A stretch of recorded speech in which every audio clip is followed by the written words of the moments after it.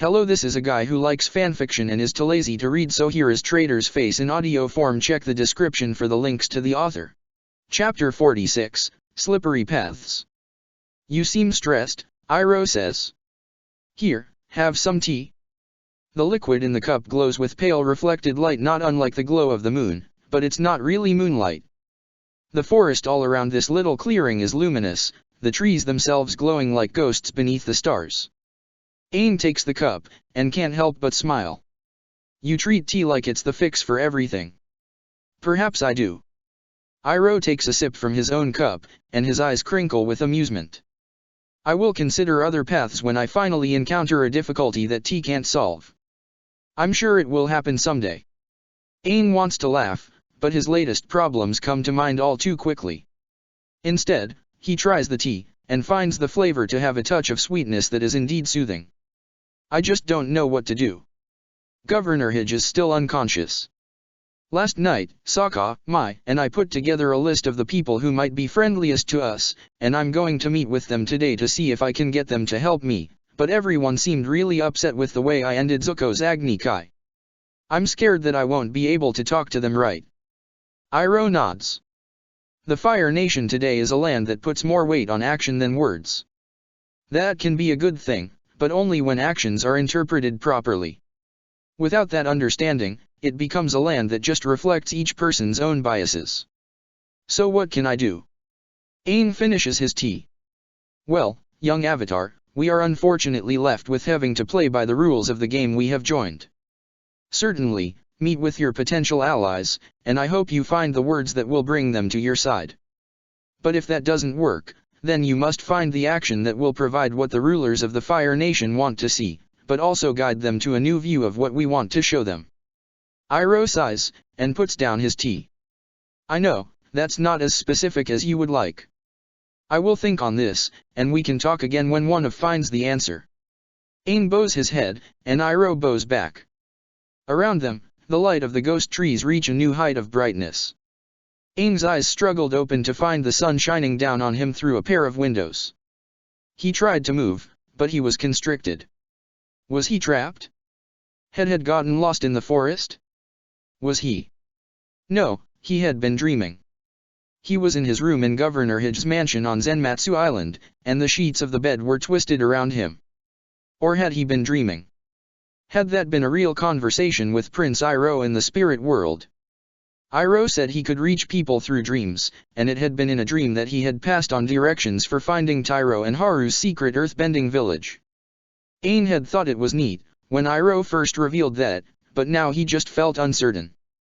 He didn't really like the idea of getting visits in his dreams from uninvited guests. It made it really hard to keep track of what was real. But it's not like it made much of a difference right now.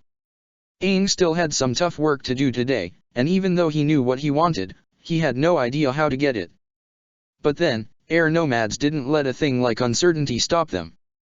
He untangled himself from his sheets and hopped out of bed. The best way to start the day was with food and friends, and as bad as things were right now, he still had both of those right nearby.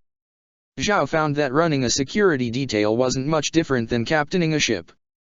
Yes, all of the duties were completely different, but the nature of the jobs were the same. There was always some little task that needed to be completed. He was responsible for everything even when he was asleep, and disaster was always just one whim of nature away. Also, he understood maybe half the orders he was expected to execute. Zhao was making his way through breakfast when one of the soldiers under his command, one of the Marines assigned by Prince Admiral Iroh to his mission, came into the apartment in Governor Haj's mansion that Zhao was using as an office. She said, "You wanted to see me, sir?" Zhao nodded towards the Shinhai cage that sat in the corner of the room, as well as the angry creature shuffling around inside of it. "Take that outside somewhere without letting the Avatar or any of his companions see you. Set the creature free, and make sure it doesn't follow you or come back here." The soldier blinked. Sir. These are part of a package of orders that came straight from Prince Iroh last night by wire." Zhao polished off the last of his sweet kanji.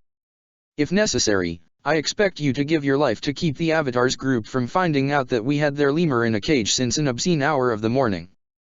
The soldier bowed. "Sir." She went over and took the cage by the handle built into the top, prompting the lemur bat thing within to screech at her, and was soon off on her very important mission.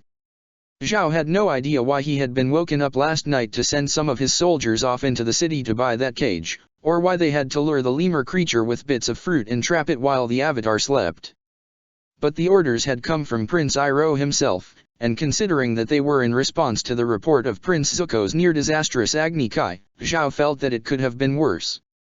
And, at least, it was now over.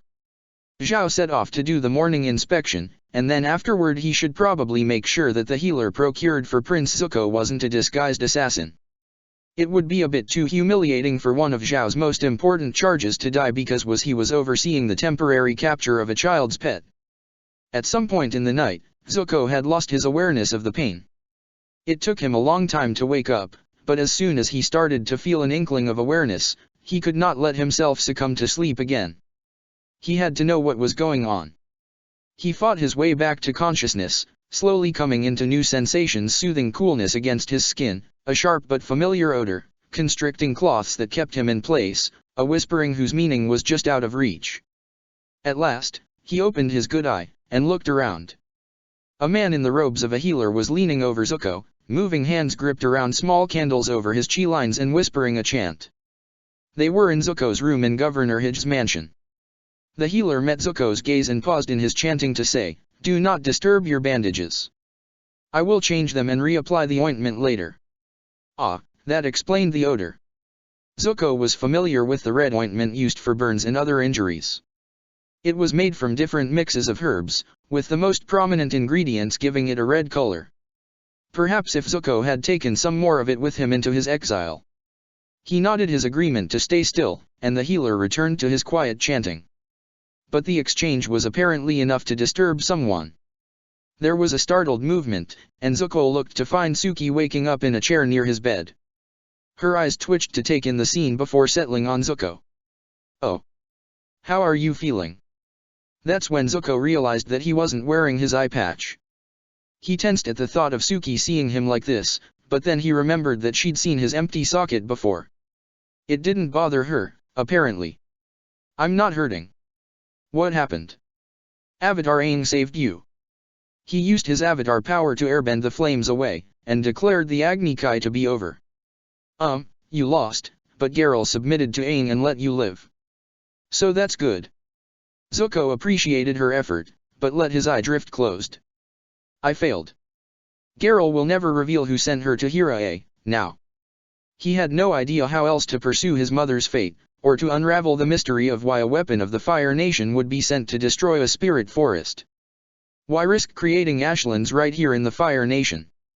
Well, nothing to do now but continue to help the Avatar.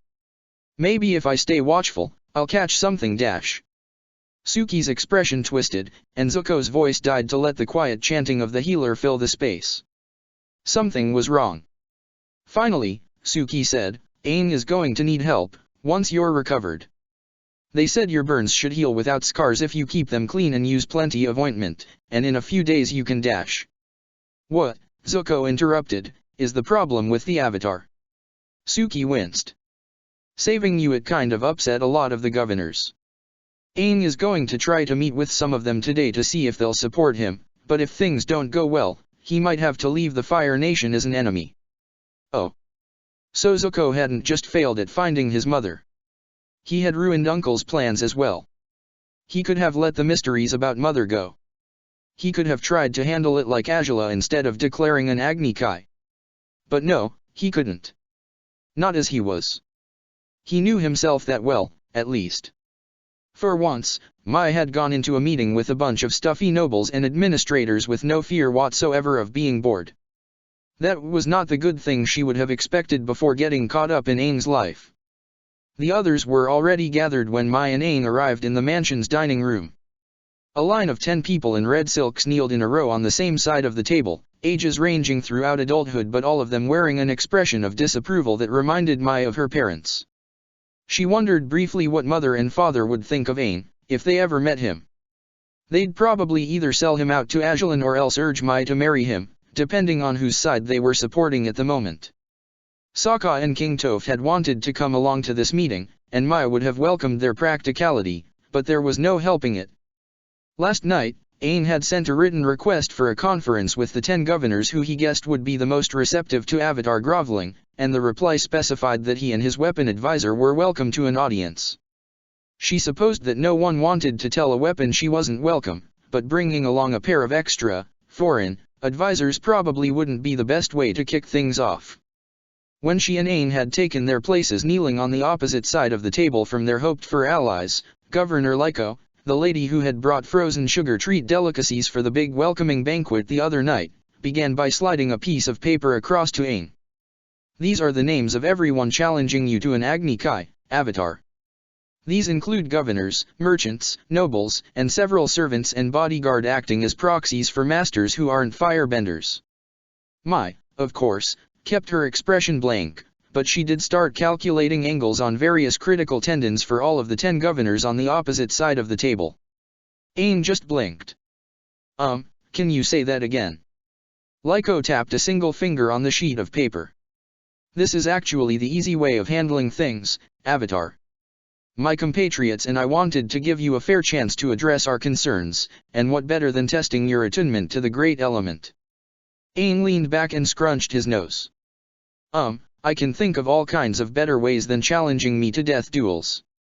Look, the reason I asked to meet with you is because I think we can talk this out. If I could just explain and get us all on the same side, then we could go to the other governors and maybe fix this before anyone gets too mad. Mai had to suppress a wince. A few days of hanging out in the Fire Nation had apparently not made Aang into a master politician yet, given how he just went and announced his agenda. But then, he had been hanging out with Zuko and Toph, so of course his sense of subtlety would have atrophied. To be honest, Mai herself probably wouldn't do any better. She'd just sound bored while being blunt, but at least she'd be self-aware about it. Lyko actually smiled. That's the hard way you're describing, Avatar, and you'd never convince everyone. But if you win Agni Kai matches against your challengers, then the truth and justness of your actions in Prince Zuko's favor will be unquestionable. And such a display would win you quite a bit of favor. But I'm not a firebender. Mai said, the Avatar means that while he definitely has the ability to firebend, his training has only just begun, and accepting an Agni Kai at this point would be an insult to the challenger. Aang nodded. Yeah, that. Lyko dipped her head in an acknowledgement. Then we seem to be at an impasse. Lady Geralt might have accepted your interference, but how can we see it as anything but disrespect for our culture? The Fire Nation admires strength, Avatar Aang, and not only did you stop a contest of strength meant to settle issues of honor, you did so on behalf of an ally who's shown a considerable lack of strength so far. Aang's frown reflected how Mai would have reacted, if she were in the habit of wearing her emotions on her face. He said, but he finished that quest to find me and bring me to the Fire Nation. A point in his favor, yes. Lyko looked around at the other governors, and didn't speak again until she had gotten nods from each of them. However, Prince Zuko was banished in the first place when his cowardice ruined his father's bid to conquer Ba Sing Se. While he was clever in bringing you to the Fire Nation without violence, it's still clearly not what the Fire Lord meant. And now losing this Agni Kai with such a poor showing dash. Against, Mai interrupted, a weapon of the Fire Nation. Lyko continued, a show of strength is needed from your faction. The Fire Lord is strong, and he has no compunctions about projecting that strength. Mai looked over at Aang, and found him staring at the paper with all the names of his challengers. His shoulders sagged, and she didn't miss the moisture accumulating at the corners of his eyes. He must have really thought he could fix this problem just by talking. But then, he'd only been in the modern Fire Nation for a few days now. Mai reached out and took the paper away from him. She noted that there were 2 columns of names. There are too many challengers here to properly accept any offers. The Avatar needs time to review each name, decide which if any will offer an honorable opportunity to settle this issue, and then prioritize the matches he accepts. I suggest we end this meeting, and the Avatar will send further word when the time is appropriate. Lyko gave a short bow. That is reasonable. Thank you for hearing our words. Mai bowed back. Thank you for giving us the opportunity to listen. Jerk. She rose and pulled Aang along with her. She had hoped he would stay quiet until they got back to their rooms, but they were barely out in the hall before he said, "I'm not really going to fight all those people, am I? I don't know. I just said that to get us out of there without insulting those morons." She let go of his arm. "I'm your expert on Fire Nation culture, not a politician." Aang actually perked up at that. "Maybe we can talk to Zuko about it. Princes are politicians, right? Maybe he'll know a way to get out of fighting. Just because he chose to get into a stupid fight doesn't mean he had to, right?" Mai decided not to say anything. Let Zuko be the one to disappoint him. It was a warm, gloomy, rainy day, and Katara loved it. A bell clanged to signal a break in the work shift, and Katara closed the latch on the equipment box she had been restocking. Out here on the deck of the Fire Nation warship, light raindrops so small that instead of falling they were driven sideways by a breeze tickled the skin of her face and hands. She risked a brief look up at the sky, but there was no emptiness to worry her. A sprawl of gray clouds extended out in all directions, hiding even the position of the sun. It was fairly light weather, out here on the ocean. Katara still hadn't experienced a true storm yet, but this kind of rain was welcome. Even working, she could practice feeling the water around her, letting her senses extend through her soaked clothes and out to the rain-filled air while she focused on whatever task was at hand. Master Pakka was still training her with the blindfold and the pool, as well as teaching her the water-bending forms of the Northern Water Tribe, but Katara wasn't going to just rely on him. She wanted this for herself, and would pursue it with all her strength. She would bring the element of water into her heart. For now, though, it was time to rest. Katara passed back into the interior of the ship. Since getting out onto the open ocean, they had sailed north on a task for Prince Iroh. With no witnesses around, all of the waterbenders were now allowed above decks during the day, and Katara had been happy to move to a day shift. Although the moon was a comforting source of power, she didn't want to have to rely on darkness. She wanted to build up the strength to face the bright sky of the day, and maybe go outside one day without a hat on. Then she would have finally escaped from that cage on Crescent Island. Plus, Ty Lee much preferred the day shifts, and Katara wanted to accommodate her friend. Katara reached the stockroom that had been converted into their cabin and opened the door. "Hey, what did you bring to eat today?" Ty Lee was working in the ship's galley, and she had taken to bringing food back to their cabin that they could share while they talked and enjoyed a break from the otherwise all-male crew. Katara was hoping that today there was a young man standing in the cabin. Ty Lee was standing next to him, and she whirled in a flutter of her airbender nun robes to face Katara with wide eyes. "Oh, hi.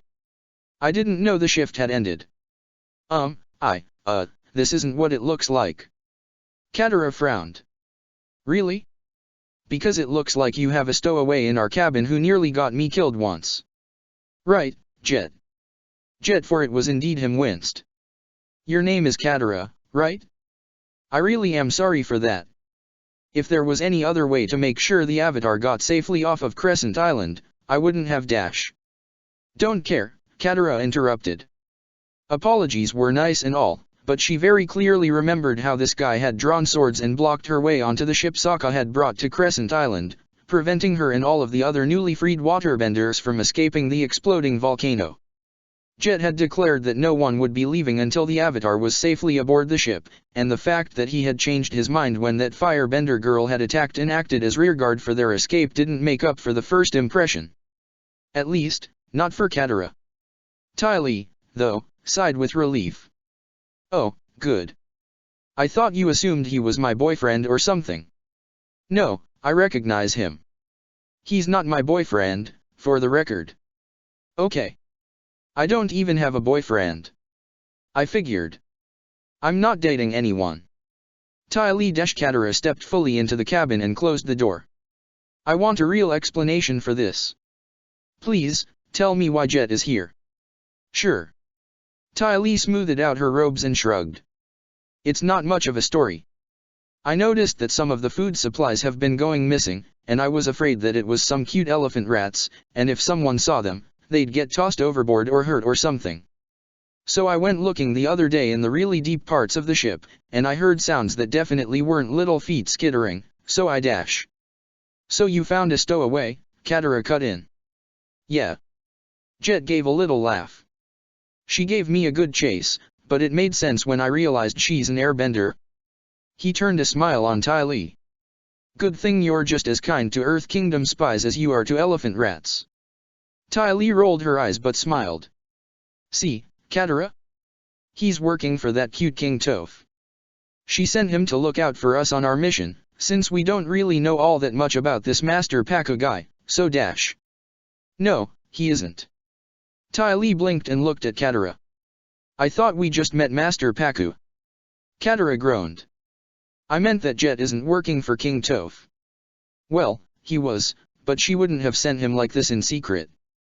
We're probably in more danger with him here than if it was just us. Jet stepped forward. Katara, I dash. She snapped an arm out towards him, and all of the water soaked into her clothes and beaded on her head jumped out into the air and flew towards him. It wasn't a lot of water, but it was enough to knock him back against the wall with the porthole, and as he slipped to the floor, Katara breathed and lowered her hand, freezing the water so that he would be wrapped in a band of ice. He could probably break through it, but it would delay him for a crucial moment if he tried to attack. Katara put her hands on her hips and leaned over him. My brother told me all about you. About how you pretended to be a friend, but you were secretly terrorizing Mai in a blue goblin mask. He told me how you were found out and thrown in a brig, but you broke out and killed your former friends so that you could control whether Aang got safely off of Crescent Island. I want to know the real reason you're here. Ty Lee actually growled as she stepped over to stand beside Katara, glaring down at Jet the whole time. You were mean to Mai, huh? I don't think I'm your friend anymore. Katara nodded with satisfaction. Jet shivered, but managed to put his smile back on. Look, I won't deny that I've done some hard things. My homeland was conquered by the Fire Nation. Firebenders killed my parents. I've seen people oppressed and tortured and made into slaves. So yes, I've fought back as hard as I can. Your friend Mai was lying to the Avatar at the time, and I was briefed that she was tied with the Fire Nation's royal family. I was told that the Avatar might be the world's only hope, so when I had to choice between hurting some good people or making sure that the last hope survived his mistakes, I made the practical decision. I don't feel good about everything I've done, but I never made those decisions without knowing what they really were. Katara glanced over at Ty Lee. The other girl's gray eyes and white gold robes revealed no clue about her Fire Nation origins. Katara had no desire to argue with Jet, not after having lived the last decade of her life in a Fire Nation cage, but she would never trust such an extremist. None of that explains why you're here. Jet nodded. I didn't just come up with the idea of putting on a blue goblin mask. The same people who told me about Mai's background gave me that mask. I was part of it's basically an Earth Kingdom resistance. Or that's what I thought. The Blue Spirits are warriors who work for a group of wise men called the White Lotus. The Master of the White Lotus is a powerful, sacred man. He sends orders to the Blue Spirits in dreams, directing us to preserve balance and save the world from the Fire Nation. He sent me to investigate a hidden village where fugitive earthbenders were finding shelter, and while I was there he told me that the Avatar would be coming soon, and that I should protect him at all costs. Katara's jaw was hanging open. Dreams. But from what Aang said, that was how Prince Iroh contacted him. So Prince Iroh was the leader of a secret, extremist resistance against the Fire Nation? Jet continued, when I was captured by Fire Princess Azula, the White Lotus sent help to rescue me. I was saved by a group of waterbenders, the same waterbenders who eventually showed up to help the Avatar at the Ba Sing Se Ashland. I was assigned to work with King Toph at the time, but now I wonder if I wasn't just there to watch for the Avatar's arrival again. Katara stepped back and crossed her arms. And now what? Aang went to the Fire Nation. Yes. I was probably supposed to go with him, but I started taking sleep drafts every night after that Commander Zhao arrived with this whole crazy deal. I didn't want to risk dreaming. If Prince Iroh is the one in charge of the waterbenders, and he meets with the Avatar in dreams, then he has to be the master of the White Lotus, right? All this time Jet's face grew tight. I've been working for the Crown Prince of the Fire Nation. Ty Lee's eyes went wide, and she started to say something, but Katara quickly held up a hand to stop her from speaking. If she knew Tai Li, then the other girl was about to let slip something that would give her away as an old friend to the Fire Nation's royal family. Once she was sure Tai Li got the message, Katara moved her hands outward to melt the ice holding Jet in place, letting the water splash to the floor. So you snuck aboard to find out what's really going on. Me and Tai Li being here is a coincidence. Jet nodded, sitting in his puddle. Down in the brig, they have that guy who summoned the monster at the Ba Sing Se Ashland. Long Feng is his name. Most of the crew doesn't even know he's aboard. I don't like it when Fire Nation princes are keeping secrets. I want to find out what's going on. I need to find out what I've really been working for all this time. Long Feng was on this ship. Master Pakka had to know about it, right? There was a Fire Nation captain and crew, but Pakka was the one getting orders from Iroh and acting in charge. Could the Fire Nation soldiers be hiding it from him? Was there a way Katara could find out? Her first instinct was to go ask Pakka directly. No. There was no way that was a good idea. Okay, Katara said. She looked again at Tai Li, and while those grey eyes were strong and supportive, they offered no answers. Katara took off her hat and threw it on the bed, and then turned once again to Jet and pointed at him. I still don't trust you. You are to stay away from me and Tai Li, or I'll throw you overboard myself. You don't come near us, you don't try to send or leave us messages. If you get caught by the rest of the crew, we'll say we don't know you. If you try to claim anything about us, I'll do whatever it takes to prove that we have nothing to do with you. Do you understand? The beginnings of a smile twisted the corner of Jet's lips. But you're not going to stop me if I behave? Katara sighed. For what it's worth, Sokka believed that you really were trying to help Aang, in your own disgusting way. I won't tolerate anything Sokka wouldn't. But maybe you can be useful. She turned to Tai Li. Would you please help sneak him out of here? And pretend that elephant rats really were eating that missing food. Tai Li nodded. I'm with you. Good. Thanks. And they would definitely be speaking more about this later, once they were alone and had the time. Katara just hoped she was doing the right thing. It seemed that Sokka and Aang and Mai and all the others needed her sooner than she'd expected.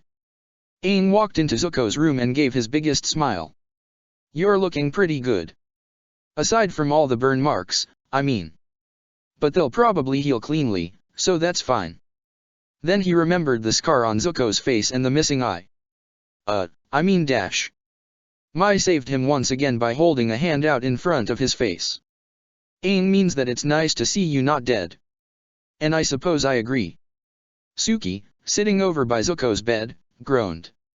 Don't you ever just relax and act human? Aang tensed, afraid that an argument was about to break out, but Mai just said, this is me relaxed and acting human. I'm pretending when I smile and speak politely. Suki sighed. Zuko, lying down with some pillows behind his back to prop him up, made a dismissive gesture. Well, I'm glad you both came. Great. Aang skipped over to Zuko's bed. Are you comfortable? Are they giving you good medicine? Zuko nodded. This ointment they're putting on me is very good for burns. It takes away the pain and promotes healing. The bandages just need to be changed a few times a day to prevent infection. He reached his hand up towards his face towards his eye patch but then shook his head and let his hand fall again. I'm being treated well. And I owe my survival to you, Avatar. Aang smiled. Thanks, but we don't know that Lady Garel really would have killed you. I just didn't want to see you getting hurt. Zuko pushed himself up so that his face was level with Aang's. No, Avatar.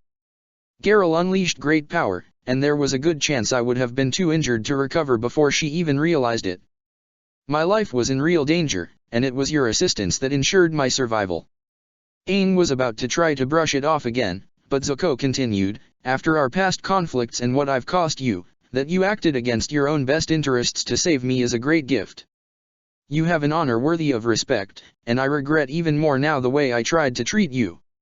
Aang had to break Zuko's gaze, and he twiddled his fingers together out of a need to move around in some way.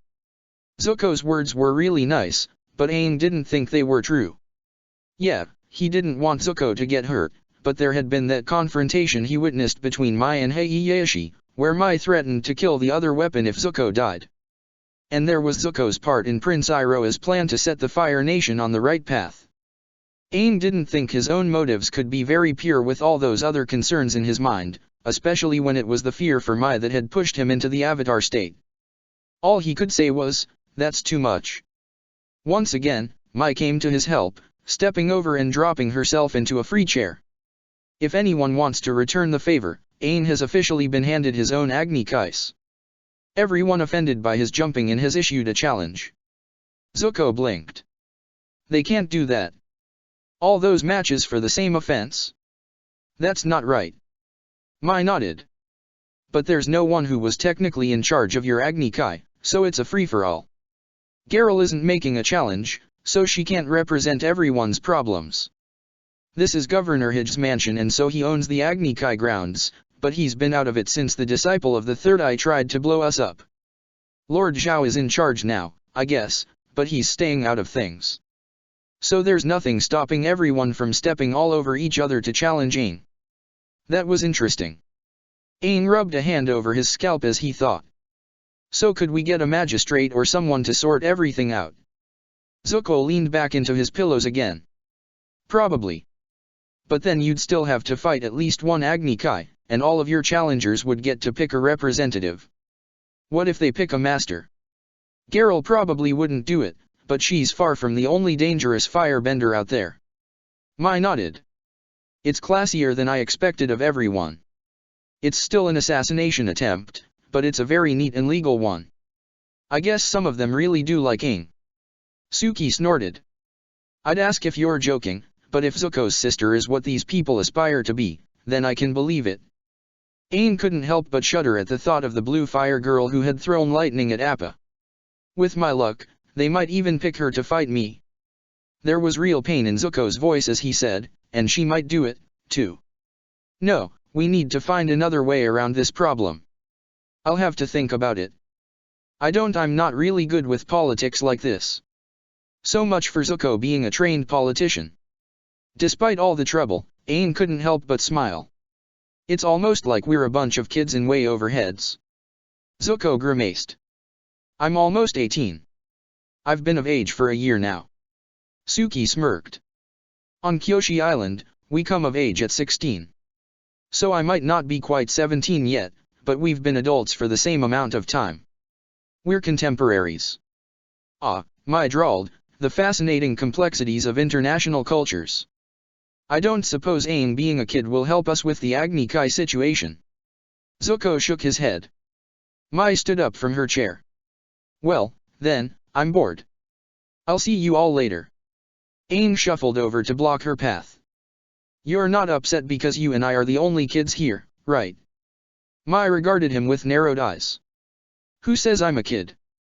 I don't recall telling you my dawning day. Then she brushed past Aang and left. Huh. Mai could be 17. He turned back to Zuko and bowed. I should go with her. I'm glad you're doing okay. Get better soon. Then he dashed out after Mai. She was waiting for him out in the hall, leaning against the wall. Don't worry, I wasn't leaving you. Oh, good. Aang straightened his clothes and did his best to look like he hadn't just been running. I mean, I knew that. I was just teasing you, you know. Of course.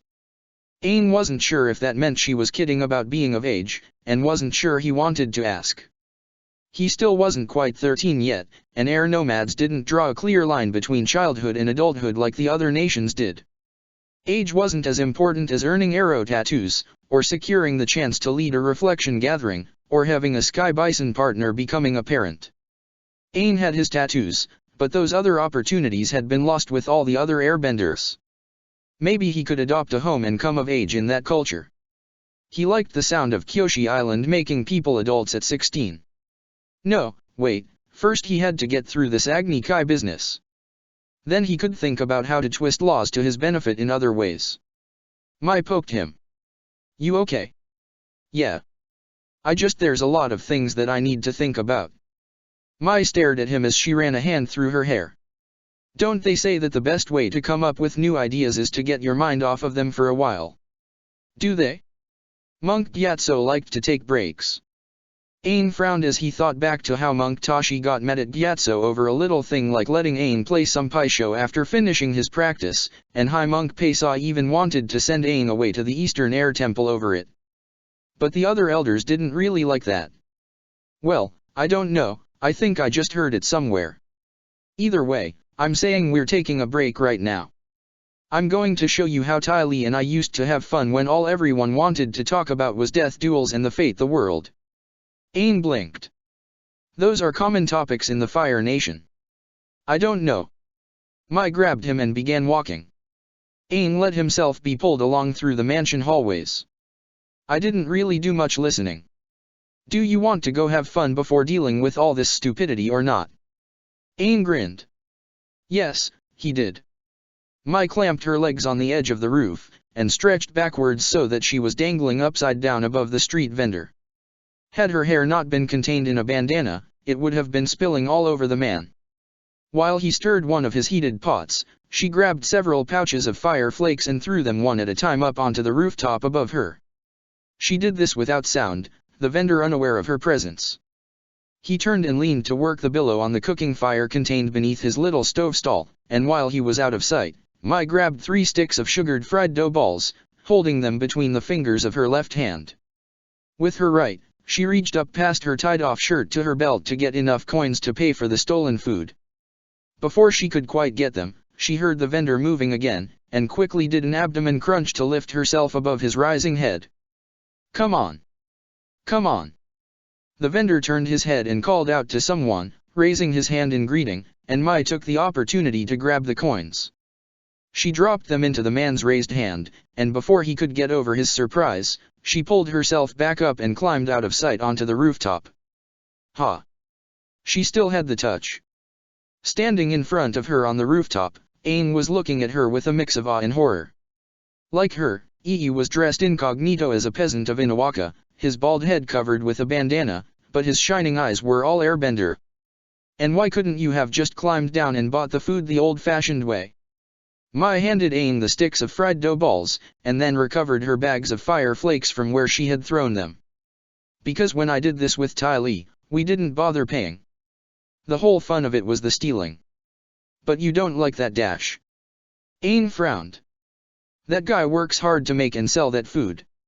And thus my interesting way of making a purchase. Mai got back to her feet, opening one of the fire flake bags, and she had to resist the urge to dust herself off.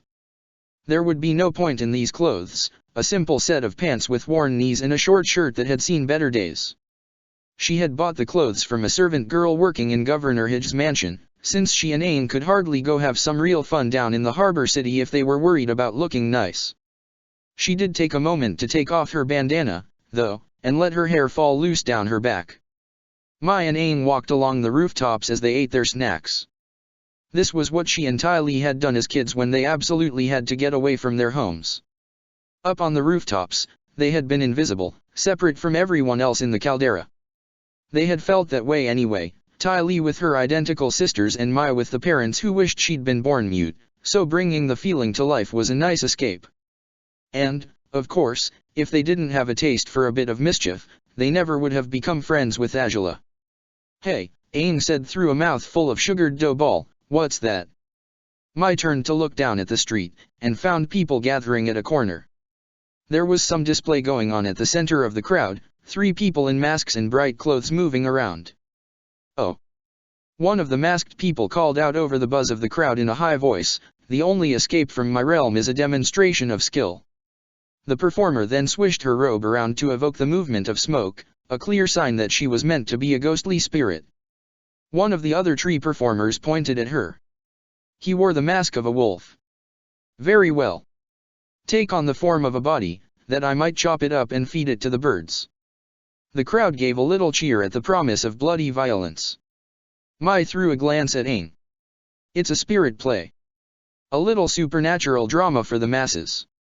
No, the ghost woman said once the applause died down. I will not let you sully my form with the wretched steel you stole from the humans. You have brought a friend into my realm, and he will be your undoing. Demonstrate your skill with an Agni Budokai. The crowd gave a collective call of, "Oh! No," the wolfman groaned. "I will not draw steel against my beloved friend." "Don't worry," the friend said. He was wearing a mask that looked like some kind of rodent. "I trust your skill. Let us Agni Budokai." Then he stuck his thumb in his mouth and made a loud sound like a sky bison breaking wind. The crowd laughed. Bodily functions were always a popular form of entertainment. The laughter rose as the two masked men began stabbing at each other with fake swords, the metallic paint on the wooden blades glinting dully in the sunlight. The rodent man dodged his companion's blade with exaggerated contortions, but when he stabbed back, the wolf man evaded the thrusts with something approaching real skill. It was an ugly, unprofessional attempt at depicting an Agni Budokai, but this was a spirit play on the street, not the solstice feature of the Ember Island players. Ash, even the players' late summer farce always had better fight choreography. And even though this was just a spirit play, Mai was a bit offended. After what she went through with Ty Lee. But before the Agni Budokai could reach its conclusion, there was a piercing whistle, and Mai saw a pair of Home Guard soldiers pushing their way through the crowd. The woman in the lead called out, "Let us pass. This is illegal superstition. You're under arrest." The crowd began dispersing and the guards picked up their pace, but the actors used the new gaps between the people to make their escape. With a skill that belied their early display, they flipped and jumped and twisted around the fleeing members of their former audience, moving quickly down the street and shedding their cheap costumes. They might have even made their escape if another pair of Home Guard soldiers weren't coming from the opposite direction to cut them off. Oh well. But next to Mai, Aang gasped. They're going to get caught. This again? Saving Zuko yesterday wasn't enough? But no, it wouldn't be for Aang. He wanted to save everyone, even if it put him in danger. And while Mai knew she couldn't stop it, she did have it entirely in her power to really mess up anyone who tried to hurt Aang. Come on. She grabbed his hand and pulled him to the edge of the rooftop. Kick up some dust to cover me. Still holding onto him, she jumped, and he floated them both down to the ground on a cushion of wind. She let go of his hand and threw herself into the crowd right at the point where the new soldiers were about to tackle the fleeing actors. Then the winds picked up, and a wave of the dirt and dust and filth that had accumulated on the street across the ages swept over the scene. Mai had just enough time to get a fix on everyone's position before everything was lost in a miniature sandstorm. She closed her eyes and got to work. A shove here. A jab there. Grab the ankle. Whoops, she got a handful of foot instead. Same difference. Lift and flip. Duck for a sweeping kick. And then run like her lovely long hair was on fire. When the dust settled, the actors were gone and the two soldiers were lying in the street groaning. No one seemed to be taking any notice of Mai, so she began walking along like she hadn't just assaulted members of the Home Guard, and retrieved her last bag of fire flakes from her belt. She just took her first bite as Aang stepped out of the crowd to walk at her side. "So," he said, "that was fun." Mai shrugged, but didn't disagree. "Hey, what's an Agni Budokai? It sounds like an Agni Kai." Mai couldn't help but think back several years, to black clothes and pounding drums and the smell of fire on steel and Ty Lee's body contorting around her. She popped a few fire flakes into her mouth to distract herself. They're kind of similar. An Agni Budokai is a sort of demonstration. Aang nodded. The play used it as a demonstration of skill. They were using swords. Mai rolled her eyes. That was junk. A proper Agni Budokai is done with weapons that are on fire. The blades are doused in oil and lit. Aang's eyes grew wide. And people have a fight like that? No. She felt her heart speed up at the thought. She had pretended, at the time, not to be concerned, but it's not a fight. It's a demonstration. The whole point is to not hurt your partner. Oh. So those guys were stabbing at each other and missing on purpose. Besides them just acting, I mean. Exactly. In a proper Agni Budokai, there's a drummer who calls the movements. Depending on the exact kind of drumming, each participant has to strike in a certain way. A call for a stab, for example, or a diagonal slice. It gets pretty complex. You have to do the strike properly, at the same time your partner does their strike properly, and you can't touch each other with the flaming blades. It gets pretty close. There are always burns, but as long as there are no cuts, the participants pass. Wow! How fast does the drumming go? Mai popped the last of her fire flakes into her mouth, and then raised her fists and mimed beating at something fast enough to make her fists into blurs. Huh, was all Aang could say to that. Mai wasn't in the habit of revealing things she didn't need to. She certainly didn't like talking about things that actually scared her. But this was Aang. I was 14 when I completed an Agni Budokai with Ty Lee. Aang stopped short in the street. You what? Mai stopped as well. Aang didn't seem inclined to get moving again, so she tossed her empty fire flakes bag to the ground and leaned against the building beside them. I did an Agni Budokai with Ty Lee. She wanted to complete one for her 13th birthday. It was a family drama thing for her. She thought we were good enough to do it, so she begged me to help her. It took a lot of practice, but we managed it. Did it in front of all the guests at her sister's birthday party. I think that's when I fell in lust with her. Aang smiled. Heh. That must have been amazing. But why? You said family drama, but well, what did it really accomplish? People had to know you were already really good. Mai snorted. Oh, they did. But completing the Agni Budokai was what got us made into weapons of the Fire Nation. Even though we were 13 and 14, we proved we were adult enough to become soldiers. It's like what Zuko said about an Agni Kai, yesterday.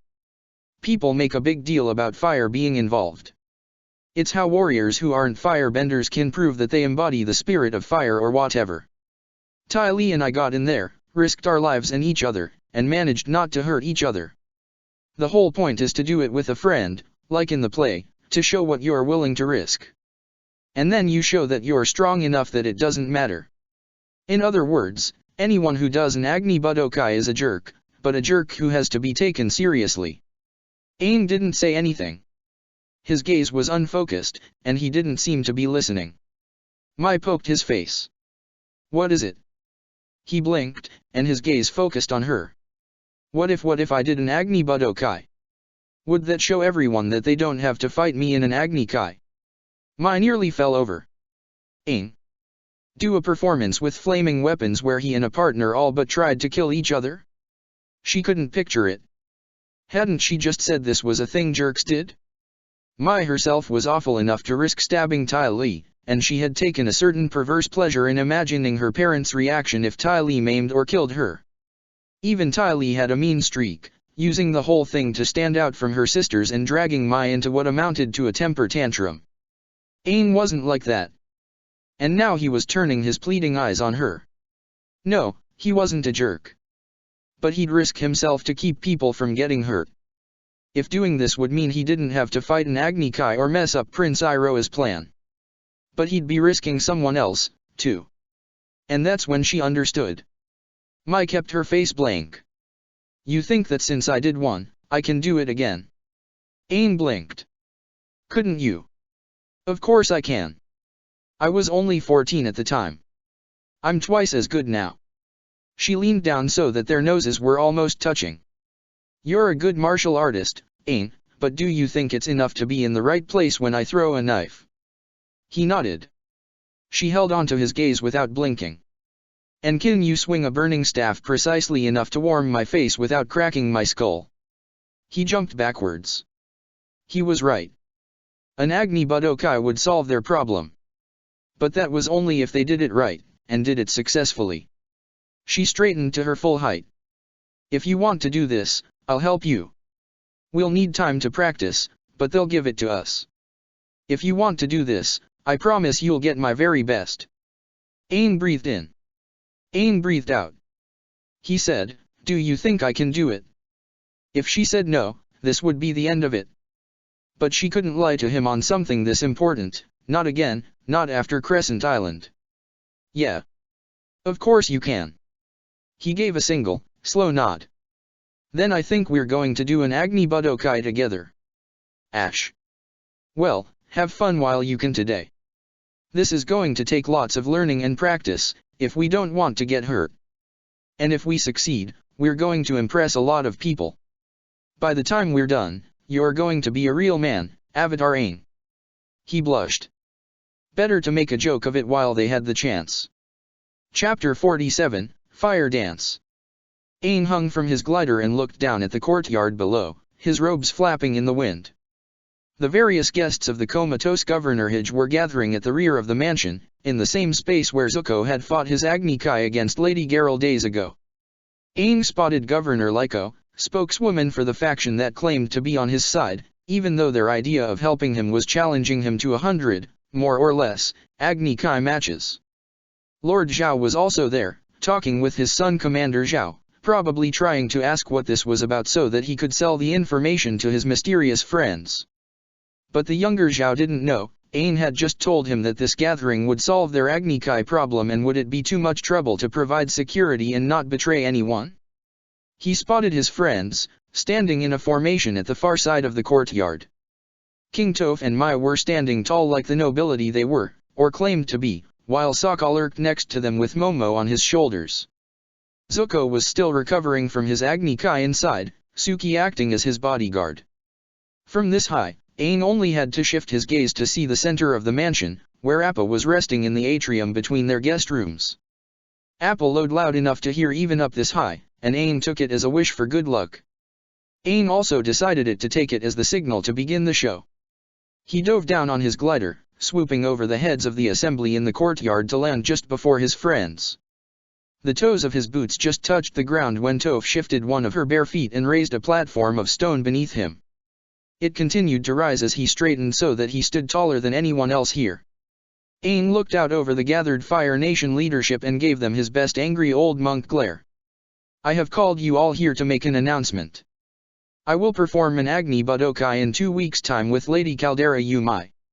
It was King Toph who had come up with the idea for this big show. Last night, after Aang had explained his plan to the others in Prince Zuko's recover room for getting the governors back on his side, Toph had stood up and said, "Yes. We're finally going on the offensive."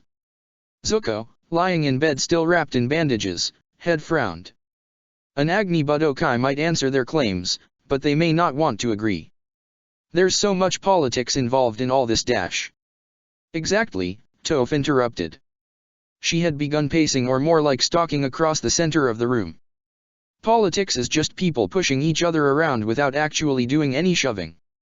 So it's time to start pushing back. Aang is the Avatar, so we tell them that the Avatar has decided how this is going to go, and we tell them that anyone who doubts this Agni Boo-Boo thing is a traitor and should be drawn and quartered. Sokka had nodded. Or maybe drowned or something. We can wordsmith it later. But how do we know it will work? Toph's smile was all teeth. Because I wasn't a king until I made everyone bow to me. Trust me, this is what I do. It's all about your character. So make them realize that your character is the toughest tough who ever toughed. I mean toughed. Zuko had shrugged. Suki hadn't said anything. Sokka grinned. Momo stole a peach. It was after Mai nodded that Aang finally said, "Okay." So now he stood on Toph's platform, planted his staff like a flag, and waited for the first objection to his words. One of the older governors obliged with, "What about all the Agni Kai challenges that dash?" Mai sidestepped so that she was directly in front of the platform and snapped her hand out dramatically. Sokka had coached her. How dare you presume to question the Avatar? Have no respect for the Fire Nation? The bridge between words honors us with an Agni Budokai, and you want to talk about matters of procedure? This weapon of the Fire Nation spits on you. Then Mai actually spat next to her feet, and it wasn't half bad despite her getting only an hour of spitting lessons from Toph. Aang tapped his staff on his platform. I have heard doubts about my actions here in the Fire Nation. As the Avatar, I cannot stand for this, but I will not dishonor any opponents with my untrained firebending. Let an Agni Budokai prove my worth as an expression of warrior fire. Let Lady Caldera Yumai's peril dash. His voice dried up, but he quickly continued, show my strength. The crowd was silent. Then there was movement, and a young man stepped out from the front of the assembly. Bangfei, one of the weapons of the Fire Nation. He looked up at Aang. You will adhere to all the laws of the Agni Budokai? Aang nodded. You will accept all the risks? The fire and the blades and letting the holy drummers hold your fate in their rhythm. Aang nodded again. Bang Fei threw his hands into the air. Brother. He fell into a kowtow. I am honored by your actions. Let all see that the test of the warriors who cannot command fire is good enough for one of the most powerful of all benders. He kept his head pressed against the ground. And I know that Lady Mai will be an excellent partner for you. I saw her Agni Budokai with Lady Tai Li. Never was there a more beautiful display of Fire Nation strength. Aang glanced at Mai, and she rolled her eyes. Bang Fei seemed to be big on anything Tai Li liked. Then, out of the corner of his eye, Aang saw Lord Zhao approaching. He dipped into a short bow as he said, I would be happy to make the arrangements, Avatar. The local fire temple has the required personnel and materials. Aang tapped his staff again. Make it so. The assembly was chattering now in voices just above whispers. Then a new figure came out of the crowd, a living shadow that resolved itself into Heiyashi, the weapon who had sent Zuko looking for his mother's village. She bowed towards Aang, bending low at the waist.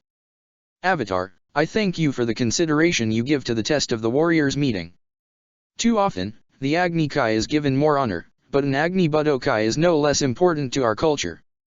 The chattering of the crowd grew louder, but it didn't sound to Aang like it was getting angry. One or both of the weapons were playing politics again, but now it seemed to be in Aang's favor. Toph nudged the platform with her foot, making the thing give a shudder that Aang felt in his whole body. She probably wanted him to assert himself again. Should he thank Heiyashi? No, Toph didn't thank anyone, and he was supposed to be acting like her. The Agni Budokai will show my strength.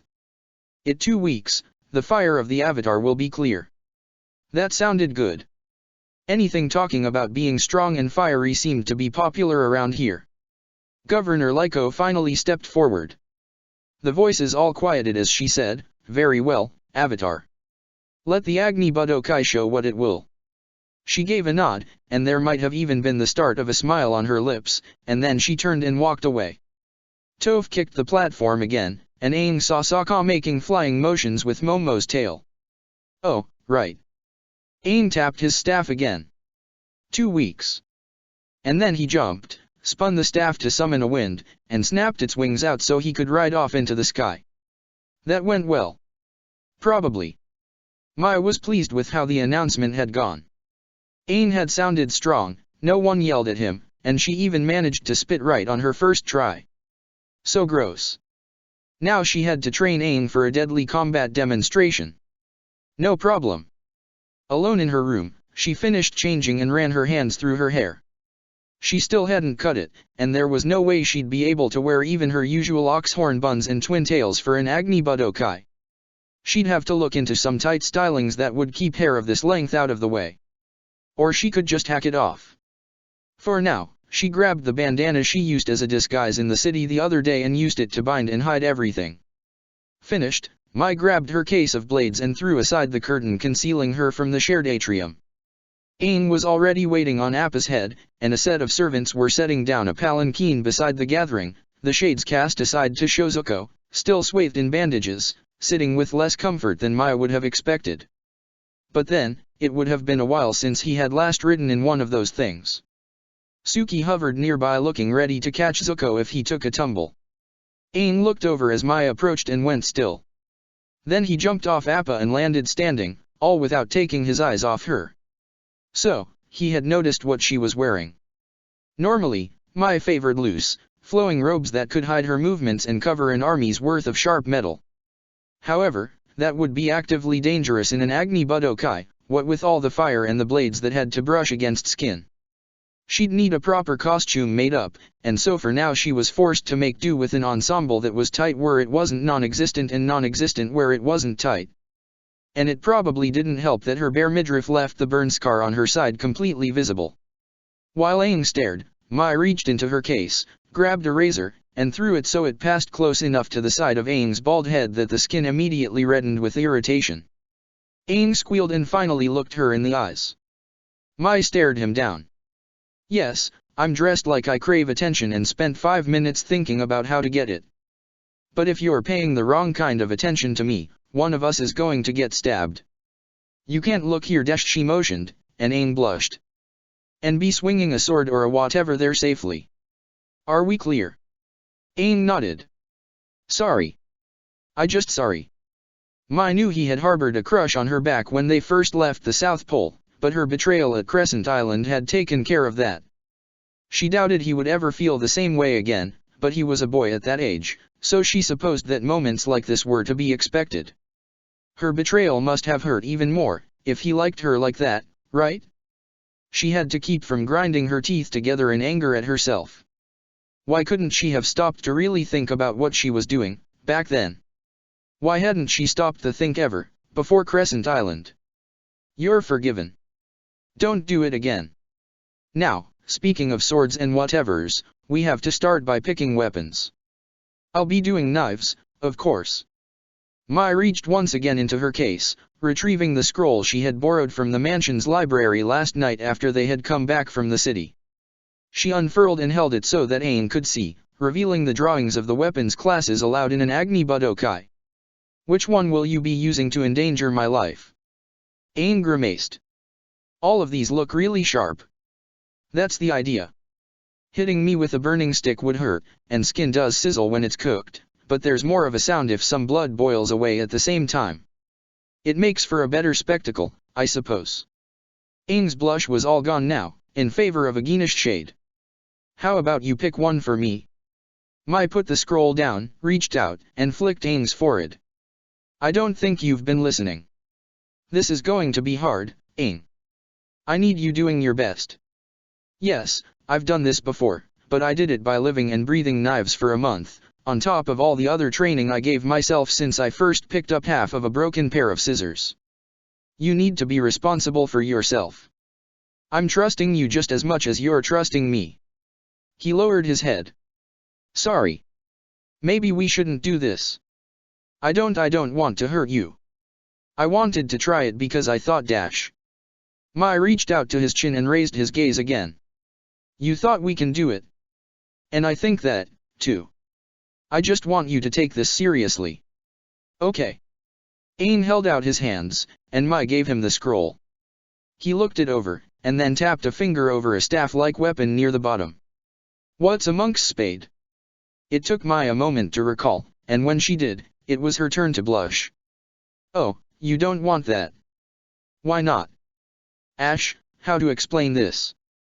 That's what that is, the Fire Nation according to the history books it's what Air Nation warriors were supposed to use.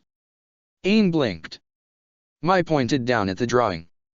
It was essentially a staff, not unlike Aang's glider in its closed form, but at one end was a crescent-shaped set of metal prongs, and at the other was a flat spade-like metal blade. You can see the martial possibilities, but they taught us that airbenders would land on windowsills and snag babies and jewelry and stuff with them. We even have a legend about an air nomad thief who used a spade to steal the great dragon's sacred eggs from the heart of the first fire. And, of course, it's a handy way to desecrate corpses by shoveling ash over them instead of building a proper pyre. Suki hummed. According to King Tofa's strategy, that might be perfect. It will make you look like a living Fire Nation nightmare. Aang winced. I'm not sure looking like an offensive ghost story will be showing the proper respect for Fire Nation ceremony.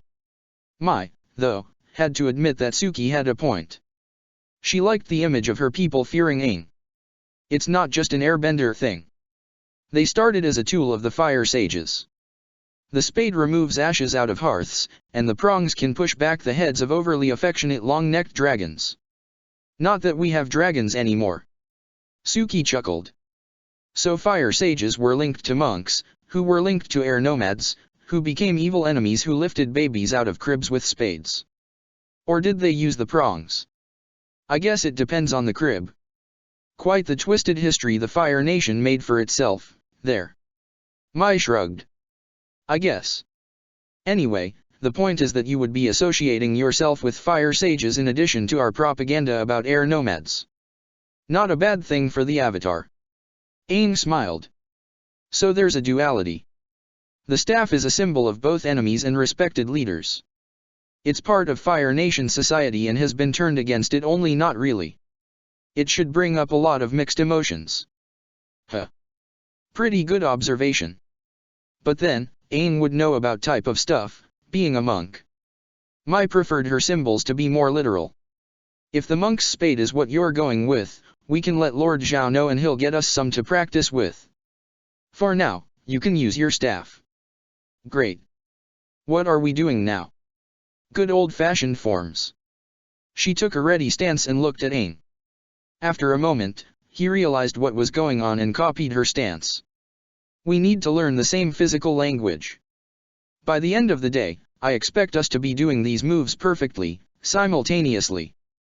She transitioned to the next stance, an defensive posture that still advanced a step, and Aang copied the motion. So far, so good. 100 steps and stances to go.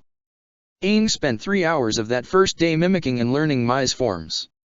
Not only was it physically tiring, but the effort it took to keep his mind purely on business while Mai contorted was also mentally exhausting. She had told him to pay proper attention, though, and for a good reason, so he tried his best for her. Eventually, she declared that it was time for a lunch break, and Aang let himself collapse beside a bowl of fruit that Sokka had brought out for him. That's when Zuko began delivering a lecture on the philosophy of fire, the importance of the meeting of the warriors, and how to properly embody the spirit of strength. That was way too many capital letters to listen to during lunch. Feel the sun on your skin and the heat of the blood in your veins as you move, Zuko said. You can't produce or control fire yet, but by finding the connection to your own inner fire, you can become aware of the fires around you. When Mai throws a flaming knife at you, you won't have to even look at it, because you'll feel it coming before it even leaves her hand. Despite the heaviness of the subject and Aang's exhaustion, he found himself interested. That makes sense. I met a guru. The memories of that failure took his voice away for a moment, but he promised himself that he wouldn't fail to save any more of his friends. And he taught me how to sense things by looking within myself and following the connections I have. Zuko blinked. Yeah, that's what I mean. I didn't know it could be done with more than fire. Was this guru an airbender? Aang shook his head. I don't think he was a bender at all. Sokka called out through a mouth full of rhino jerky, I do retain skepticism about that guy's supposed magic powers. Aang frowned. But he taught me how to do what he did. Kind of. He told Mai that her family and friends were still alive and she didn't kill anyone on Crescent Island. And look, Zuko is here, and that Piandao guy is protecting her family, and he was about to say that Ty Lee turned out to be alive, but then remembered that it was still supposed to be a secret. And everyone is alive. And he told Katara that her family was waiting near Ba Sing Se, and we found Gran Kun Na and the others there. You knew, Toph squealed, standing up and knocking her own bowl of fruit over. I thought I was surprising you all with my little water tribe. You lied to me. You jerks. Even Lady Caldera Mai with the airbender hypnotizing curves lied to me. I've lost my faith in humanity. Hey. Sokka pointed at her. I was surprised. Do you think I paid any attention to some weird fugu-making claims about my tribe? Mai said, I just completely forgot. Toph sniffed. Very well. I believe you. The Earth King sees all truths. Suki giggled. The rest of the afternoon was spent with Mai and her form drills again, only this time she took up her knives and showed how her every motion could be used to send a blade flying at a training dummy. Once again, Aang worked very hard to pay attention to the right things, and found them fascinating all on their own. He knew Mai's fighting style, of course, but seeing it broken down with nothing obscuring her was a revelation. Even how Mai fought turned out to be beautiful. The next day, Aang played the part of a moving training dummy, but she aimed to miss him. It was both terrifying and enchanting, and by the time they broke for lunch again, Aang was seeing the snapping of her arms and the curve of her hip and the roll of her shoulders in all the shapes around him. She was in the arcing waters of the atrium's central fountain and the blades of grass around it and leaves of the potted plants lining the perimeter and the clouds in the sky above. After lunch, a page from the local fire temple came with the weapons they would use in the Agni Budokai, and they were able to put Zuko's teachings about fire, A fire unification theory, Sokka had called it, to the test. They got a bucket of thick lantern oil from the mansion's servants, and Mai dipped one of the new knives blades into it. Zuko, now walking around again, snapped his fingers, and the oil ignited. Mai didn't so much as twitch when the fire came to life so close to her hands. She moved the knife in slow, wide slices, gave a half-hearted stab, and then twirled it by the handle so that she was holding it in a reverse grip. She quickly angled her arm so that the blade was still pointed up, and Aang realized she was trying to keep the heat and the fire from cooking her hand. She held out her other hand and nodded at Zuko. He produced a pair of gloves from a pocket, and slipped one over Mai's free hand. The fingers seemed a smooth fit despite the thick material, but the glove stopped short at the bottom, leaving the base of her palm exposed. Aang wondered what the purpose of the gloves was. Then Mai flipped the flaming knife into the air in front of her. What happened next was so fast that it was only by matching the results to the blur of his memories was Aang able to piece it together. Mai had caught the burning knife by the tip with her gloved fingers at a moment when the spinning motion pushed the flames down. The metal would have still been red hot, but she would have barely touched it before she flung it into the fountain. She nodded as the waters doused the flames, and then went over to retrieve the knife. When she pulled it out, the blade still glistened with blackened lantern oil, but the metal itself seemed unarmed. Mai smirked. Still got it. Wow. That was what she had done with Ty Lee? Juggled red-hot bits of metal while the slightest delay or missed motion would mean grabbing something that would cook her skin clean away. Aang was growing less enthused with an Agni Budokai by the day. He couldn't endanger Mai like this. She lifted the monk's spade up off the ground with one of her feet and kicked it up in the air so that he could catch it. Here you go. He looked over the strange weapon. Are you sure? Yes. She twirled the knife by the handle so that the blade's motion created a gleaming halo around her hand, and her smirk softened into a smile that made Aang's heart hammer. Believe it or not, that was the fun part. Wow. Aang squared his shoulders. Okay. But I can practice with mine before we set it on fire, right? It wasn't until the fourth day that he felt ready for fire. Thankfully, he had a lot more handle to work with on the monk's spade than Mai did with her knives, and soon he was twisting and twirling without fear of the fires being whipped around him. It was on the fifth day of practice that Aang could see those fires in his mind's eye while his real eyes were closed. On the sixth morning, he could see the fires on Mai's blades as well. By the end of the sixth afternoon, he was unconsciously breathing in time with the pulsing flames on both weapons, and Zuko said, "Congratulations, Avatar. You have begun your fire-bending journey." Mai nodded. Then it's time. Tomorrow, we begin practicing an actual Agni Budokai. Along with still practicing all that other stuff. If only all the elder monks could see Aang now. Zhao gestured as he reached the end of the mansion hallway, and his escorts, good guards from his own command, stepped out to take station on either side of the door. Zhao himself didn't slow, putting on a smile as he swept into the room. "Ah, Governor Hij, so good to see you awake again. You've had quite the nap."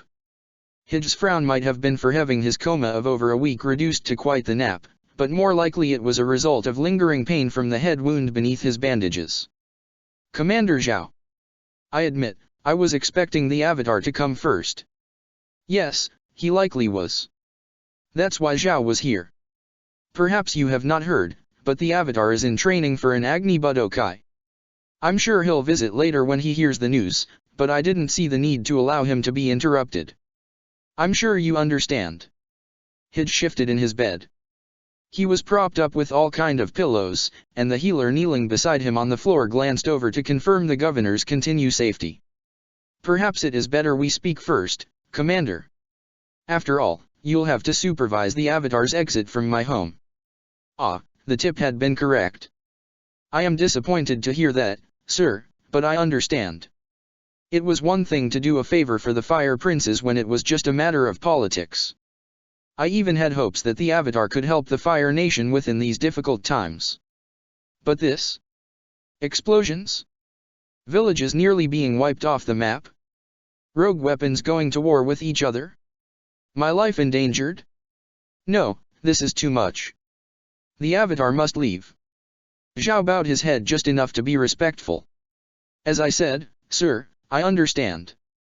I find the situation appalling. Then he straightened and took on a tall, solid posture that would have done Admiral Zhang Zhang proud. However, your concerns are not part of my mission. The Avatar needs to perform this Agni Budokai to accomplish what he came here for. We will be staying, the boy will win the favor of all the politicians here, and then we will move on to the next phase of our journey and leave you in peace. His eyes went hard behind his glasses. This is my home. I rule this island for the Fire Lord. You have no authority here, Zhao, and the Avatar can be declared a criminal at my whim. Know your place. Zhao couldn't help but smirk. Oh, he knew his place, all right. I can see why you've never risen behind this distant island, Governor. You think you have a position of power, but let me illuminate the situation for you.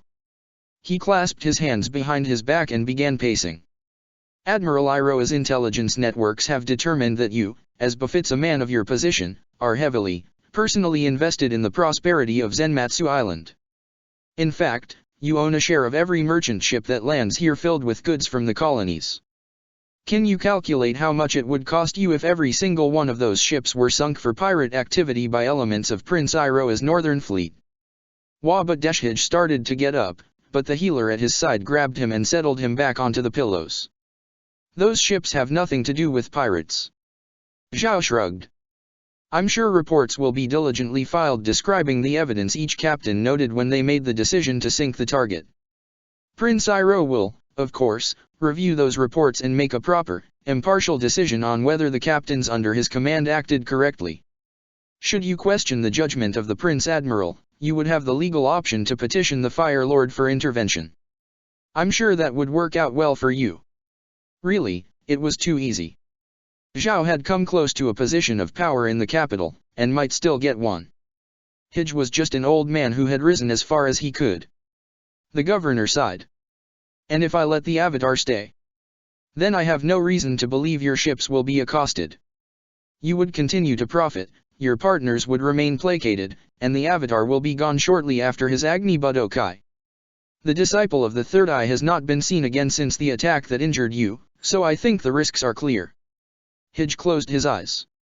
The Avatar can stay. Now get out. He let himself sink back into the pillows. Zhao gave a quick bow. Thank you, Governor. Please know that I don't enjoy executing such agendas. Then he turned on his heel and made his exit. The guards at the door fell into step behind him as he emerged into the hall once again. Zhao grinned. He'd lied about not enjoying it. Providing security was all well and good, but it was always fun to use his real talents. It wasn't until the taiko drummer arrived that Aang got annoyed with the training. Learning and copying Mai's forms for hours didn't do it, listening to Zuko's attempts to describe the philosophy of fire didn't do it, and juggling flaming weapons didn't do it. But then on the 7th morning, after Aang and Mai completed their stretches, one of the mansion servants led in a young man about Prince Zuko's age with stiff red robes, a shaved head, and an easy smile. Greetings, Avatar. I am Lo, an apprentice inferior sage from the Inawaka City Temple. I am a trained taiko drummer of 1 year, here to help you with your preparations for the Agni Budokai. Lo bowed deeply to Aang while several servants carried a large drum into the atrium. Then Lo turned to Mai, and his eyes grew wide at the same time his cheeks flushed. My lady. Lady Caldera Yu Mai, it is an honor to meet you. He bowed low again, but his eyes never left Mai. That's when Aang started to get annoyed. So, why are you here? You said you're an apprentice? An inferior sage. Lo straightened, and after a long moment, managed to drag his eyes away from Mai. Apologies, Avatar. I am an apprentice, but I will be among the drummers guiding your Agni Budokai. It is my privilege to enable the most important warriors meeting in a century and a half. And don't take the inferior title too seriously. An inferior isn't a firebender, but is no less knowledgeable or spiritual than a sage who is. Mai tossed Aang's his monk's spade. Remember when I said that the drumming dictates how we move? Well, Bongo Boy over here is going to teach you what attack you are expected to perform with each drum pattern. There's a million of them, or something. Then I guess he'll do the drumming for our dry runs. She looked over at Kalo. He smiled at her. I will stay here day and night and follow your every command. Oh, Bison Dung. But Aang had promised that he wouldn't get distracted. He needed to pay attention if he was going to complete the Agni Budokai, was going to be the partner that Mai deserved and spare her from harm. Besides, this Kalo clown was a stranger. Mai had given up her whole life for Aang. He didn't have to worry about anything. Kalo motioned to the drum that had been set up beside the fountain. Shall we begin? Mai nodded.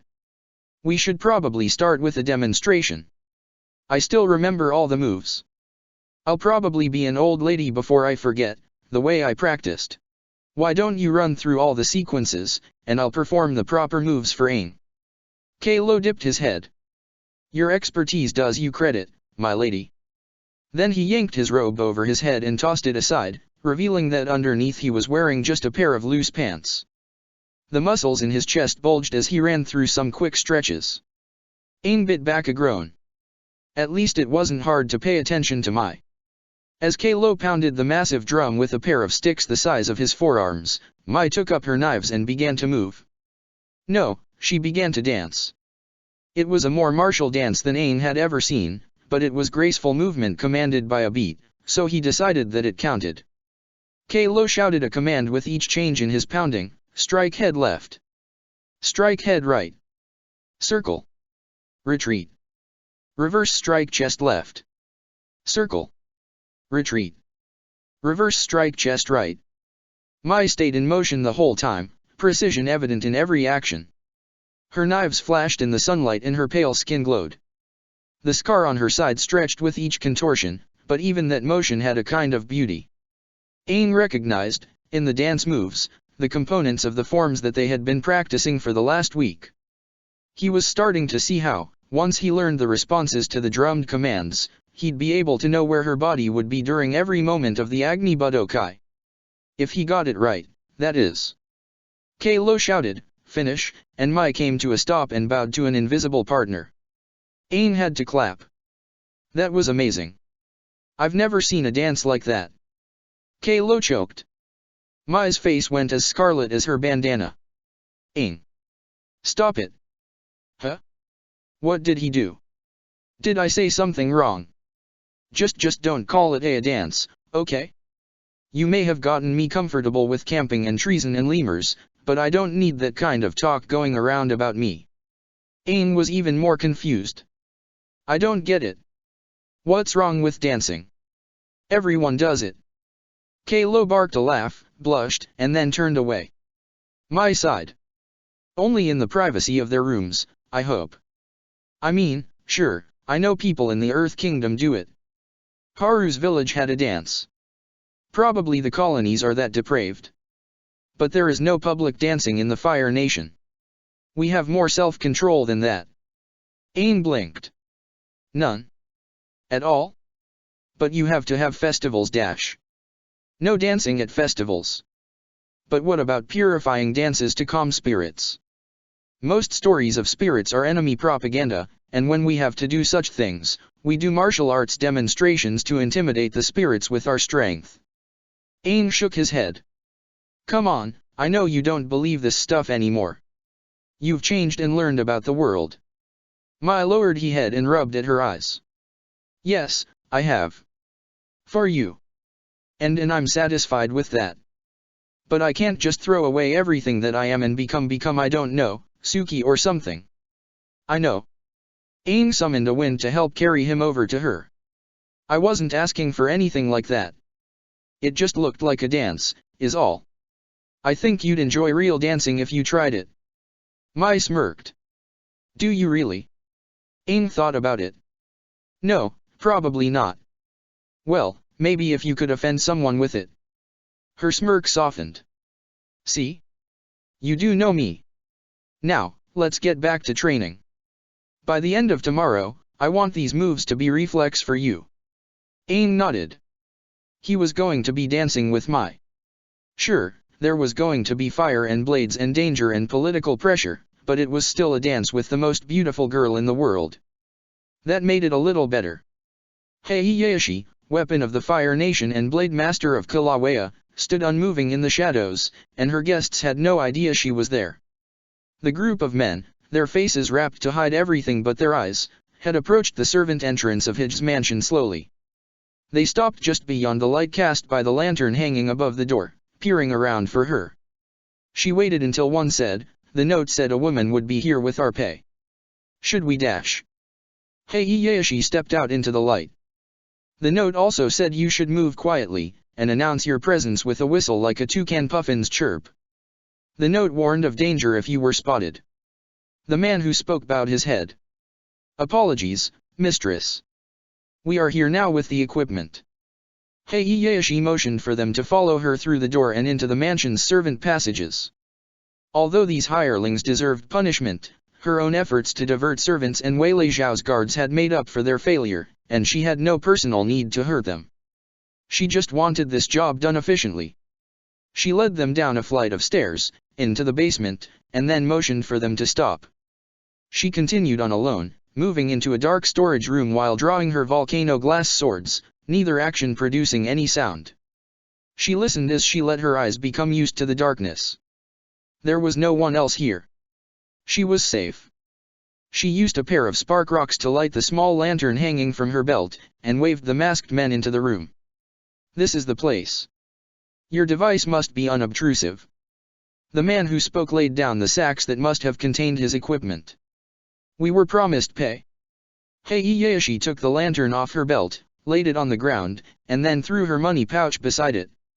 It remained tied and sealed, but it jangled as it struck the ground, a cascade of golden musicality that made the masked men all lean forward. Without another word, they got to work. One began drilling a small hole in the ceiling while the others cleared some large clay pots away from the wall. The drilling continued as the others assembled something involving a billow and several large metal balls that made hollow sounds when touched. As they tightened the last screws on the device, the drilling was completed, and another man came over with a thin tube that he ran into the hole. The group then worked together to hide the length of the tube against the corner of the ceiling, keeping it locked in place with large metal staples. At last, they ran the tube into their contraption, and then moved the displaced clay jars in front of it. The man who had spoken motioned at the device as he said to Heihachi, "Fill this one. Build up the pressure with the pump. 1, 2, 3, 4, 5. Turn this valve and the pressure will drive the action.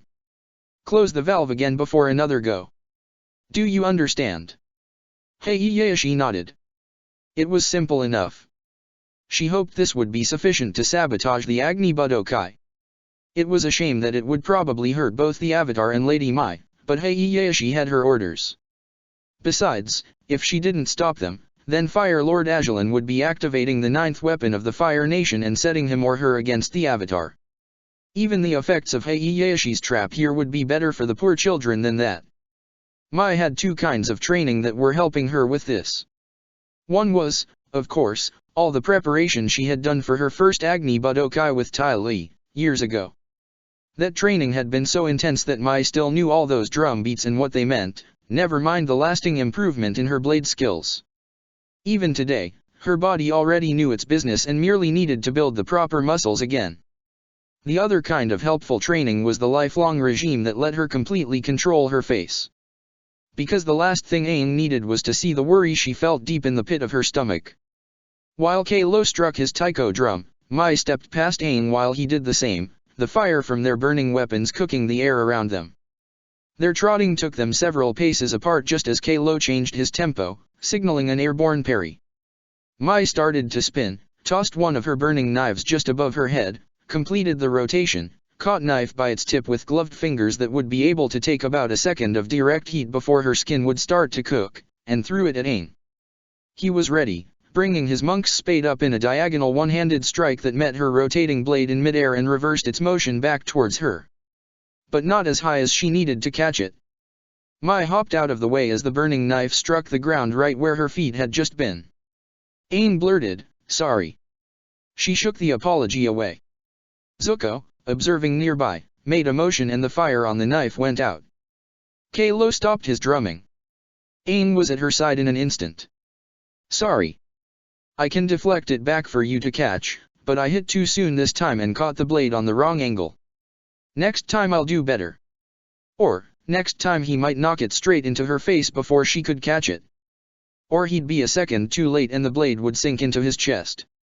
Mai made sure her face didn't reflect her thoughts. I know you will. You've almost got this. And he did. There was every chance they would succeed tonight. But there was also every chance they would get it wrong. The problem was that there was no certainty. If there had been no chance, Mai wouldn't have any compunction about telling Aang that they couldn't do this. There was just risk, and risk was the whole point of an Agni Budokai. Aang had already decided to accept that risk, and trying to change his mind now wouldn't work. It would put enough doubts in his head, though, that there would be greater chance of tragedy. Aang worked best when he didn't realize he was in over his head. Mai resisted the urge to wipe at the sweat on her forehead. That would just move it to her arm, and it was gross no matter where it was. Why don't we finish for the day? It's almost dinner time, and we're just getting tired, now. Yeah, we do need our rest. He twirled his burning monk's spade fast enough to generate a wind, the speed of the motion denying air to the fires on the end blades and smothering them. Monk Gyatso used to say that it's just as important to replenish our energies as it is to practice our moves. He also said that relaxing the mind could be even better than pushing yourself. That made sense. It probably wouldn't save their lives, but it made sense. At least it would be over tomorrow, one way or another. That sounds good. In fact, we should probably take tomorrow off. We've been practicing for 2 weeks straight, and we want to be fresh for tomorrow night. Let's take the day and do whatever to get ready. Aang frowned. You mean like meditating? Meditating, sleeping, reading a book bad enough to get us mad, beating enemies up to get in the proper mood, whatever. Aang laughed. That was that. Their training was complete. Aang went over to talk to Appa, and Mai started gathering up the various knives she had left lying around. As she bent over, she heard someone approaching, and Mai looked up, find Kalo smiling at her. With his shaved head and bare chest, he almost looked like an older, Fire Nation flavored Aang. He said, I guess you won't need me for anything else, then. Mai shook her head. Thanks for the help. Have a nice life. He chuckled. I'll be one of the drummers for you tomorrow night. My master will be leading, so I won't have any input into the signals, but I'll be part of the performance. I'll summon the proper warrior spirits to strengthen you. His cheeks colored. Not that you'll need it. You obviously have the skill and spirit to do this. She supposed this was what passed for sweet talk amongst inferior sages. Well, that's nice. And you're very good at drumming. His face grew even redder, and he bowed at the waist. Your praise honors me. Good night, then, and good luck. I'll be rooting for you. Well, with an apprentice drummer rooting for them, they had nothing to worry about. Woo. As ever, Mai kept her feelings from showing on her face. And she'd have to keep doing it until the Agni Budokai tomorrow night. Aang started the day of the Agni Budokai with meditation. For the first time, he added some candles to the experience, reaching out to feel them in the same way he had been reaching out to the flaming weapons. The candle lights were so small and peaceful in comparison, and he found himself breathing in time with them. He still did not understand the element of fire, but he was aware of it. The pulsing of the candle almost reminded him of the pulse of the volcano on Crescent Island. He hoped that wasn't an omen. He put it out of his mind for the rest of the day. He ate with his friends, talked and did some exercises, took Appa flying to help get his buddy back into shape, meditated again with Zuko, and went for a walk on the mansion's layers of curving rooftops with just Momo for company. All of this is just the beginning of the plan to replace Fire Lord Ajalon, Aang said to the lemur. Do you think it's going to get worse, or better? Momo just cooed and climbed up to perch on top of Aang's head. That was either really profound or completely meaningless. Aang continued on his walk until he noticed the sky start to darken. It was time. He jumped off the roof and rode the winds back down to the atrium between his friends' rooms. They were all waiting for him, except for one person. The curtains of Mai's rooms had already been moved to hide her from sight. Aang headed into his own rooms and changed into his costume. Or uniform. Kind of both. It was simple enough, just a black fully body tunic that was tied and pulled tight in the back. The form-fitting tunic would provide only minimal protection from fire, but it would let the flames and blades pass close to him without catching or snagging. The last part was a cloth that tied over his ears and neck to cover the lower half of his face. He wouldn't even be able to mouth any words to Mai, they would have to communicate solely by their eyes and motions. When he was finished dressing, he emerged to once again find all his friends waiting for him except Mai. She went ahead, Sokka said. And before we follow, I just want to wish you luck and apologize for not realizing, before we came to the Fire Nation, how useful a waterbender healer would be when messing with politics. We should have brought Katara along. Aang shrugged. Well, now we'll know for the next time we try to reform a militant society. Sokka grinned and punched Aang's shoulder. That's what I like to hear. Be safe, brother. Toph threw a fist into the air. Now let's go wow all those Fire Nation idiots. Remember, don't respond to pain, and if anyone acknowledges anything besides your flawless victory, kill them as an example to others. Aang decided that was a joke and laughed. Zuko came over and put his hands on Aang's shoulders, looking at him with his intense one-eyed gaze. Remember, Avatar, that you carry my honor today, too. Don't mess this up. Suki gave Zuko a soft whack on the side of the head. What Zuko means is that we all believe in you, otherwise we'd be tackling you to the floor and begging you not to go. She gave him a dazzling smile. Kyoshi's spirit be with you. Aang acknowledged that with a nod. And then it was time to go to the dance. He took his monk's spade and led everyone to the mansion's main dining room. Unlike an Agni Kai, an Agni Budokai was conducted indoors, something about locking in the heat of the performance. All of the guests were gathered, milling about at the edges of the room and leaving a large space in the middle empty. Tall torches had been set up to provide a dim light, leaving the gas lanterns dark and unwanted. A trio of large taiko drums were set up at the edge of that space, and Aang spotted Kalo among the trio of bare-chested sages standing ready with their sticks. Kalo gave a wave and a smile. Aang headed for the center of the room. The crowd parted to let him through, familiar faces appearing for brief moments with somber expressions: Governor Hij, Lord Zhao, Commander Zhao, Lady Geralt, Bangfei, Heihachi, Governor Lyko. Then he was past them all, alone in the center with only one other person. Mai was crouched on the opposite end of the empty space, her head bowed so that she had to only be seeing the floor beneath her. She was wearing a black tunic just like Aang's, and her hair was pulled into a tight bun. Two knives rested on the ground in front of her, but more were sheathed along her arms and legs. Aang put his monk's spade down on the floor and lowered himself into a similar crouch. It was time. One of the drums was struck, the sound echoing through the room. The crowd ceased their talk. All was silent. The drum was struck again. Aang rose, picking up his monk's spade as he did so, and saw Mai doing the same with her knives. A steady rhythm was being beaten, and on every other beat Aang took a step towards Mai. She approached as well, and for all that her tunic clung so closely to her body, it was her eyes that captivated Aang.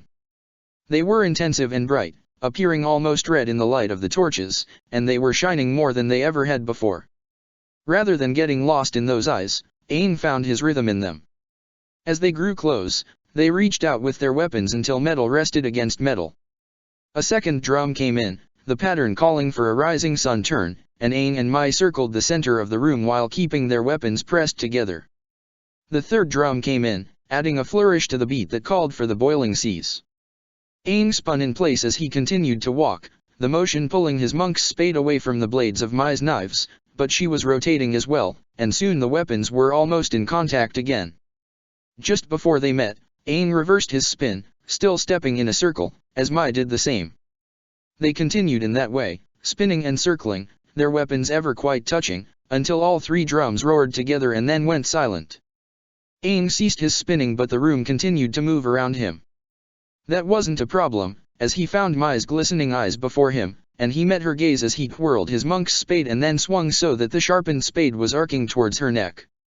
She deflected the blow with one of her knives, the spark of contact lighting both blades on fire, but Aang was already shifting his staff so that now the crescent blade was now coming at her from the other side, but once again her knife was there to protect her, and once again a spark heralded the arrival of flames. Aang and Mai stepped back from each other as all three drums sounded again, a harmonious cascade of beats that sent out a deadly call to the dancers. Aang spun his monk's spade in front of him, feeling the heat of the burning blades, and watched as Mai whirled her own knives in each of her hands to create a wreath of fire around them that gave her the appearance of a firebender. She held her arms out wide as he raised his staff above his head, and they stepped together until their chests were almost touching, so close that Aang could feel the heat of her body against his despite the flames around them. Their eyes met, and Aang thought he saw hers crinkle at the corner in a way that might have signified a smile. Then they both took long steps backward. Mai brought her burning knives forward again and stabbed at Aang, bringing the Agni Budokai into full bloom. Chapter 48, Fire Blood. Sokka had to admit, in spite of all the fiery Fire Nation fireness, Aang looked good out there. The kid and Mai were doing their dance fight thing like professionals, which Sokka supposed Mai technically was, playing like they were trying to kill each other with their knives and monk's spade without actually touching each other with blades or flames. Mai looked like she usually did, except in tighter clothes. As a fighter she was on a whole higher level than Sokka would ever be able to reach. She was his age, but she must have started stabbing people in the cradle, because her every move out there was teaching him what a professional warrior really was. Aang, though for all the kid's skill, Sokka had never seen him moving like Mai's equal. In fact, maybe calling him kid was unfair. The Southern Water Tribe had used the ice-dodging trial as a rite of adulthood because it combined danger and responsibility with the skills that all men of the tribe would need in order to provide for their families. Pretty convenient. Aang wasn't even 14 yet, but didn't he have his own responsibilities right now? Hadn't he gotten stuck providing for the whole world? And weren't the necessary skills, amazing fighting moves and an ability to get even firebender jerks to listen to him, being demonstrated in the Agni Budokai right now? And wasn't he also standing as an equal to a certain sarcastic Fire Nation woman? Well, either way, Aang might be looking all manly out there, but Sokka had his own responsibilities, and they were a bit nastier. For example, Sokka had been watching the crowd with one eye, which had taken standing at a very precise angle so that he could also see the Agni Budokai, and he just noticed the jerky weapon of the Fire Nation Heihachi making her way out of the dining room. That couldn't be good. It was fortunate that, during the 2 weeks Aang and Mai had been practicing their little dance, Sokka had been doing his own kind of practicing by talking with Toph about all the various things that could go wrong tonight. Hey, everyone needed a hobby, right? Sokka searched out his own path through the audience, being careful not to block anyone's sight or step on any sensitive Fire Nation toes. He made his way to the same exit Heihachi had disappeared through, and as he stepped into the hallway, he pulled a certain device from his belt. It was just a little assembly of springs, a couple of gears, and 2 blocks of wood. When wound up, it would clap the wood pieces together for as long as the spring had tension, no different in function than some kinds of children's toys. Sokka wasn't playing, though. He spotted Heihachi turning a corner up ahead, and took a moment to move to the nearest door and toss his device into the empty room behind it. It landed on the floor, already clapping, and Sokka closed the door so that no one would hear it. No one would hear it, but any intimidating blind earthbender she-kings in the area would feel the vibrations through the solid floor and hopefully come running. It would have been nice if Toph could have been here on station, but it wasn't like Sokka had access to more than one of those kind of earthbenders, and someone had to watch the mansion's perimeter in case of an outside assault. Sometimes it was stressful being able to think like an evil genius. Sokka peeked around the next corner to see Heihachi walk through a pair of double doors at the end of this stretch of hallway, going down a flight of stairs. Well, he could follow or wait for King Toph.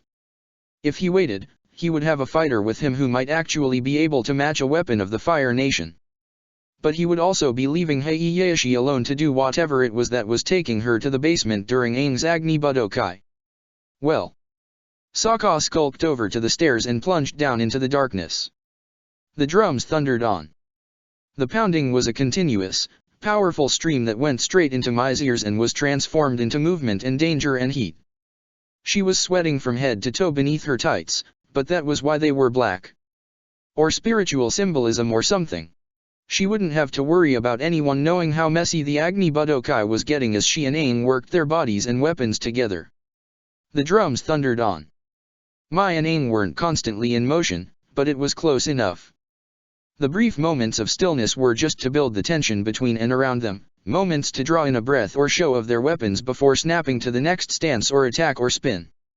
In those moments, their eyes met and a connection was established from brain to brain and heart to heart and body to body.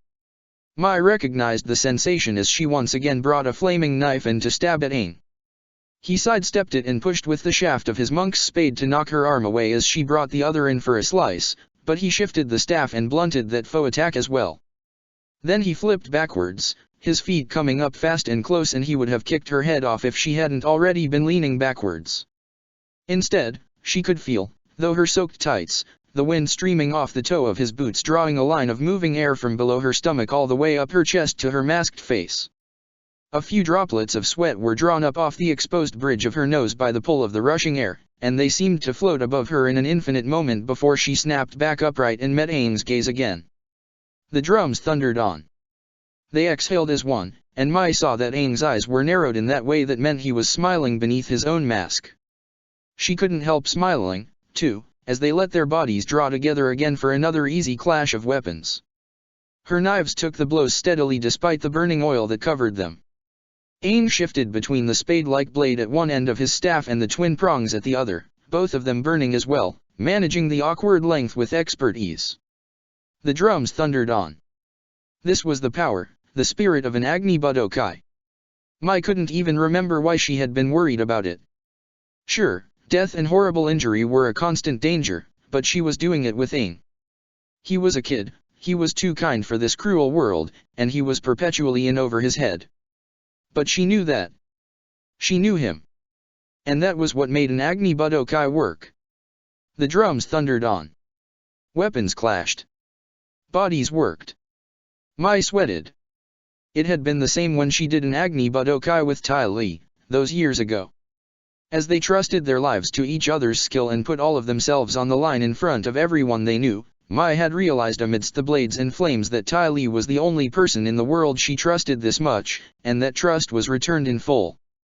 They had not only survived, their performance got them both declared weapons of the Fire Nation, people so skilled and dangerous that they needed to become government property for the safety of the homeland itself. And now Mai was doing the same thing with Aang. Trusting. Performing. Succeeding. The drums thundered on. Knives struck the monk's spade. Flaming metal clashed against flaming metal. Blades passed so close that sweat-soaked tights sizzled. She trusted Aang. He trusted her.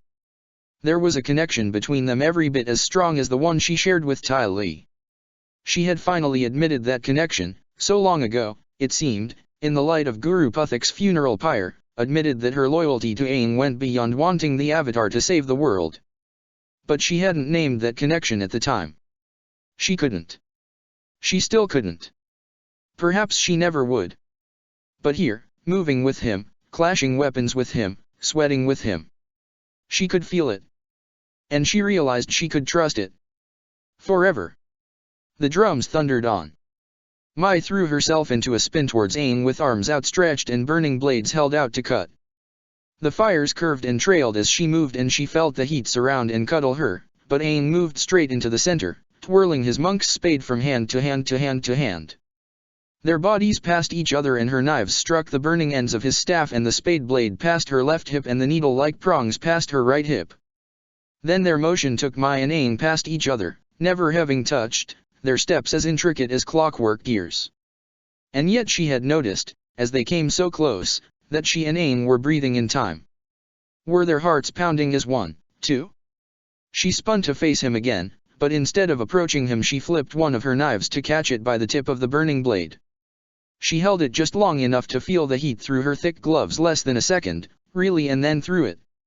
It whipped straight at Aang's head, but once again his monk's spade was there, rising up in an arc to knock the knife up into the air above him. By then Mai was throwing the second knife, but Aang knew it was coming and was stabbing down with the burning prongs to catch it, only to twist his staff and toss it up to hit the first knife. The collision sent them flying to the ground on either side of him. They'd never gotten that move right in practice. Heat and satisfaction pumped through Mai's veins. Her blood sang. The drums thundered on. It was almost done. The taiko drummers Kalo and the other drum sages from the local temple were signaling for the start of the finale. Aang raised his staff above his head and twirled it fast enough to create a wind without any airbending. He seemed so tall. Mai approached against that wind, drawing the last two of her knives from their sheaths on her calves, lifting her left leg so that she could strike one knife against the hardened heel hard enough to ignite the oiled blade, and then with her next step switching legs to ignite the second blade. She slid the dull edges of the knives against each other as she approached Aang to create a kind of whispering metal music, her blood feeling molten within her veins. With deliberate steps, she came up close to Aang and began to stalk in a circle around him. She let herself drift to arm's length, keep the burning tip of one knife and then the other pointed at his neck. She could see him laboring to breathe through the heat as he kept twirling his staff above their heads, his mundane wind the only thing keeping her flames from reaching up to touch his chin. She withdrew her arm as she came up behind him and let herself fall into position against him, back to back, pressed together so that she could feel the firmness of his upright body. She crossed her arms over her chest, positioning the knives to extend out over her elbows. With the swiftness of the storm, Aang halted his staff and snapped it down and around to swing the burning, sharpened spade in at the left side of her stomach. She unfurled her right arm with a timing and angle so that her knife caught and deflected the blow, but Aang was already bringing the staff around to the other side to stab the burning prongs at her stomach on her right. And in that split second, Mai's mind thought she needed to remember when Zhao slammed a fireball into that spot back on Kyoshi Island, and so supplied a vivid recollection with all the sound and smell and feel and pain. Mai thought it was very professional of herself to only react with a flinch so small it was almost invisible. But that flinch meant her arm unfurled at not quite the correct angle, so her knife merely scraped against Aang's burning prongs very hard, and before he could reverse his weapon's direction the tips have penetrated her flesh. She hissed through her mask, the noise lost in the drumming.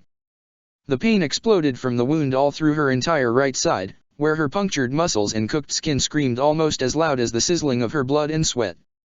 The drums thundered on. But the Agni Budokai was not over yet, so Mai made herself move. As the drummers signaled the final sequence, she snapped a turn that brought tears to her eyes and positioned her body to face Aang. His own eyes were wide with fear. He knew he had stabbed her. He was worried about her. And because Mai trusted Aang with all her being, because she was submerged in the connection they shared, a connection that went deeper than any in her life, she forced herself to curve just a little bit more than this next stance required, drawing extra attention to her feminine contours and the way her soaked tights clung to them. It was agony and grossness, her whole right side roaring as sweat was forced into the charred holes and blood was squeezed out. Good thing these tunics were black. Mai let the pain embrace her as she winked at Aang like there was nothing wrong and this was an entirely appropriate time to flirt. If he hadn't already been flushed by the exertion she knew he'd blushing now. Her playfulness was a lie, but that was part of their connection. Mai was a liar, an honorless protector, a shadow on Aang's brightness. She regretted that, but part of their connection was that he already knew what she was and accepted. Loved? Accepted her anyway. That was part of their trust, too.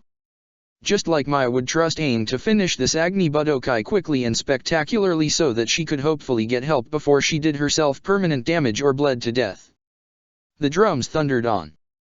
Earth King Toph ran, every slap of her bare feet against the ground lighting the way for her. The vibrations exploded outward through the ground to define the walls and paths and guards and doors of Governor Hij's mansion. She plunged into the building, Zhao's security staff keeping out of her way, but she could sense them turning their heads towards her. They knew something was wrong, even though they couldn't feel the clacking of Sokka's little toy. Good. It was about time those people earned their pay. Now Toph just needed to figure out where, exactly, they all needed to be. Sokka's toy was slowing to a stop, but Toph didn't need it anymore. It had called, and she had come. It wouldn't necessarily be in the same spot that Sokka was right now, and as she moved deeper into the mansion she was able to confirm that the room was empty. She didn't need to walk all the way over to it and open the doors to know it could be safely ignored. So where was Sokka, then? As Toph slowed, she could feel Aang and Mai doing their sexy dance thing in the dining room, as well as the excited crowd watching them. The picture Toph was able to put together was precise but sharp, with the drums and the dancing and all the idle foot shuffling filling out the detail but also threatening to overwhelm her with feedback. She forced herself to concentrate anyway. During their preparations, Sokka had purposefully sat or stood on hard surfaces as often as he could, and Toph had stayed by his side whenever it wasn't awkward. She had grown to know his particular body pulse very well. It was a particularly fun job, because Sokka smelled like love and hotness. Toph felt like she owned destiny, a drink for the favor of assembling Sokka, Aang, and Zuko in her life as such a nice potential royal harem. And as she cast her attention over the assembly in the dining room, Toph couldn't feel her friend. Crud. Where was he? She extended her attention through the rest of the mansion, finding servants, and secret lovers and guards and a lemur and a sky bison and a colony of wood ants that someone should really remove from that wall, and of course plenty of elephant rats running and rolling and whittling in the kitchen and basement and the basement. There were 2 people down there right now. Sokka. Hey Yashi. Crud. Toph didn't even bother with stairs. She moved towards the dining room, but instead of going in, she swept a foot over the floor and tightened her fists, pulling the stone away to create an opening for herself. She took a moment to sense the exact height of the basement, and then hopped down. She hated being in freefall. But the ground came exactly when she expected it. Toph landed and bent the floor to bounce herself back up into a run towards the figures at the opposite end of the chamber, the resulting vibrations revealing jars and baskets and shelves and some kind of machinery in a far corner. Heihachi stood tense in front of the machinery, pressed so tightly against Sokka that their heartbeats sent vibrations into each other.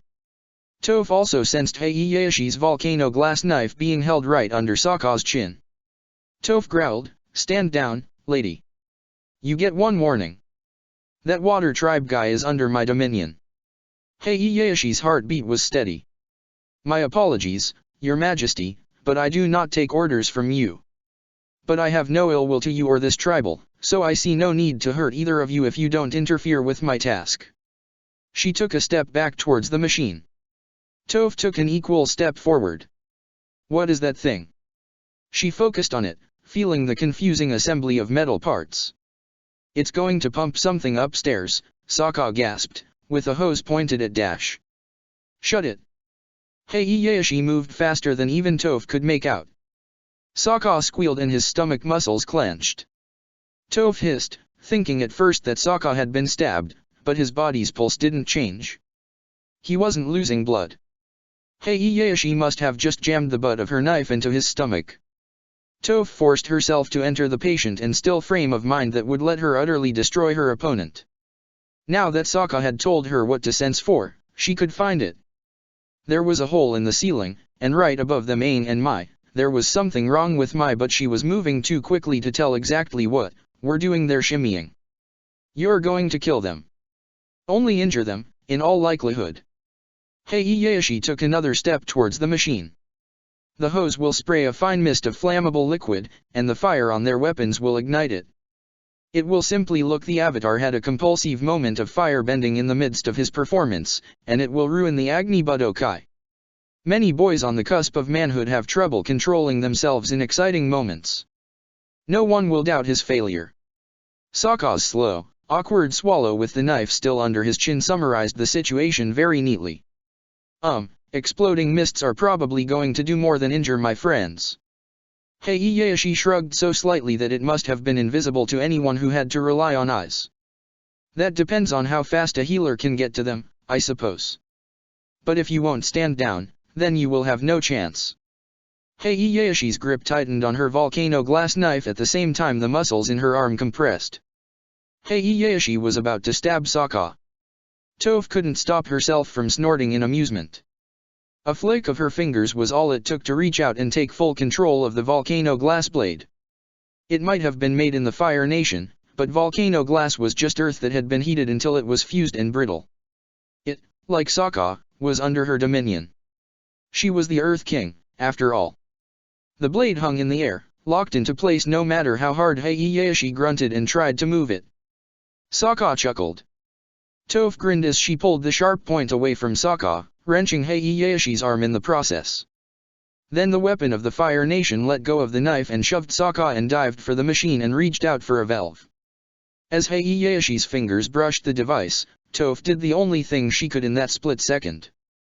She extended her influence, finding the other knives and swords made of the glass that were strapped to Heieyashi's body, and yanked her arms towards her body. All the volcano glass blades broke free of their hilts and stabbed deeper into their sheaths. Through their sheaths. Into Heiyashi's flesh.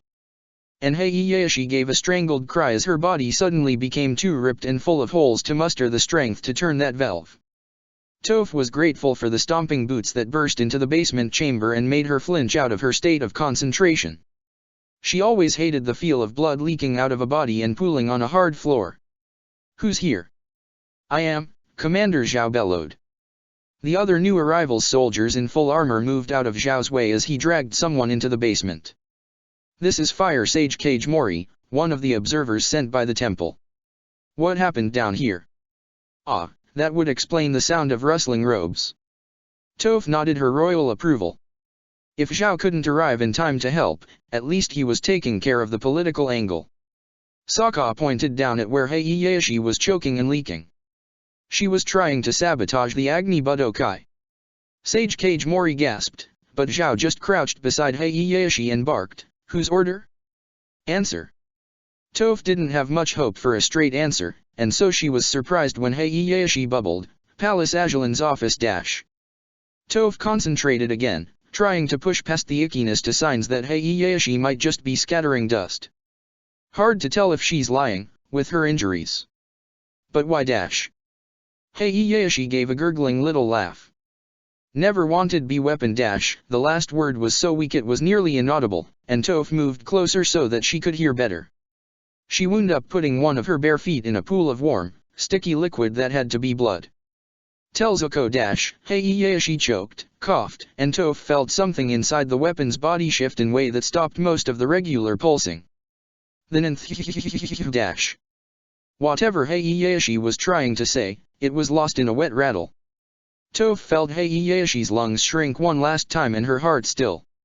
Muscles all through the body relaxed one last time. Toph stepped back so that she was no longer standing in the puddle. "I couldn't make that last part out." Zhao stood up and chuckled. "No matter. We got something valuable." He turned to the sage. "You heard her confession?" She was operating under the Fire Lord's orders. Toph could feel this Kage Mori guy shaking under his robes. "Why yes, Commander. I heard. Is there usually this much blood?" Sokka crossed his arms over his chest. "We don't know that she was telling the truth." Zhao shrugged. "No. But it was the most probable explanation, and it will serve our purposes. Fire Lord Ajalin created the weapons, and they all answer to him, ultimately.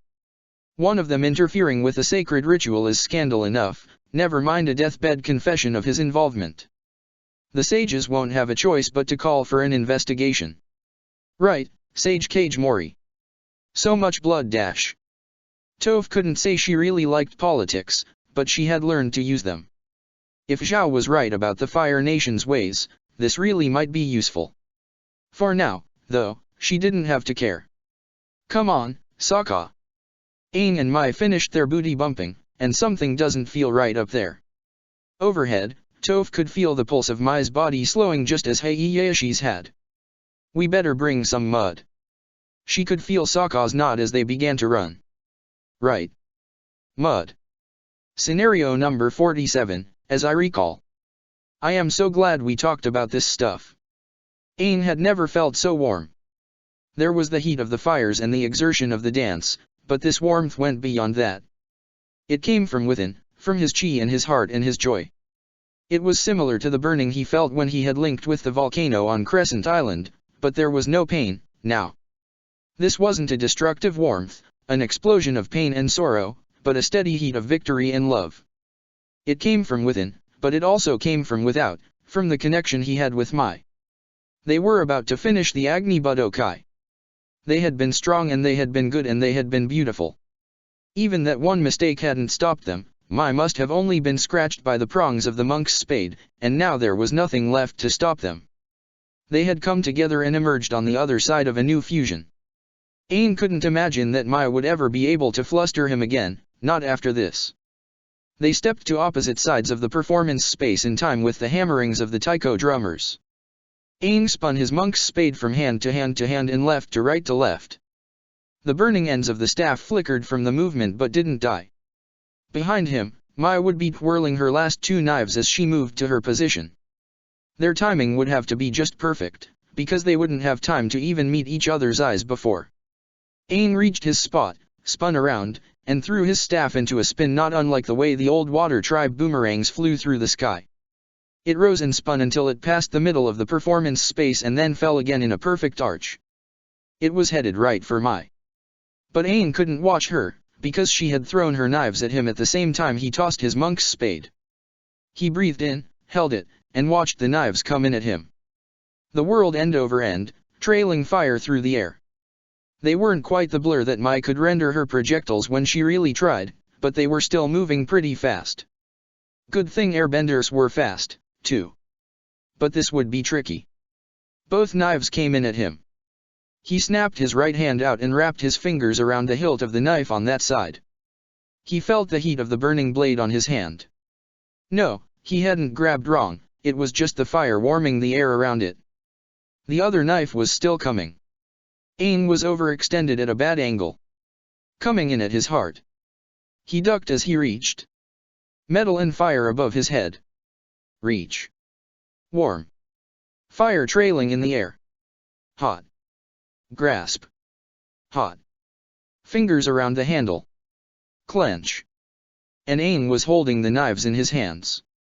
He started running as soon as she was sure of his grip, heading towards Mai and preparing to stab with both blades.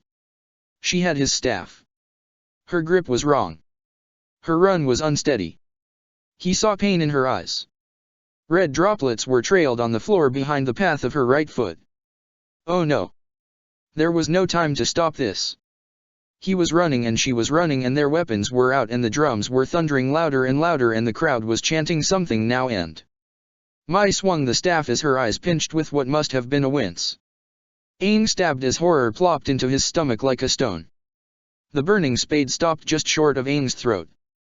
He halted the flaming knives just short of Mai's heart. They both trembled as their eyes met and they held their poses. Mai's eyes were clouded in pain, but her stare was steady and Aang could feel her worry and concern washing over him. He knew his eyes had to be betraying his terror for her in an offer to stop at any moment. They held their poses. Another drop of blood fell from Mai's side, and Aang saw it splash on the floor near a little hole and then drain down into it. The drums stopped. The chanting stopped. Silence reigned. The drums all sounded one last time, a single burst of sound and power that echoed off the walls and ceiling and floor. Everything went quiet again. Then the audience burst into applause and cheers. It was over. Aang threw the knives aside as Mai completely collapsed and slumped over him. The monk's spade fell from her hands, rattling against him, and he even felt the flames brushing his tights until a twitch of his hips sent it clattering to the floor. Ash, Mai hissed through her mask. Aang swallowed. Where? Her eyes squeezed shut for a moment. The stab. So it hadn't been a narrowly averted mistake, after all. Aang had shoved burning metal into Mai's body. He needed to get her out of here. He needed to get help. He needed a waterbender, but he didn't have one. And then Suki was there helping him to keep Mai upright, and Zuko was standing with his back to Aang, saying to the audience, the Avatar has completed his Agni Budokai. Let all here stand as witnesses and celebrants. He and Lady Mai will speak just as soon as they recover for a moment. Come on, Suki whispered. This way. She pulled Aang and Mai back to the edge of the dining room, and Aang tore his gaze away from Mai's masked twins to see that they were heading towards a discreet door in the wall that must have been a space for servants.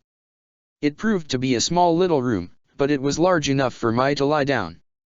As soon as she did, Aang saw blood starting to pool beneath her the right side of her stomach. And then Suki yanked his hands so that one was on her shoulder and one was on her leg. Keep her still. No movement. Aang did so, feeling Mai's pulse beneath the tights and skin. She trembled, but her eyes crinkled in a smile as glanced at him. Watch the hands, she coughed, and then gave something that could have been a laugh. It didn't make Aang feel better. What do we do? Suki stood up and stepped away, and Aang looked over to find her examining the shelves built into the little room's walls. They were lined with jars and what seemed to be bundles of spare chopsticks. Need to find something to bandage her. Maybe dash. Good job, everyone, came King Topha's voice, but you can all relax. I'm here to solve your problems as usual. Aang snapped his head around to see her stomping into the little servant's supply closet, Sokka following with what looked like a firebender soldier's helmet full of dirt and a clay jug in his arms. Toph. Mai's dash. Yeah, I see. So to speak. She kneeled down beside Aang. Keep her still, try to enjoy yourself, and don't distract me. Sokka, where's my mud? Coming up. Sokka was pouring water out of his jug into the helmet, turning the dirt into mud. He mixed it up with his hands a bit and then slammed it down between Toph and Aang. Fresh and sloppy. As Aang watched, Toph scooped some of the mud and slathered it over Mai's wounds.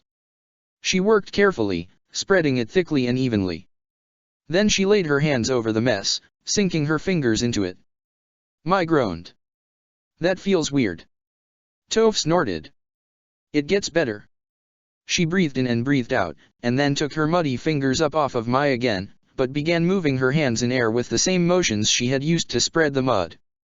Despite the lack of physical contact, the mass of mud swished back and forth, its thickness bunching up at one end and flowing back to the other, never spilling out beyond where Toph had set it. It seemed to draw in the light that was spilling through the door, becoming a shadow like out of the deepest cave. It was earthbending, but Aang didn't understand the point. Mai sighed with something like relief. Finally, Aang said, "What are you doing?" Toph continued her movement. Earth healing. I learned from a shaman who supported me when I stole the kingship. Earth healing? Like what Katara did. Earthbenders could heal? Toph could heal people. Aang blinked. You can fix Mai. Toph gave a shake of her head. Earth healing doesn't work that way. It's not like what those waterbenders did after we fought the ash monster. It doesn't put back together what you broke. This will keep Lady Caldera Yumai here from losing more blood or doing any more damage to her wound. It will give her strength, but her body will still need to do all the work of repairing itself. Earth healing just gives you the chance to work your way back and the tools to do it. Wow. Maybe Toph really was the greatest earthbender alive, after all. It made sense that she was king. They all watched as Toph worked, but it was over quickly. She lowered her hands, and then motioned at the spread of mud. You can scrape most of that off, now, but leave a coating. It will work like a bandage. She stood up and wiped her hands on her shirt. Now, I think you and Lady Caldera Yumai have a public appearance to make. Aang helped Mai to her feet, and although she moved slowly and gingerly, she stood without shaking. She leaned on Aang with one arm wrapped around him as she used the other to remove her mask and undo her hair bun. Her hair fell down on his arm and hand, sweaty and tangled and with none of its usual gloss. But her eyes were bright and her gaze was steady. Sokka said, I think everyone out there is waiting for a quick Avatar speech. Remember, we want them to support Iroh and overthrow their Fire Lord. Heihachi tried to sabotage your dance but she's dead now and Zhao says we can use her to start turning the sages against Azulin. Say something strong in Avatar why? Don't say, at all. Good luck. Aang nodded his acknowledgement as he and Mai walked past Sokka, past Toph, past Suki, and out into the dining room. Zuko was standing by the door, and they passed him by as well. The audience, the governors and nobles and merchants and sages and all the important people of Zenmatsu Island halted their conversations and turned to look at them. Aang and Mai both. Alone together. Aang looked back at the people and wondered what to say. Mai used the arm she had around his shoulders to give him a squeeze. Aang raised his chin and said, I have completed the Agni Budokai with Lady Caldera Yumai. We did it with the help of all our friends and allies. People of the Fire Nation, the Earth Kingdom, and the Water Tribes all worked together to make this possible. Their work allowed me to channel the fighting fire. I have honored your warriors, your nation, your ways, and your people. Amidst the crowd, the sages including Kalo all clapped their hands once and kowtowed. The head sage called out, the blessings of fire and blood fell upon this Agni Budokai. We confirm its power and rightness. Aang nodded. I did this to settle the matter of ending Prince Zuko's Agni Kai. Governor Lyko bowed at the waist. No Agni Kai is necessary now. We have seen your attunement with fire. Aang breathed out the last of his tension. Thank you. But that's not the only reason I did this. I want you to believe in the Avatar. I want you to believe in me. And I've come to the Fire Nation to warn you that Fire Lord Ajalan's ways are damaging the whole world. I was told that one of his weapons tried to ruin what I did tonight.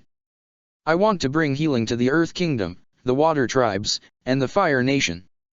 I want your support in this, because this healing can only come from all of you. All of your people. And the whole world will have to work together to make sure it works. He paused for a moment, looking out over the stern faces of the crowd. Is that okay? Governor Lyko was the first to drop to her knees. Other governors soon followed, and then the merchants, and then the nobles. The head sage started to rise back up from his kowtow with a scowl, but then Bang Fei and Lady Geralt, the two surviving weapons of the Fire Nation here tonight, dropped to their knees, and after a glance at them, he slowly followed suit.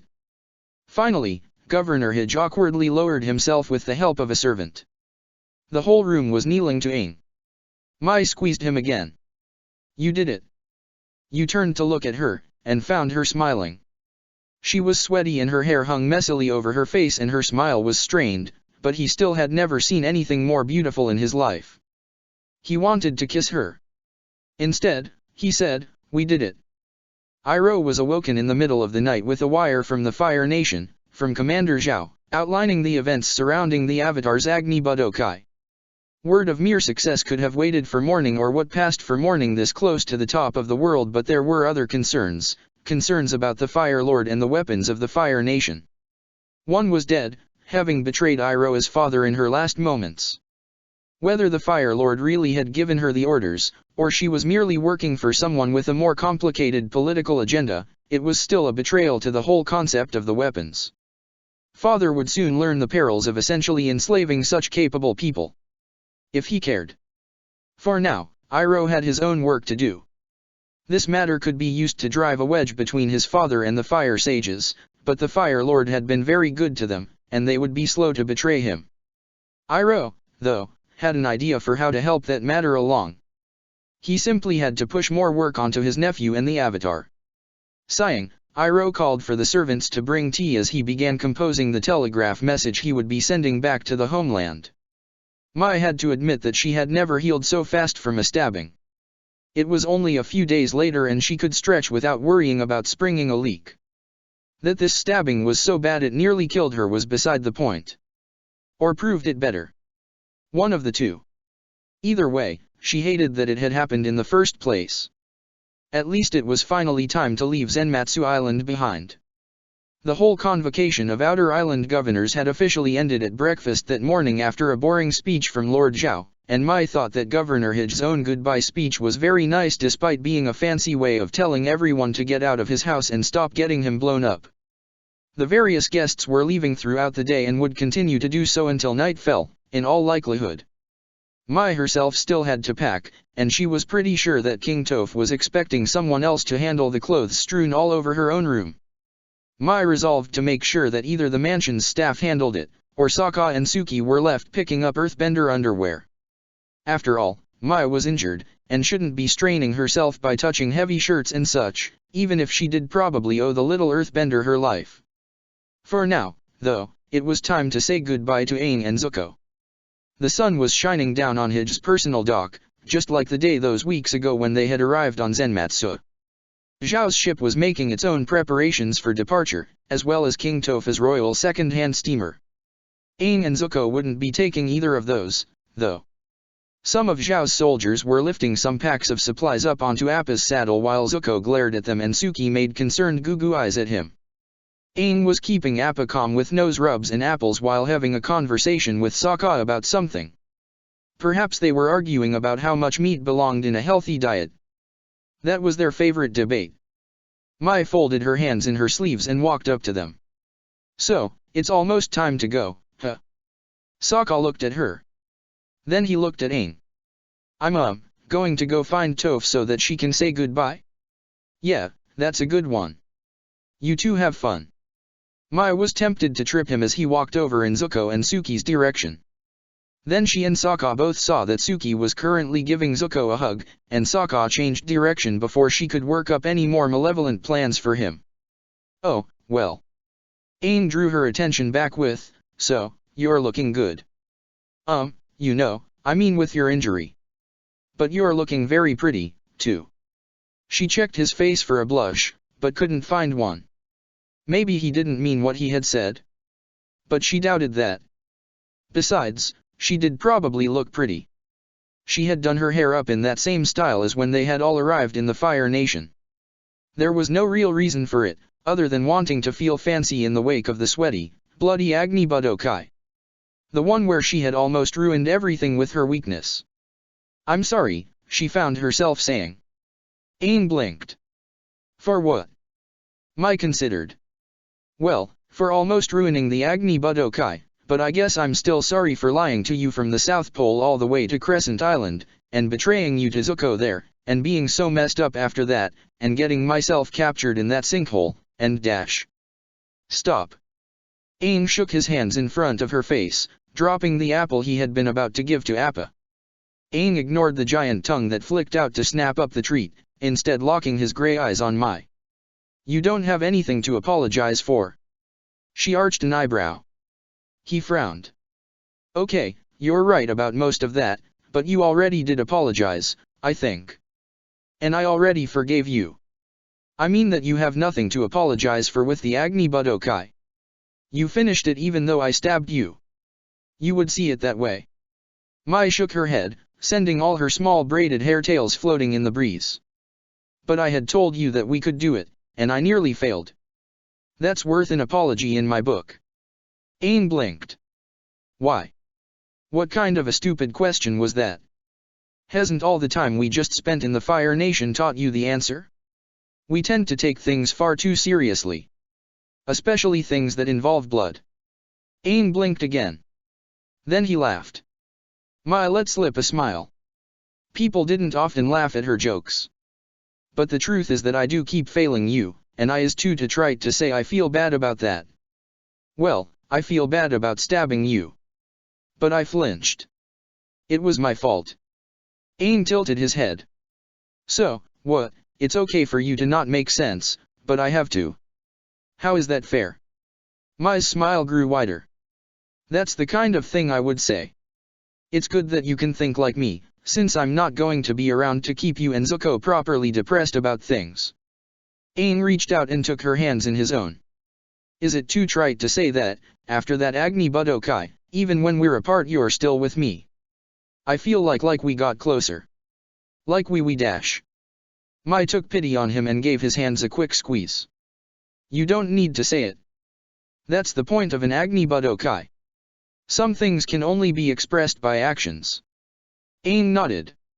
Mai eased her hands free of his, and let a razor fall free into her palm so that she could twirl it. And if something happens to you on this trip, Prince Iroh will have to answer for his actions. Aang reached out to rub Appa's nose again. His plan worked out so far. You know, aside from assassins and fire duels. And his wire said he's going to contact me and Zuko again in the spirit world as soon as we get to the island. Mai snorted. I know. But it's not how I like to operate. Besides, wherever he's sending you, you're only going to have Zuko. And Zuko is an idiot. Aang looked over at where Zuko was gingerly walking up Appa's tail to the saddle. I'm more worried about you. And the others. You're the ones who are going to be around while all the accusations about Heihachi are made. And Zhao will be starting to work on getting the military on our side dash. Mai turned her smile into a grin and twirled her blade faster. I'm just sorry Toph was the one who got to take out Heihachi. All that stuff is why I'm staying to look after the others instead of inviting myself on your trip with Zuko. I'm a weapon of the Fire Nation. Even if I can't do an Agni Budokai right, I can deal with the other weapons. At least, once I heal, and long enough for you to get back. Then, between the two of us, we can handle all kinds of things, right? Aang beamed up at her. See? You're not a failure. Mai opened her mouth to object, but stopped herself. He was right. Why was she trying to protest? Oh, right. She felt bad whenever she failed Aang. Well, she'd just have to stop doing that, then. Sokka ambled back over. I can't find Toph. I'd be worried if she weren't the scariest member of our group right now. Up in the saddle, Zuko groaned. We need to get going. I want to arrive before nightfall. Aang looked at Mai and shrugged. I guess we better leave. Give King Toph my regards. Of course. I'll also tell her you think she smells like feet. Aang laughed again, and she brushed at her fringe of hair even though it wasn't long enough to hang over her eyes. Well, goodbye for now. Don't die. Mai expected a hug in return. Instead, Aang stood on the tips of his toes and popped a kiss right on the tip of Mai's nose. Huh. Later, Mai watched Appa fly off, Aang and Zuko and their packs of supplies visible in the saddle. She threw a warning glare to Sokka, whose grin looked far too smug, and then turned to go back to the mansion and pack her things up for their own departure. Coming back home had made for very interesting times. Mai had a feeling that was a trend that would continue. Chapter 49, The Platinum Connection. No one had ever actually told Jet that he was the best blue spirit, and he knew for a fact that the Fire Nation had at least one warrior who could defeat him without even trying very hard. Back when he used to dream, that girl would sometimes show up in his nightmares. Still, he was willing to bet that he was the only person alive who had survived as a spy and stowaway on a Fire Nation cruiser for weeks on end. How much longer he would last, though, was an open question. Jet was once again in the uniform of the Blue Spirits, the black suit that would blend in with the night around him, an eponymous snarling goblin mask. He was hanging from the bottom of a metal walkway connecting two ships come together for a midnight meeting on the open seas. The moon was nearly full, but its light did not reach down her, beneath the bridge, and the sea below was a dark void present only in sound. On one side of Jet was the Fire Nation cruiser that had been his home since he deserted his assignment as King Topha's spymaster, and on the other side was a civilian vessel of some kind that looked tough enough to put up a real fight. And yet that vessel had been here waiting, within sight of the shoreline, and hadn't tried to run when the cruiser came upon it. That was when Jet knew he needed to find out what was going on. And so he had finagled away onto the underside of the walkway between the ships without being spotted. Now that had been a trick, the strength in his arms and legs the only thing keeping him from plunging into the waters below. It was harder than it should have been to hold on, but he hadn't exactly been sleeping and eating right. Still, it had to be done, and he had long ago accepted that punishing the Fire Nation was more important than anything else. Jet hung on and listened. An unfamiliar voice said, "The north wind blows cold." A voice that Jet recognized as belonging to the Fire Nation Captain Wu, his unwilling host for the past weeks, replied, "But we are headed to warmer lands." Then a third voice chimed in with a grunt. "Oh, good, we established that we're all the right people. Because Fire Nation ships half crewed by waterbenders and pirates who sit around waiting to meet them are so common." Jet knew that one. The complaining of Katara's waterbending master, Paku, was a common sound around the ship. The first voice said, "I'm not a pirate. You lot hiring me makes me a privateer." Instead of laughing, Paku barked, "Ha." Then he added, "Did the people who hired you give you a stamped paper confirming that?" The pirate/privateer hesitated for a moment. "No." "Then you are a pirate." "But I haven't been living on this filthy metal ship for 3 extra weeks because I wanted to argue vocabulary. Do you have the materials?" The pirate almost sounded hurt as he said, It's not my fault. The shipping schedules all got changed around. But I got you your platinum, just as ordered. Am to a privateer. Just have to give the word to my men to bring it up dash. My people will get it," the Captain Wu cut in. The walkway above Jet once again rattled with footsteps, a group moving perfectly in time. The pirate's voice had a harder edge to it when he spoke again, "Sure, just march over to M ship without so much as a please.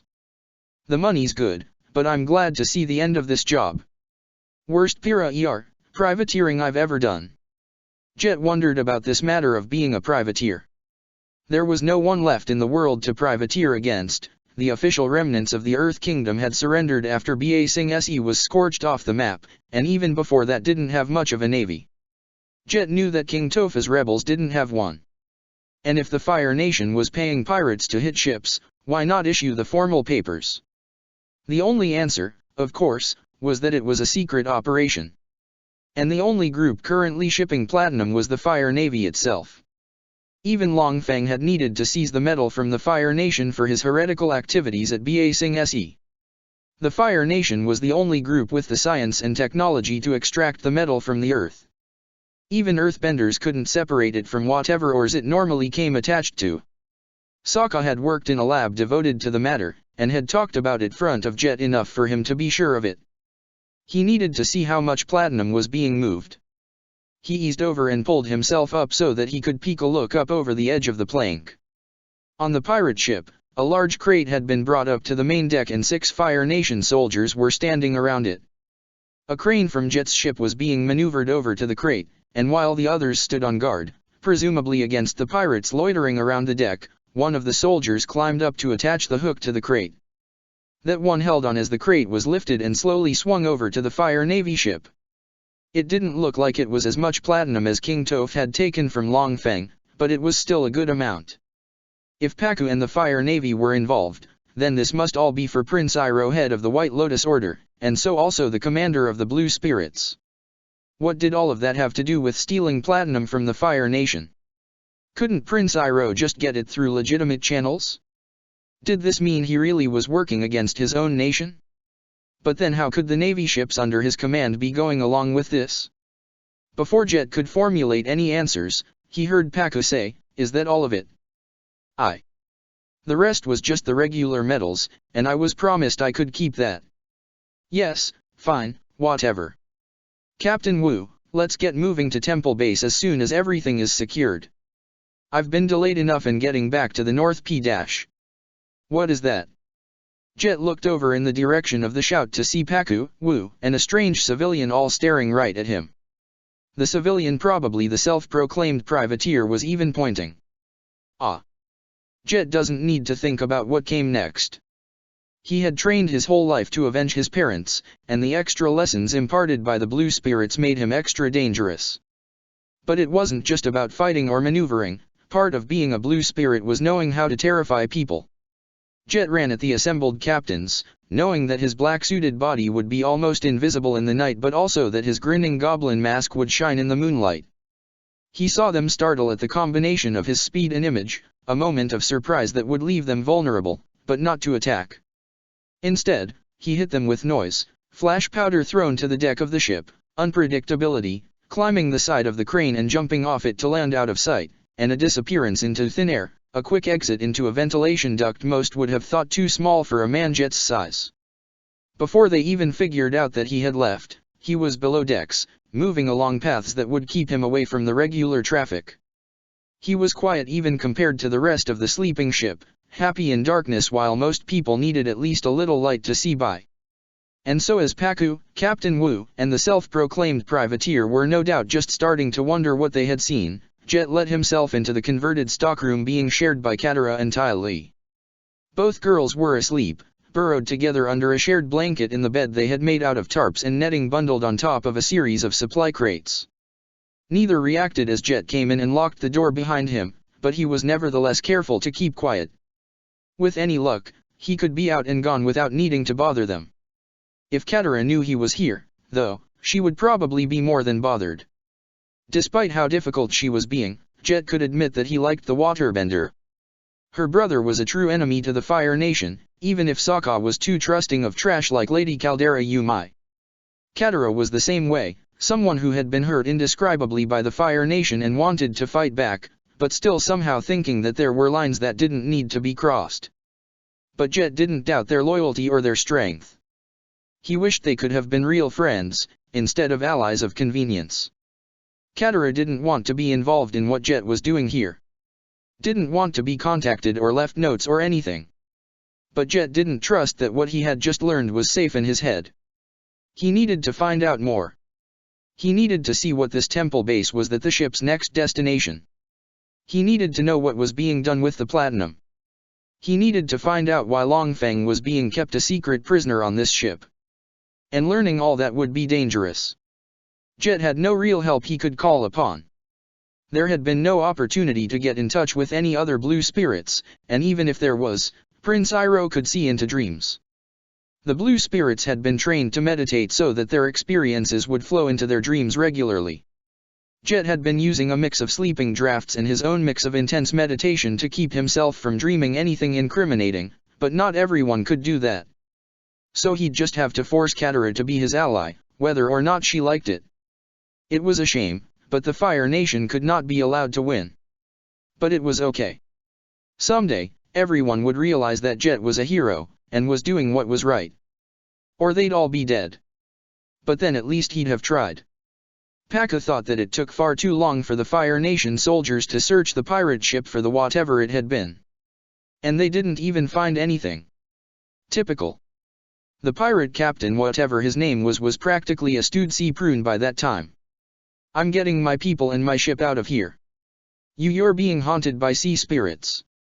Captain Wu snorted. There's no such thing as sea spirits. Pakka quirked an eyebrow at that. Was that really what sailors in the Fire Navy thought? No wonder they needed so much metal and coal to get around. Still, it wasn't his problem. Then since our intruder couldn't be a spirit, and we've ruled out a rogue pirate spy, it seems we have nothing to worry about. I'm going to bed. Captain Wu, the waterbenders you requested are on station. I'm sure I can leave you to see our privateer friends off. Yes, Master Pakku. Good. Have fun with that. Pakku made his way below decks, to the hold he and the other waterbenders were using as sleeping quarters. He prepared his hammock as the engine started up again and was about to get in bed when flashes of red light came in through the porthole. He took a quick look, just long enough to confirm that Captain Lee was indeed proceeding to sink the pirate vessel as planned. Flaming balls of pitch were being launched at the former privateers, and when any of the crew tried to jump off to escape the flames, the waterbendering students he had left on duty raised the ocean to make sure that all hands would be lost. It was a testament to how long Pakku had been serving under Prince Iroh that the sight didn't keep him awake for very long. The shift warning bell brought Katara out of a restless, dream-filled sleep, and she felt immediately that the ship was speeding along to some new destination. After cruising around on some business for Prince Iroh for a while, were they finally going to the North Pole? She tried to get out of bed, but found herself weighed down by a certain acrobat from the Fire Nation. Just like every morning. Ty Lee was a cuddler. I have waterbending practice. We have to get up. Ty Lee sighed, and then her eyes snapped open. I'm awake. She started to smile, but then winced. And something is poking me. She unwrapped her arms from around Katara, who took the opportunity to escape from the bed, and reached beneath her to pull something out of the bed. Katara tugged her outer tunic on. What is it? It's a note. Folded very nicely, too. It's Ty Lee unwrapped it and read for a moment. Oh. It's from Jet. Katara froze. He signed his name. Ty Lee flopped back down into bed and held out the note. Thinking thoughts of ice and water whips, Katara took it and read. She read about Jet's adventures last night, about the platinum that Iroh might be stealing from the rest of the Fire Nation, and the temple base they were now going to. It turned out that Jet didn't sign his name, merely drawing a picture of an elephant rat instead. Ty Lee had thought she was hunting food-stealing rats when she had stumbled across him weeks ago. Jet probably thought he was being very clever. Katara was going to feed him this note the next chance she got.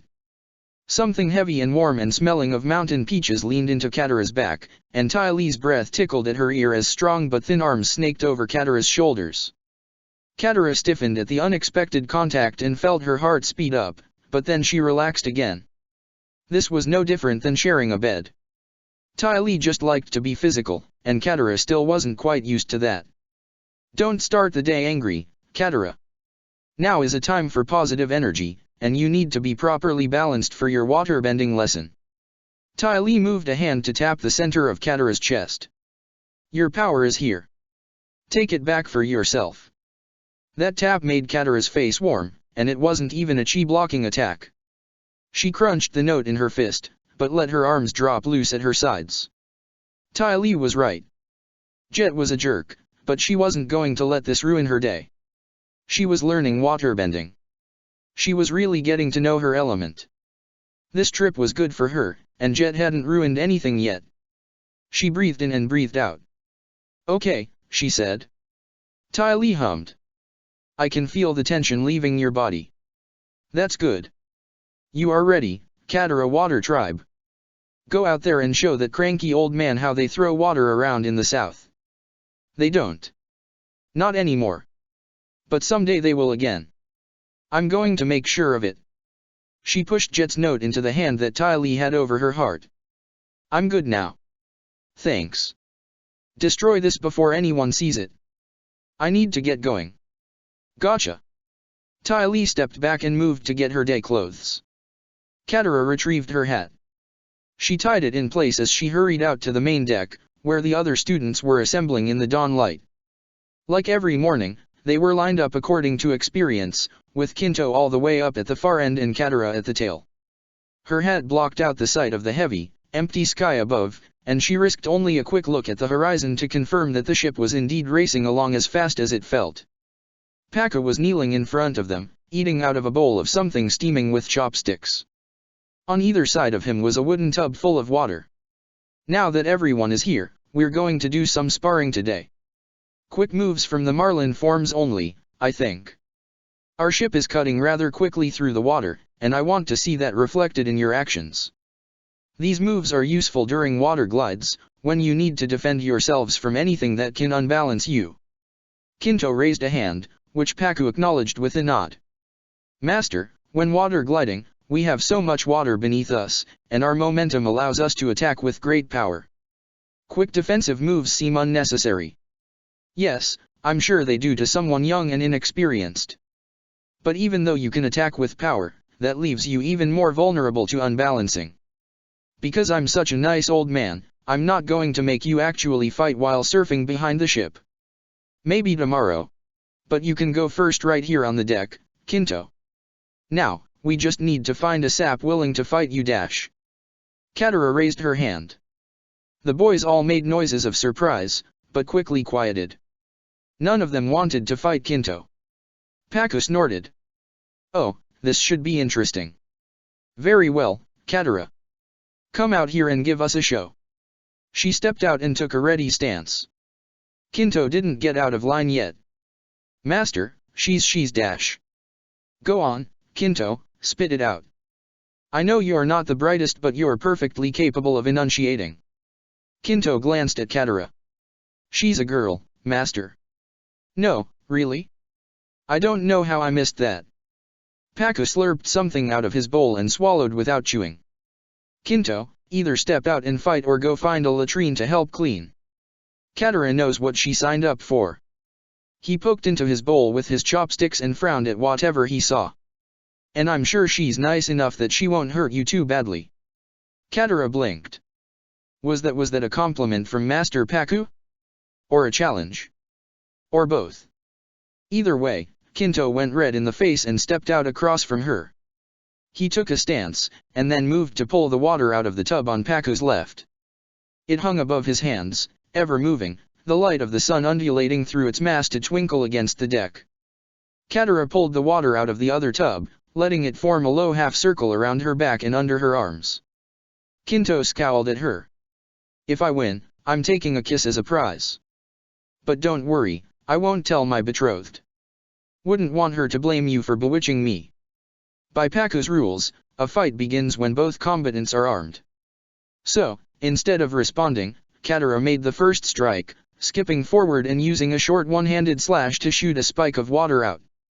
The Marlin form called for channeling power into small areas of contact, so Katara focused on the tip of her little spear and sped it towards Kinto's chest. He blocked easily, using a simple fin-fan splash to blunt the attack.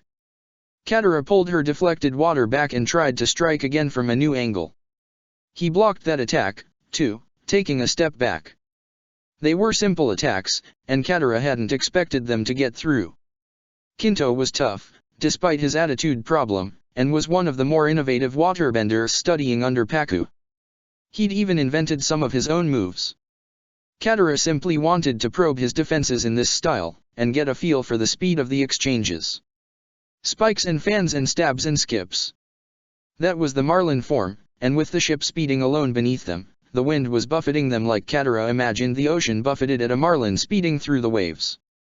She let all of that sink into her mind, let her thoughts detach and roll over the situation like water rolled over fish scales, let her body start moving to the sway of the world around her.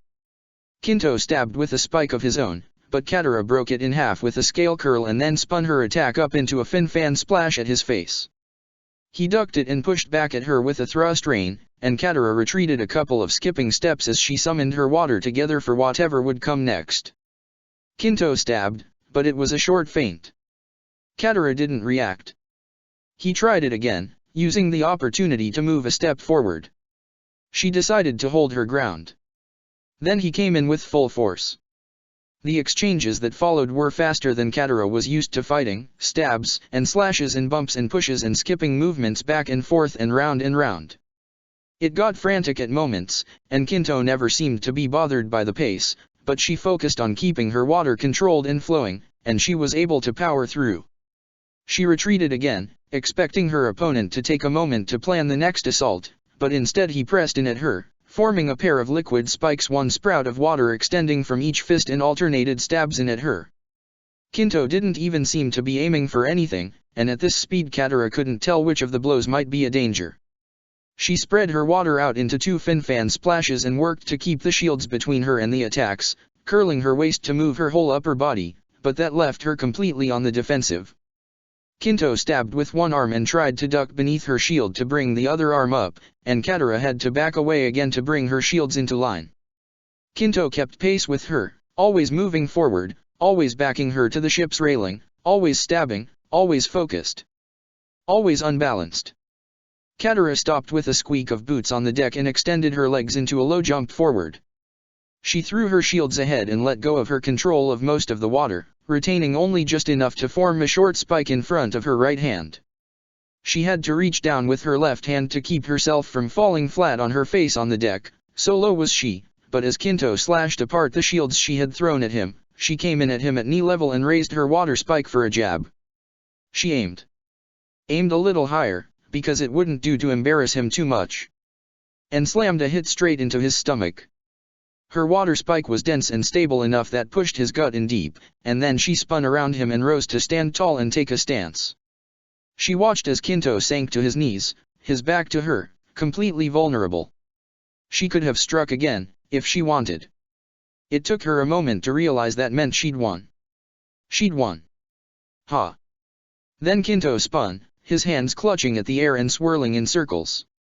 There was no water responding to his motions, and Katara had just enough time to wonder what he was doing before her stomach flipped and hardened and swirled and gurgled and bubbled and expanded and popped. One moment she was ready to violently vomit and the next she felt like she had to rush to the bathroom and then was back to wanting to throw up and back again. All of the sudden she was aware that she was on a ship that was bobbing on an ocean that wouldn't keep still. The world spun around her. Down didn't seem like such a simple matter anymore. Kinto. He was doing something to her. Something like Master Hama had come up with. Katara sank to her knees and swallowed against another urge to spew her stomach's contents all over the deck. She had to do something. If she could take out Kinto. And then her stomach was no longer moving. Katara swallowed and wondered if she should try moving, but there came a wind against her face and the sound of a water whip snapping, and her hat was gone. The sky was above her, big and blue and pressing down with the weight of the world. It was so much more massive than the world below it, stretching up into an infinity from which anything could come to hurt her. Katara tried to scramble back to shelter, but as soon as she rose the deck somehow wobbled like rubber and she fell again and everything was being destroyed and pressed by the sky. A jacket plopped down over her head and blinded her to everything. The jacket smelled like Master Paku. And then she heard him barking, "Kinto, were either of those last two moves from the Marlin form?" "Master," Kinto started to say. "Answer me." "And no, Master." "So, are you stupid? Did you not understand when I said I only wanted to see quick moves from the Marlin form? Or do you think you know better than me? Should I write home and tell them there's a new Grand Master of the Northern Water Tribe? And no, Master, I dash." "Oh, just shut up." We all know what this was about, and I'm just going to get angrier if I hear any more of your stupidity. Get out of here. You're done for the day. Tell the shift officer that you're shoveling coal for the next 2 shifts. And I will be checking. I said shut up, Kinto. That means you keep your mouth closed and get out of here. The only thing Katara heard after that was the sound of boots on the deck. Then something was being pressed into her arms. Her hat. The string she used to tie it to her head was snapped, but the hat seemed okay. She lifted the jacket off her head just enough to make space, put the hat on, and then fully removed the jacket. Master Pakka was standing above her. The sky was thankfully out of view. She bowed her head. Thank you, Master. He took the jacket back. Your stomach. Katara frowned. She stood up slowly, her legs still shaking, but she forced herself to straighten. Her stomach gurgled and she had to swallow again to make sure there would be no unpleasantness. Oh okay. What did he do? Pakka scowled. Something I should have discouraged more. Anyway, get out of here. You're in no condition to train anymore. Katara inhaled as the start to a spirited protest, but then her stomach gurgled again and she had to snap her mouth shut. Maybe Pakka was right. Katara nodded and turned to go. Pakka called after her, tell the duty officer to give you some inside work.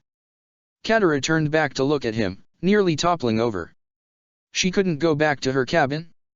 Pakka's face had no expression. I said you're in no condition to train, not that I'm giving you a day off. Get moving, then. I do have other students who merit a little of my attention today. Yeah, she didn't know why she expected anything else from him. She was just a girl to him, even if he had agreed to teach her, and she was still so broken that she couldn't look at the sky. She gave him a nod and turned to go find the duty officer. Although maybe she'd head to the rear of the ship first to throw up over the railing. Jet had taken to sleeping in a torpedo shell. The space within was large enough to stretch out and hidden from view, better than some places he had slept in before. And the likelihood of the weapon being armed and put into battle was slim, considering that half of the ship's crew were northern waterbenders. It had been for use against the northern tribe that torpedoes had been invented by Prince Iroha's fleet, something that could be dropped in the water and propelled by mechanical means to damage ships and icebergs down where even waterbenders had to make a special effort to reach. According to the histories Jet had been taught by the White Lotus, torpedoes had been much more effective than flaming projectiles thrown through the sky. The irony of torpedoes' presence still left a bitter taste in Jet's mouth, even after all these weeks. Still, he knew how to make use of his environment. He slept the day away in the usual fit of thin and watery dreams that left him confused and on edge when he woke up, but that was fine. Dreaming of this ship, or of Katara and Ty Lee, or even pirates and waterbending masters and platinum, would be dangerous. Prince Iroha might be searching for Jet, spying on his dreams. Better to lose rest than give things away that easily.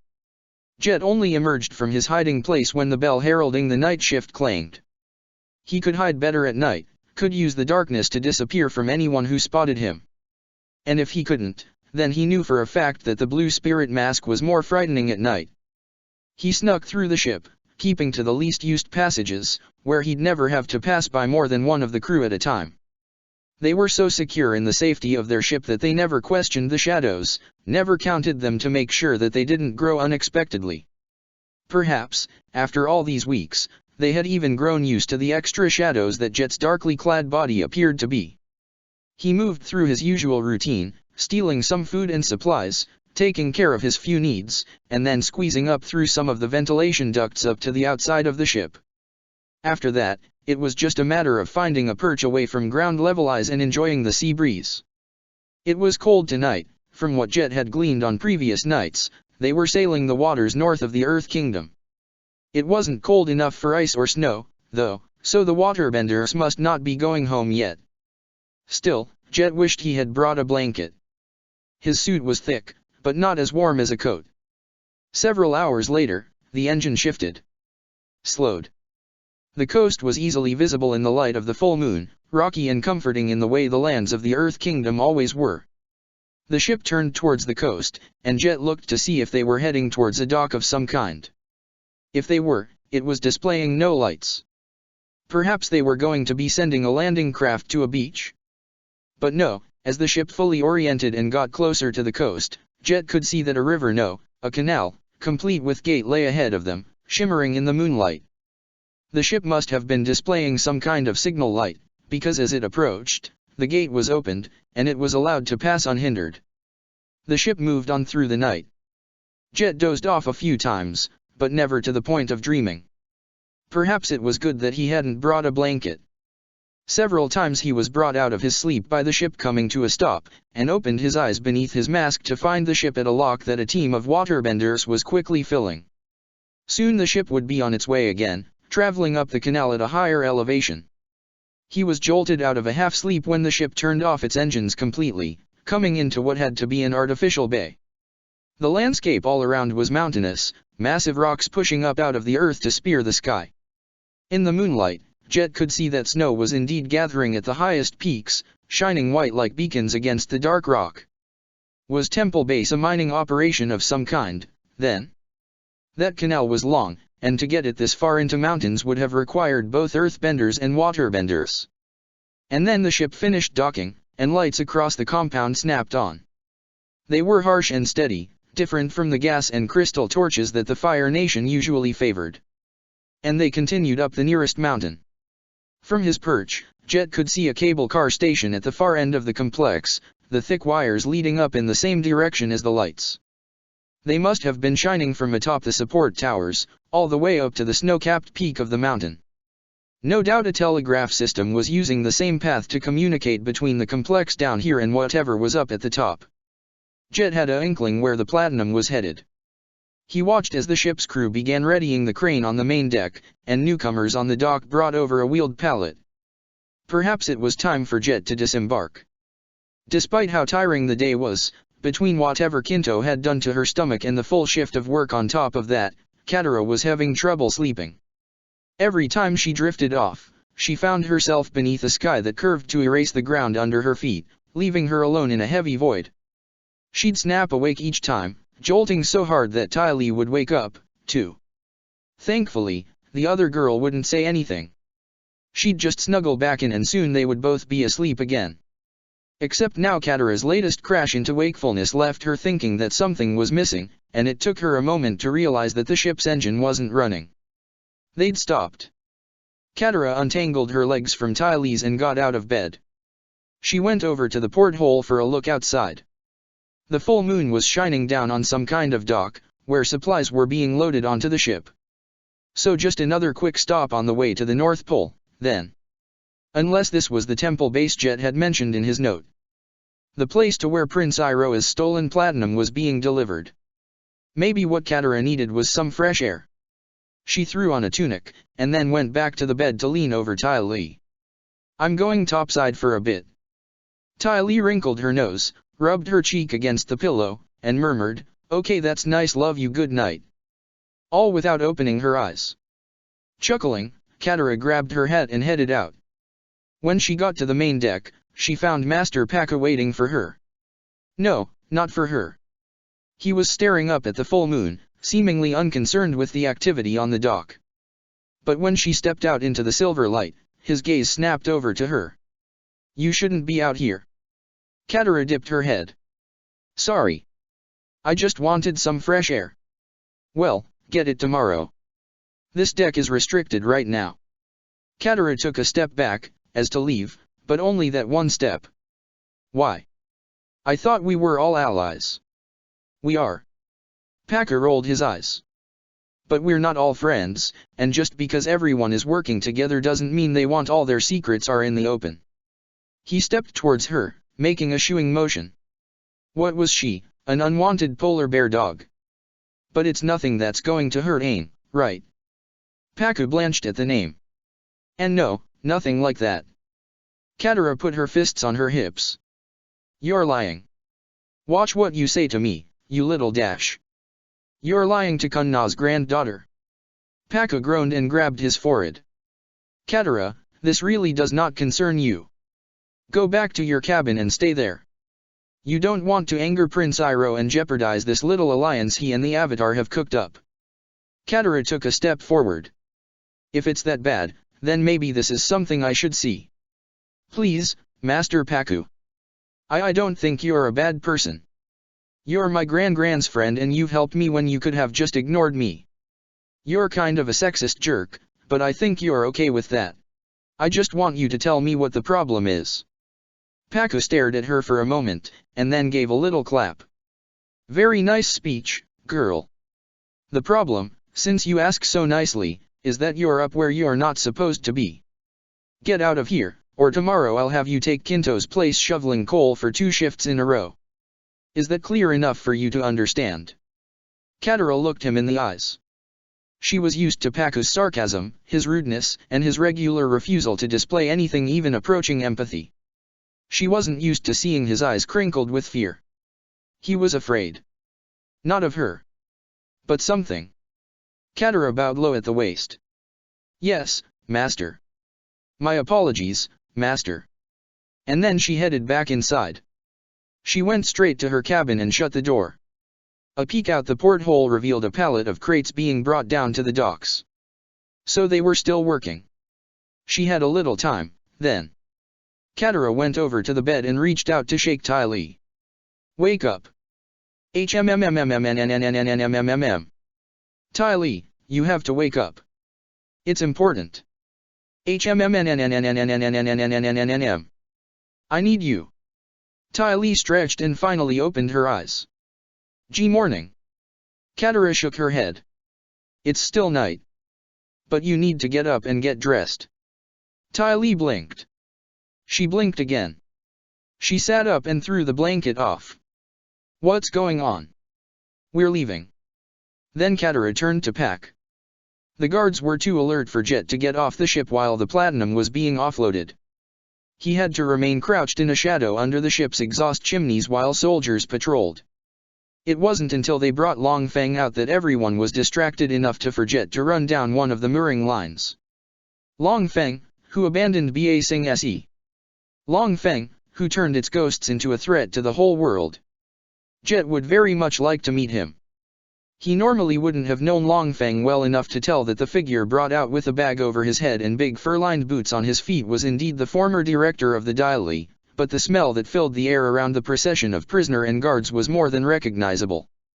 Jet had encountered the smell during his investigations into ship's secret low-level brig.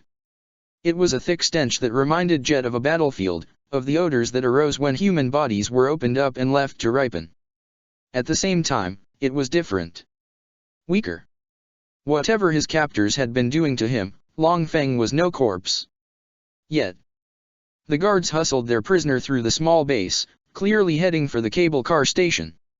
Jet followed in the shadows, paralleling the steady march of his prey with progress that came in fits and starts between the glances of the soldiers. He even reached the station first. Long Feng was a slow walker, and this was no high-security prison.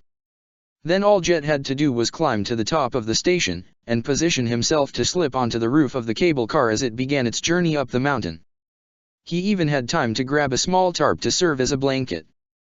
Fortunately, the trip was faster than Jet had expected. The Fire Nation must have invested in some heavy machinery for this place. But then, the shipment of platinum had preceded Long Feng to the cable car station. If they were moving large batches of metal up the mountain, they had to be able to handle massive weights. Benders would have had to be involved in the construction, as well as technologies that Jet couldn't even guess at. And he definitely didn't like that those large quantities of platinum were being sent to the same isolated location as a rogue earthbender who had tried to use that very metal to raise the dead. The air grew colder as the car climbed, but not debilitating. With his makeshift blanket, Jet was able to retain feeling in his fingers and toes all the way to their destination. He hid behind the cable hook as the car was carried into the station, and then slipped down the opposite side as Long Feng was brought out. Jet made his own way out of the station, looking to explore, and emerged through a maintenance door into a world of contrasts. There were buildings up here, on the top of the mountain. In the bright glow of the full moon, he could even see similar structures on other nearby peaks. They were all tall, reaching structures, even the smallest of them seeming to favor vertical space over horizontal. It made sense, given the lack of room up here on the mountain tops, and also how long these buildings had to have been here. They were old, clearly, and had long ago become one with the mountains. Could this? Wait, temple base. Yes. Jet had a feeling that he had stumbled across the northern temple of the air nomads. Now that he knew what to look for, he could see the depiction of air swirls and wind currents in the decorations on all the buildings, and of course an airbender wouldn't have any trouble with paths that incorporated large amounts of empty vertical space. He wondered what that Ty girl would make of it all, given that she had to be Earth Kingdom in origin. Jet thought the construction was beautiful. It made the contrasts with the new construction even more infuriating. For the air temples had not been left as they were. Piping ran all over the place, bolted to the outsides of the buildings, and then passing through holes punched right through the ancient walls. Black, heavy smokes wafted up from exhaust vents, rising up out of shattered domes, to stain streaks across the star-covered sky. In the light of the moon, Jet couldn't tell what color of the decorative highlights on the temples, but he definitely saw that all of them were darkened. He ran a finger over one wall. His glove came away with soot and oily residue. It wasn't enough that the Fire Nation had wiped out the air nomads, or stolen their temples, but they had to destroy and pervert it all, too. And people wondered why Jet would do anything to hurt them. At least there weren't many guards. They probably figured that anyone who was up here had to belong. And for all he knew, everyone up here knew each other and would instantly spot a strange face. Best to stay to the shadows, where he belonged. He made his way to one of the buildings that still had lights on at this hour. The entrance didn't even have a door to keep anyone out, but Jet opted to enter through a second-story window. He climbed in to find himself on a spiraling ramp jutting out from the wall in what seemed like an art gallery, maybe?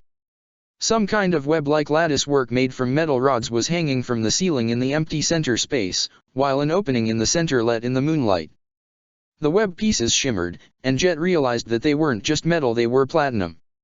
Something was making chirping sounds in the space above, but Jet focused on the voices echoing from below, ducking back from the railing to avoid being seen. The structure is definitely directing the energies, a man said, but this is far from the exit output we were hoping for. I'm measuring only a 40% increase from the previous trial, a second man chimed in. Yes, not nearly enough. I theorize that the shape of the structure is critical, and we're not very close to the optimum arrangement right now. It's a sound idea. But how to find the optimum structure? Trial and error would be far too inefficient with this many pieces. Before we left the lab there was the word about the new shipment of platinum being brought up. They were also supposed to be bringing a criminal with some knowledge, as well as his library. A proper consultant would be better than a captive, but a library sounds promising. Well, let's write up this latest data, and then we can see what new things have been brought to us. There were the sounds of footsteps, and Jet risked moving forward to peek over the railing. The two men were down on the ground floor, carrying some kind of equipment to the door. The chirping above grew louder. He looked again at the arrangement of platinum. What was going on up here? What energies? What were they hoping to get from Longfeng and the Daili's archives? Down below, the echoing footsteps disappeared through the door. That's when something screamed. It was a high-pitched inhuman voice, startling Jet so bad he nearly knocked his own mask off reaching for his weapons. He had the hook swords out even as the scream was dying, but couldn't tell where the attack might be coming from. The echoes were fouling up his sense of direction. More chirps came from above. Jet finally looked up.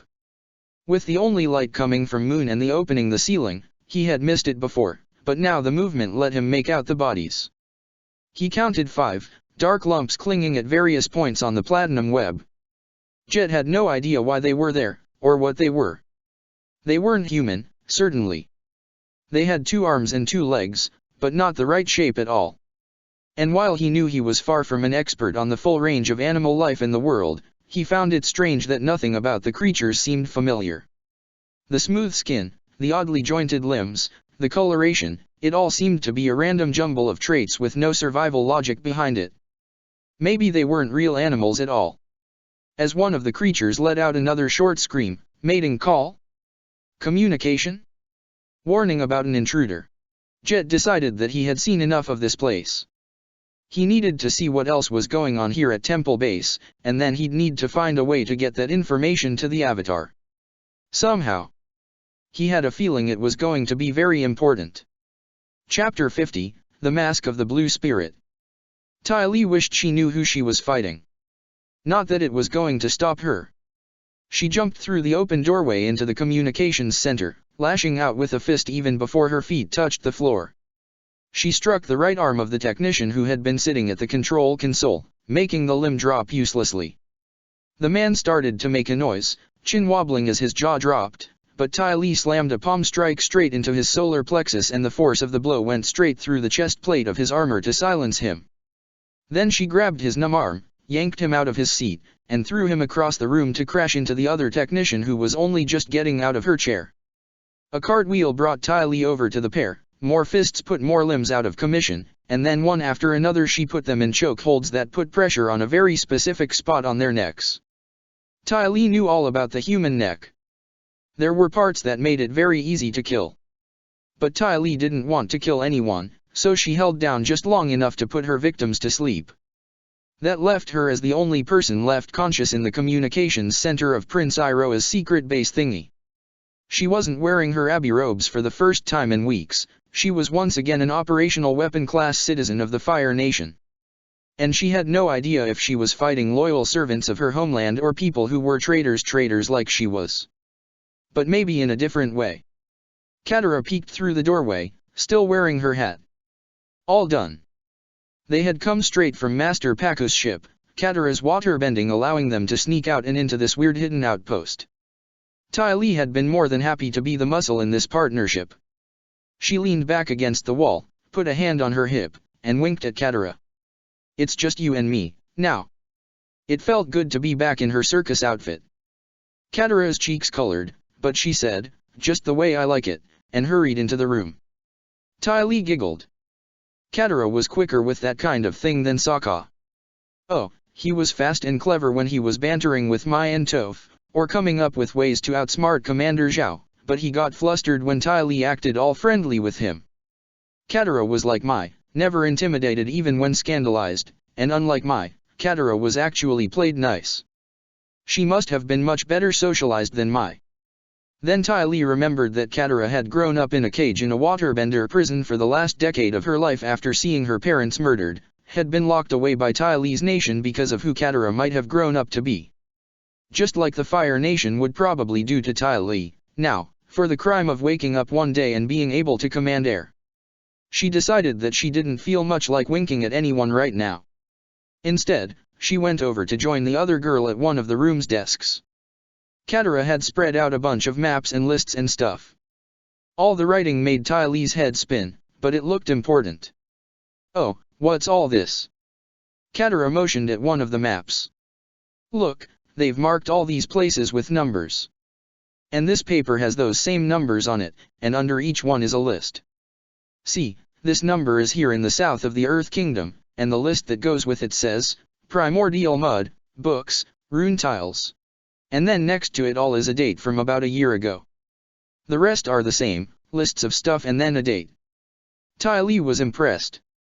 She had been taught that tribals were all illiterate and couldn't understand complicated stuff, but Katara had been in prison for a decade and still was just diving into this wordy record keeping.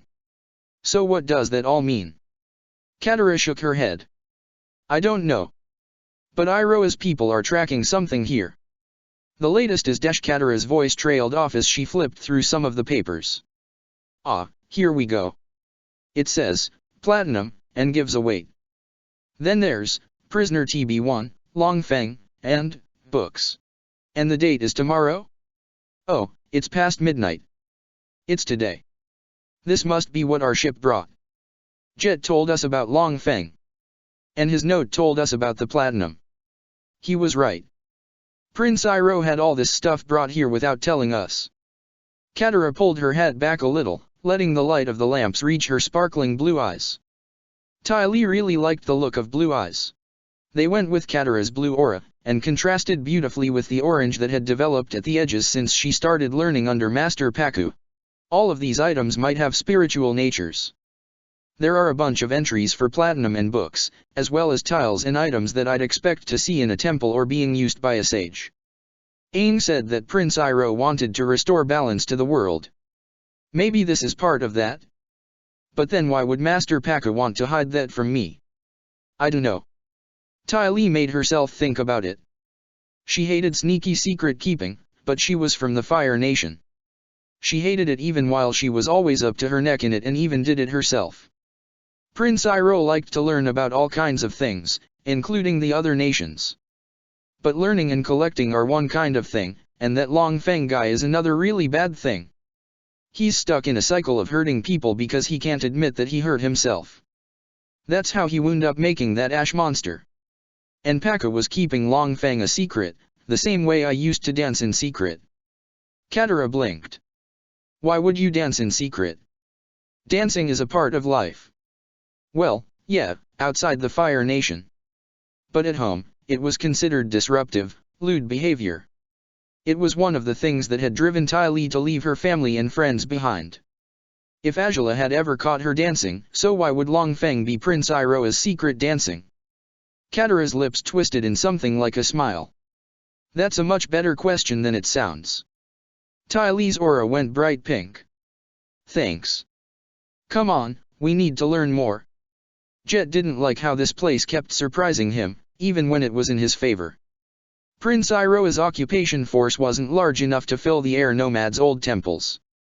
Jet's explorations had uncovered quiet dormitories and strange laboratories, both of them occupied by men who accumulated aprons, magnifying glasses, and journals in startling quantities, overstuffed libraries and museums of inscrutable equipment, none of it quite fitting its space and so leaving plenty of room for shadows and sneaking.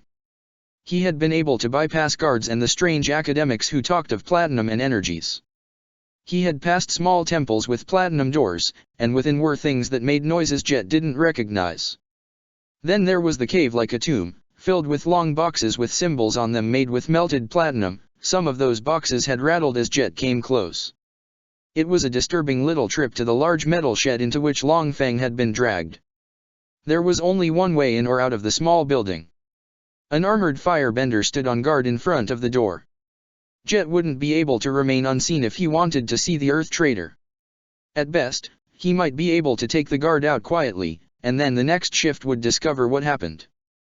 Then there'd be mud and blood on the ceiling, as his parents used to say.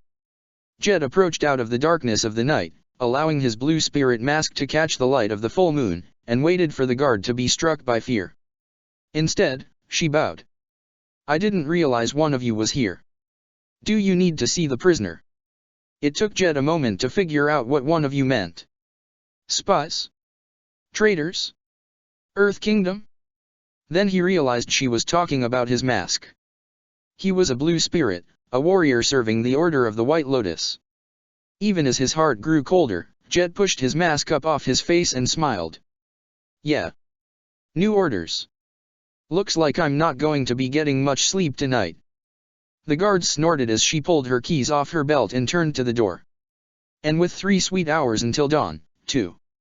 I don't understand the rush. We could have brought up the prisoner and the new supplies in the morning.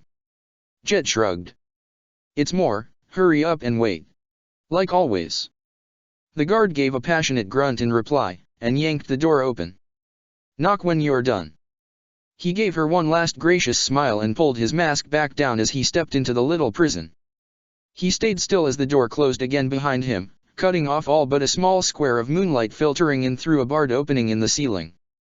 It revealed a single room, bisected by a line of ceiling-to-floor bars. Long Feng sat chained to the floor on the far side of the room. The former director of Ba Sing Se's Dai uncurled and looked up to reveal a thin, lined face. He seemed to have aged since Jet last spied on him, a few weeks ago. Who are you? Jet stepped into the square of moonlight, and this time his mask got the expected gasp of surprise. He kept his voice low and put a growl into it as he said, Why are you here, Long Feng of Ba Sing Se? Me? But I dash. Jet whipped one of his hook swords out from its holder and pointed the curve of the blade at Long Feng's face. The dogs of the Fire Nation are perverting the dwellings of the air nomads, and seek to add their crimes to yours. Why have they brought you here? I don't dash. I have passed through shadow and air to find you, Jet whispered, putting honey back into his thorny voice. I can remove you from your cages. Just tell me what they want from you. Long Feng sat up straighter. You'll get me out of here? Through iron bars. I am an enemy of the Fire Nation, and yet here I am. There are spirits and there are humans, but some of us walk the space between the two. The words were pretty in their deceptiveness, taught to Jet by those who gave him his first blue spirit mask. Long Feng had been locked up and tortured for weeks away from the feel of Earth. Jet saw the desperation in his eyes and smelled it in the room's funk. Sure enough, Long Feng started to speak, fought his way through a sudden coughing fit, and then managed. They asked me about death. About how to reach beyond it. Beyond death. I sought to bring Ba Sing Se back, and almost succeeded. They wanted to know the principles behind what I did. Where I learned how to manipulate the energy of those who have passed. Which books I read.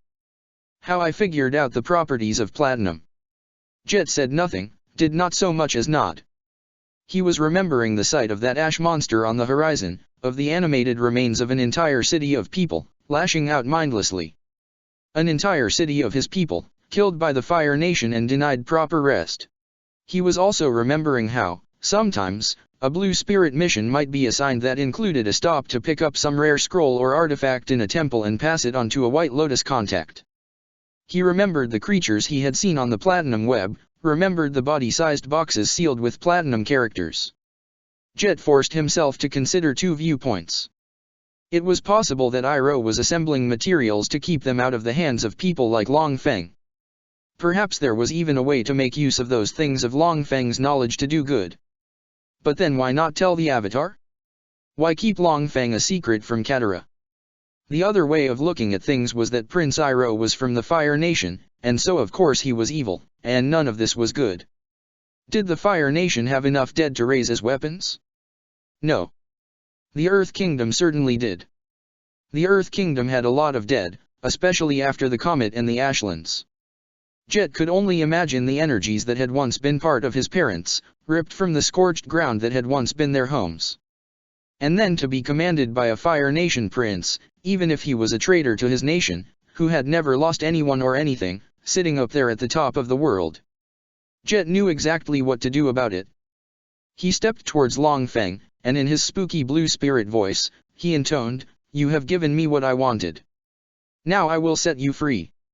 Long Feng crawled towards the bars, to the very limits of his chains, and grabbed on to haul himself to his feet. He straightened, regaining some of what must have been his old Ba Sing Se dignity, and raised his head.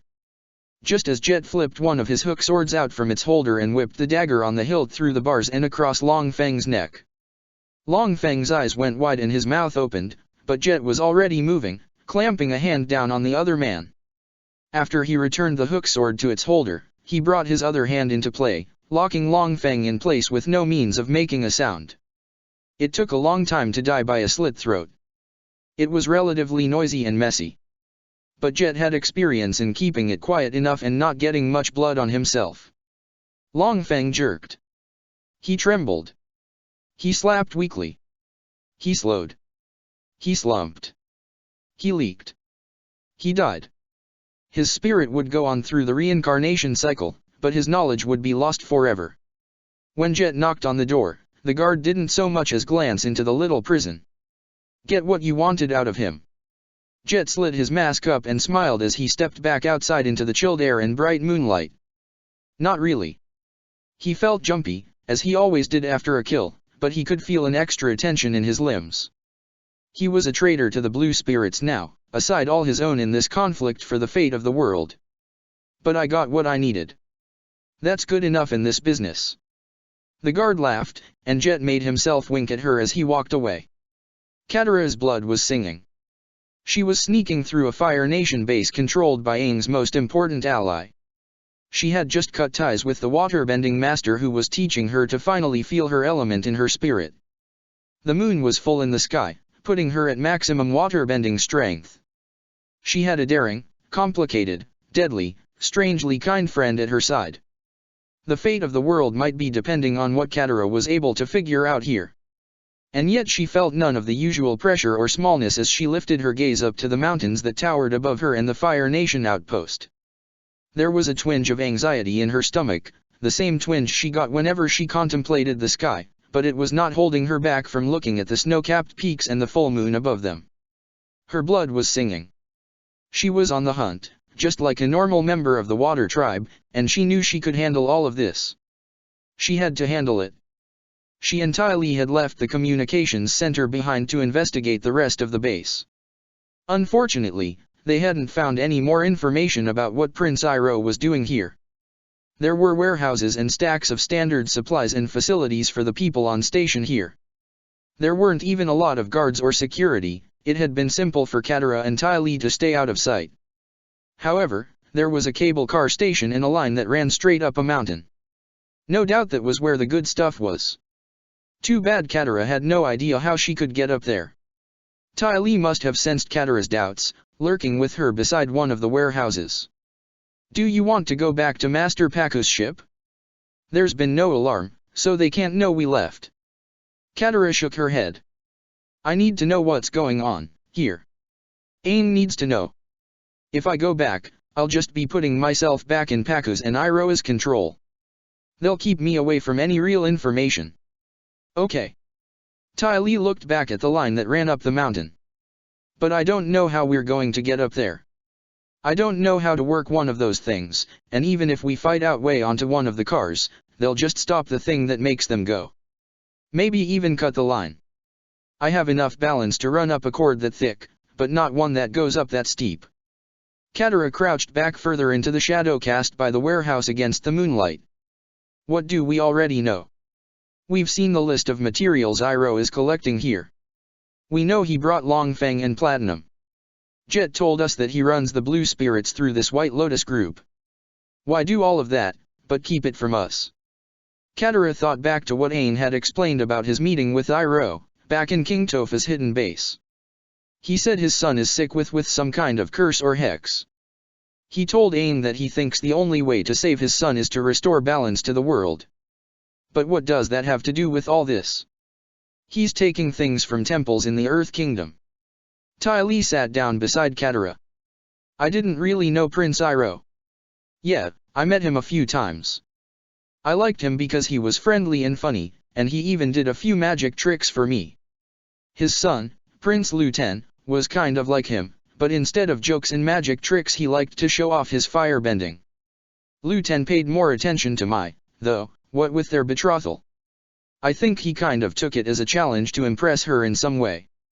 But Iroh really thought it was funny how excited I'd get by his magic tricks." Katara couldn't say that really helped her figure anything out. "So Prince Iroh liked magic tricks? Are you saying dash?" "No, I'm just trying to explain. Iroh was nice and fun and seemed interesting, but I could also see his aura. He wasn't faking who he was, or anything, but his aura showed another part of him. It was like Azula. Both of them had a kind of cold place inside. Cold and smart. Azula could figure out how to get exactly what she wanted, no matter who she hurt, and then she'd do it. And hurt people. Everyone said Prince Iroh was the greatest conqueror since Sozin, and I think that's how he did it. He had a side behind being friendly and funny that could be like Azula." Katara nodded. This was making more sense. "Is that why you left the Fire Nation? Because people were like that?" Ty Lee frowned. "No. I didn't like it, but I was still friends with Azula. It's just that everyone but Mai acted like they wanted to be part of some machine. They wanted to be parts, not people. And the only thing the machine did was fight a war. I never really cared about the war. I thought it was fine if people in other nations wanted to dance and not build modern technology and live in mud. I thought it might be fun to live in mud for a while. And when they made me a weapon of the Fire Nation, Azula said I might have to be sent to fight. And I knew if I didn't she'd dash." Ty Lee shut her eyes. "Azula didn't like it when people didn't do what she said. And no one understood that I didn't want to be a part in a machine. Except Mai. So I decided to go to the colonies on an educational tour and joined a circus." Katara smiled. "I've never seen a circus. I've heard about them dash." Ty Lee's eyes snapped open. "No. You'd love it, with the animals and the big tent and the jugglers. And of course the acrobats. Maybe I can bring you out on the high wire. That's it, as soon as we're done being spies, I have to take you to a circus. Deal." But first, we have to finish being spies. Katara stood up, looking again at the cable car station. A car was coming down from the mountain. She'd be interested in seeing who got off. It might just be more soldiers carrying supplies, but it might be another clue as to what Prince Iroh had up there on that mountain. Come on, let's see what we can see. Jet put a swagger in his step as he walked into the Air Temple's cable car station. His blue spirit mask was hanging from the front his belt, hopefully acting as a badge to show his belonging. A group of soldiers Jet counted 5 were standing in front of a docked cable car. One of them was talking to a man in the uniform of a technician, and they all turned to look as Jet's boots clacked against the stone floor. The technician blinked and opened his mouth to say something, but Jet pretended he didn't notice and said, "Hey, has that ship left yet? The one with the waterbenders." The technician blinked, shut his mouth, and blinked again. No. Jet put on a smile. Great. I'm hoping to hitch a ride. I wasn't particularly looking forward to hanging around until someone finally rustles up some transportation to my next assignment. You running a car down now? The lead soldier crossed his arms. We were just heading down to investigate why the telegraph station down there isn't responding. Jet didn't need to fake the frown that came to his face. Why wouldn't it be responding? Yeah, that's the question, isn't it? Maybe an equipment failure, or maybe something else. Who are you again? Hong Shen, Jet lied, using the name of a fellow blue spirit he met years ago. Hong Sheng was dead now, so he likely wouldn't object. You want some help? I could use the exercise. His heart pounded. He had never quite calmed down after killing Long Feng, and if he couldn't make this bluff work, he had no idea how else he'd get down from the mountain. And he had a time limit. After leaving Long Feng's body in its cell, Jet had headed back to the main Air Temple complex. He continued his explorations, checking out the buildings that still had lights on inside, and happened across something like a library. The building itself seemed more like a prayer space, but freestanding metal shelves had been set up and crammed with books of all shapes and sizes. In the middle of the space, a massive crate had been left open containing even more books, and Jet had spotted stenciling on the side that listed a number and the words, "Books, Basing Se." This was Long Feng's seized research into death. Jet had known what he had to do. Taking advantage of the solitude, he used a candle and some string from his own supplies and rigged them in the crate so that candle would be suspended over the books until the string fully caught flame and snapped. Then the candle would fall onto the books and destroy them with the Fire Nation's own element. The only reason he hadn't gone ahead and burned them right there was the other thing he had discovered in that library.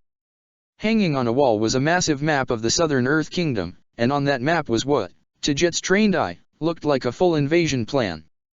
It was focused on a spot near Dang Bay, halfway between Qin Village and the Si Wang Desert. Jet didn't know of any real civilization out there, not that a backwards place like Qin qualified as especially civilized, but at least it had roads, yet the map nevertheless showed routes and movements for a massive influx of soldiers and equipment. Points were even marked as a timetable, listing a range of days for how long it should take to reach each point. Tanks and companies of soldiers and supply lines and massive equipment movers were all represented, a formula for taking and holding a major city. But there was nothing out there. There had never been anything out there. That bit of the Earth Kingdom was mostly wilderness, the ground being too soft and wet to build anything important. There wasn't even a major port nearby, since other spots on the coast offered easier paths to civilization.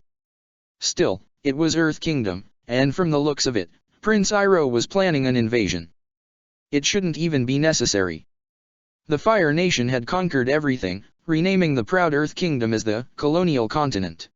The Avatar was even working to help make Iroh into the Fire Lord, and then the plan was for Iroh to set the Earth Kingdom free. So this invasion plan looked a lot like a complete betrayal. Jet had known that it was up to him to spread the truth. He had cut the map, with all its specific information, down from the wall. Fortunately, the crate with Long Feng's library still had its protective supplies intact, so Jet was able to roll and wrap the map so that even a quick dunking in water wouldn't damage it, and press it between 2 slats of wood. Then, with the map nestled between his hook swords, and the candle set up to burn the books in about a quarter of an hour, he made his way straight for the cable car station.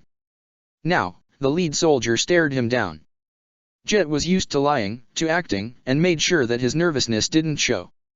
The knowledge that the whole Earth Kingdom was in danger, his home that his parents had died for, was pushed to the back of his mind. Instead, he focused on imaginary feelings of boredom, of a desire to get on a certain ship before it departed. He pretended to be another grunt running around on orders, his greatest ambition to be on his way and not have to wait around for incompetent higher UPS to finally arrange for him to be where he needed to be. The soldier shrugged. "Come on, then. You guys are usually good in a fight." Jet smirked. "Thanks. You won't be disappointed." Then he followed the soldiers into the cable car. The group sat in a cluster together at the front of the car, and Jet took a seat that was neither far away nor too close.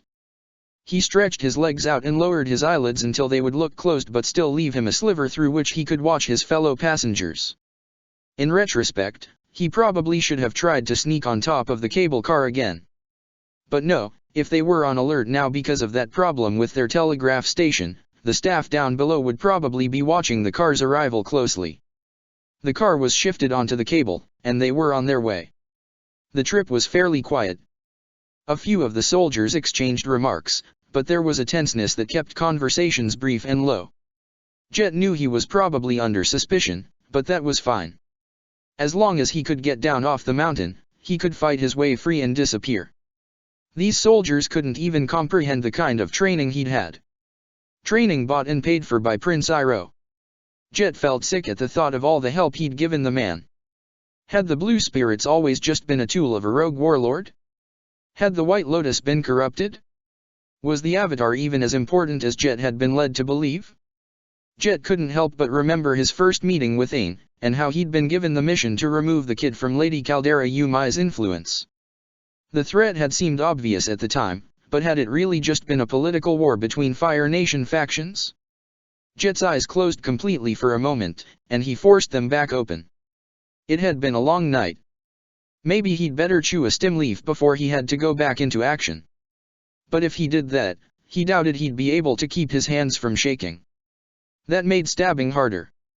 Eventually, they reached the bottom of the mountain. The cable car station was a beacon in the early morning darkness.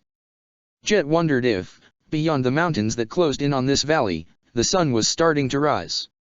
The full moon was still large in the sky. The car jolted to a halt. All of the soldiers stood up. Jet did as well. What happened? The leader looked out the front window. They're sending a flash signal. Looks like someone finally woke up down here. They're saying something about Desh. He cut himself off abruptly and continued to watch a blinking light on the roof of the station. Jet quietly shifted into a subtle combat stance and moved so that he was standing right behind to the 5 soldiers. The leader was tense. Jet saw him move his arms as though to assume a guard position, but then he halted the motion and held his arms stiffly at his side. "Well," he said, "we're stuck here for a moment. They had to shut down the lift. Engine trouble of some kind. We should all just relax." "Sure." Jet slipped his Blue Spirit mask off his belt. "I guess I'm not going to make my boat." The leader turned, and his face twitched. Jet met his eyes. Then Jet shoved the 2 closest soldiers with all his strength, toppling them over into the other 3 and sending the whole group to the floor of the car. In a moment his mask was on his face and his hook swords were in his hands. The blades were already whistling through the air as the lead soldier tried to rise up and properly join the fight. He didn't succeed. None of the soldiers did. Jet's training had included a lot about avoiding a fair fight. Once all 5 soldiers were dispatched, Jet took a moment to catch his breath. It had been a long, long night. He could fight a weapon of the Fire Nation one-on-one, but not without real rest. And as that beautiful Fire Princess had proved on Crescent Island, there were some enemies he couldn't fight even at the top of his game. He used the crescent blade guards on his swords to smash one of the car's windows, and then he climbed out and dropped to the ground. It wasn't a short fall, but he tucked and rolled on landing and managed to come out of it without any broken bones. That carried him down the last of the mountain slope and towards the Fire Nation outpost. The whine of an alarm horn filled the early morning air. He had been watched. Ty Lee's aura flared with a bright yellow as she saw the masked figure drop from the cable car. She had seen masks like that in the scary plays her sisters had liked to go to as kids, and it wasn't hard to connect the sight to Jet and Katara's references to the blue spirits. As a horn sounded in alert, Ty Lee realized that Jet had been playing the same spy game that the girls had been all night, and now he had just gotten himself in big trouble. Sounds of clanking armor and running boots rose up from somewhere nearby. Ty Lee pressed herself up against the dark wall of the warehouse and looked to Katara. "What do we do?" Katara blinked. "That's Jet." He dash. "He's going to have to fight," Ty Lee interrupted. "Do we help, or are we okay with him maybe dying?" Katara blinked again. "What?" But we dash." Ty Lee turned, put her hands on Katara's shoulders, and leaned over until their faces were almost touching. "Jet just got caught. We can either help him and fight our way out, or sneak away and stay hidden. I don't know where we even are, so if we fight, we'll probably be run down and captured or killed." Katara blinked a third time. Ty Lee nodded. "I know about these things. We probably have to let Jet die." Katara inhaled. Katara exhaled. Then Katara met Ty Lee's gaze with hard blue eyes that made Ty Lee's aura flare bright pink. "I can get us out of here. And we need to find out what's going on for Aang. Jet probably knows something. I hate it, but we need him." Katara's expression was grim and solid and fierce, but there was no meanness to it. No joy at the fight that was about to happen. Just a crystal blue glower that matched an aura swirled with courage and positivity. Wow. Ty Lee didn't need to say anything more. She smiled, winked, and leaped out into the road beside the warehouse, where a bunch of firebenders were coming in at a run. They were heading towards where Jet was stumbling to his feet out of his tumble, and Ty Lee was once again striking while she waited for her cute little feet to touch the ground. Her arrow fists found the weak spots between the armor plates and it was just a matter of tap tap tap tappity tap and the firebenders were all down. Katara rushed over to Jet, helping him stand, so Ty Lee spun around in a circle and checked the scene out. Oops, more soldiers were coming, people with spears and swords and the bare fists that promised firebending. And behind all those Fire Nation soldiers was a wave of men in blue clothes. Yeah, Ty Lee didn't particularly want to hang out here. She stuck around only long enough to put the fear of cute pink acrobats into the first wave. Twist around the spears and flip over plumes of fire and sidestep, sidestep, sidestep the chopping swords until she could punch and pound and tap the spots that would send explosions of pain through limbs that would be chased by icy numbness in a body that would no longer do what it was told as chi was disrupted from its holy flow. And then cartwheeled away to follow Katara and Jet down another lane and deeper into the base.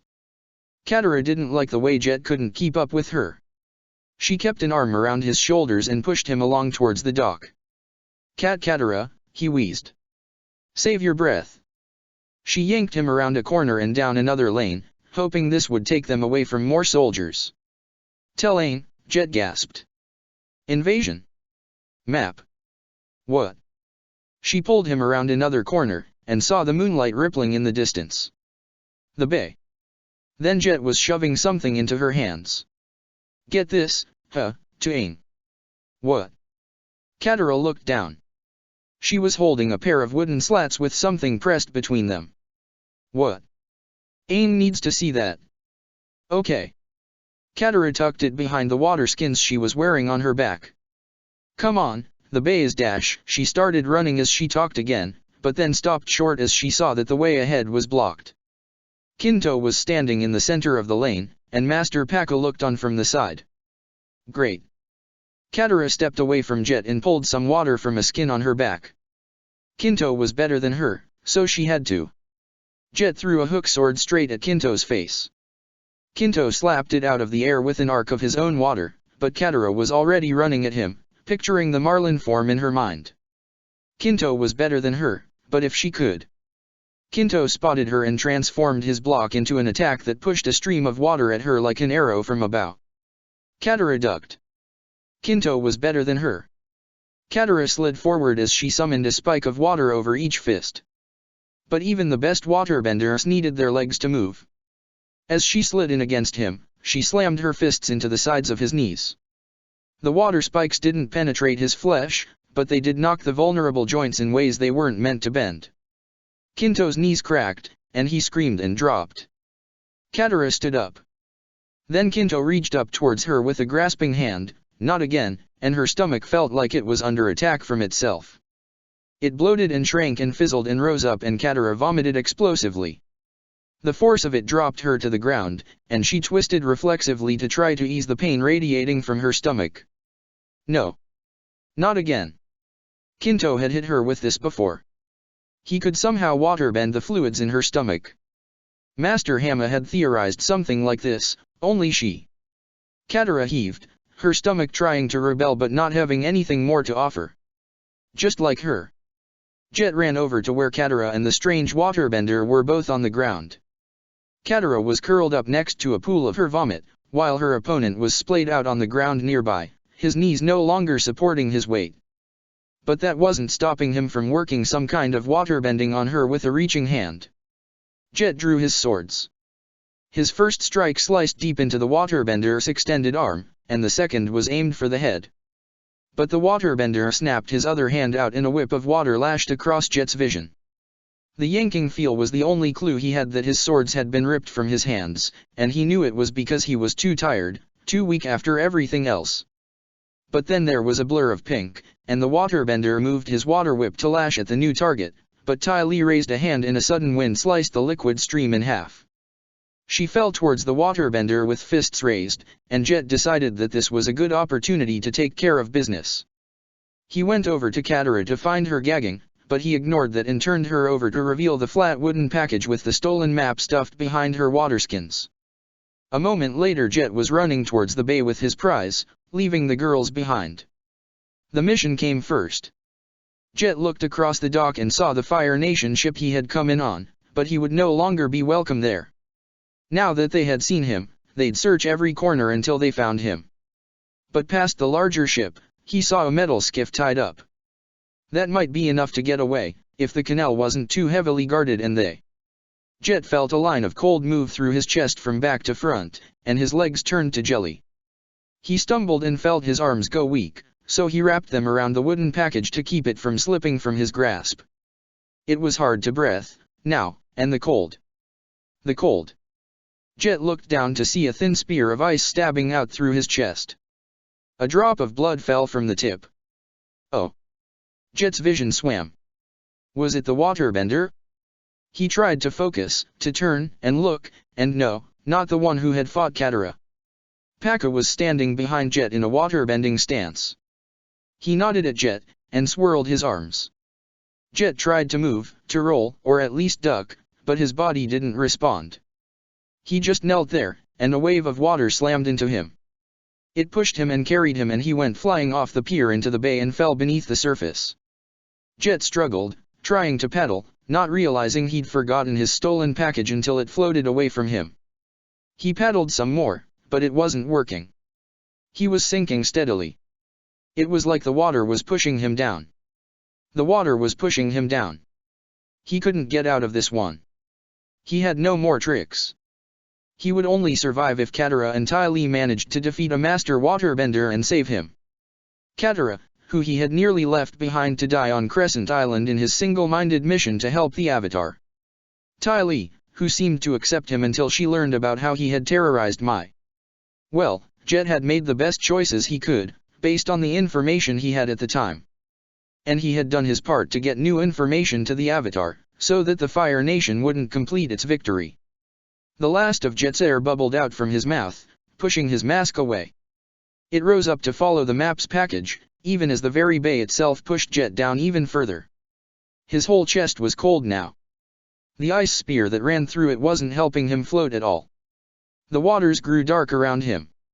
He closed his eyes and decided to finally get some rest.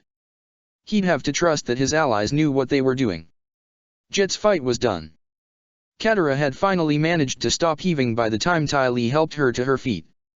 She glanced over towards Kinto, and saw him lying on the ground in a familiar limp-limbed spread. He also had a nasty cut on one arm that was bleeding profusely.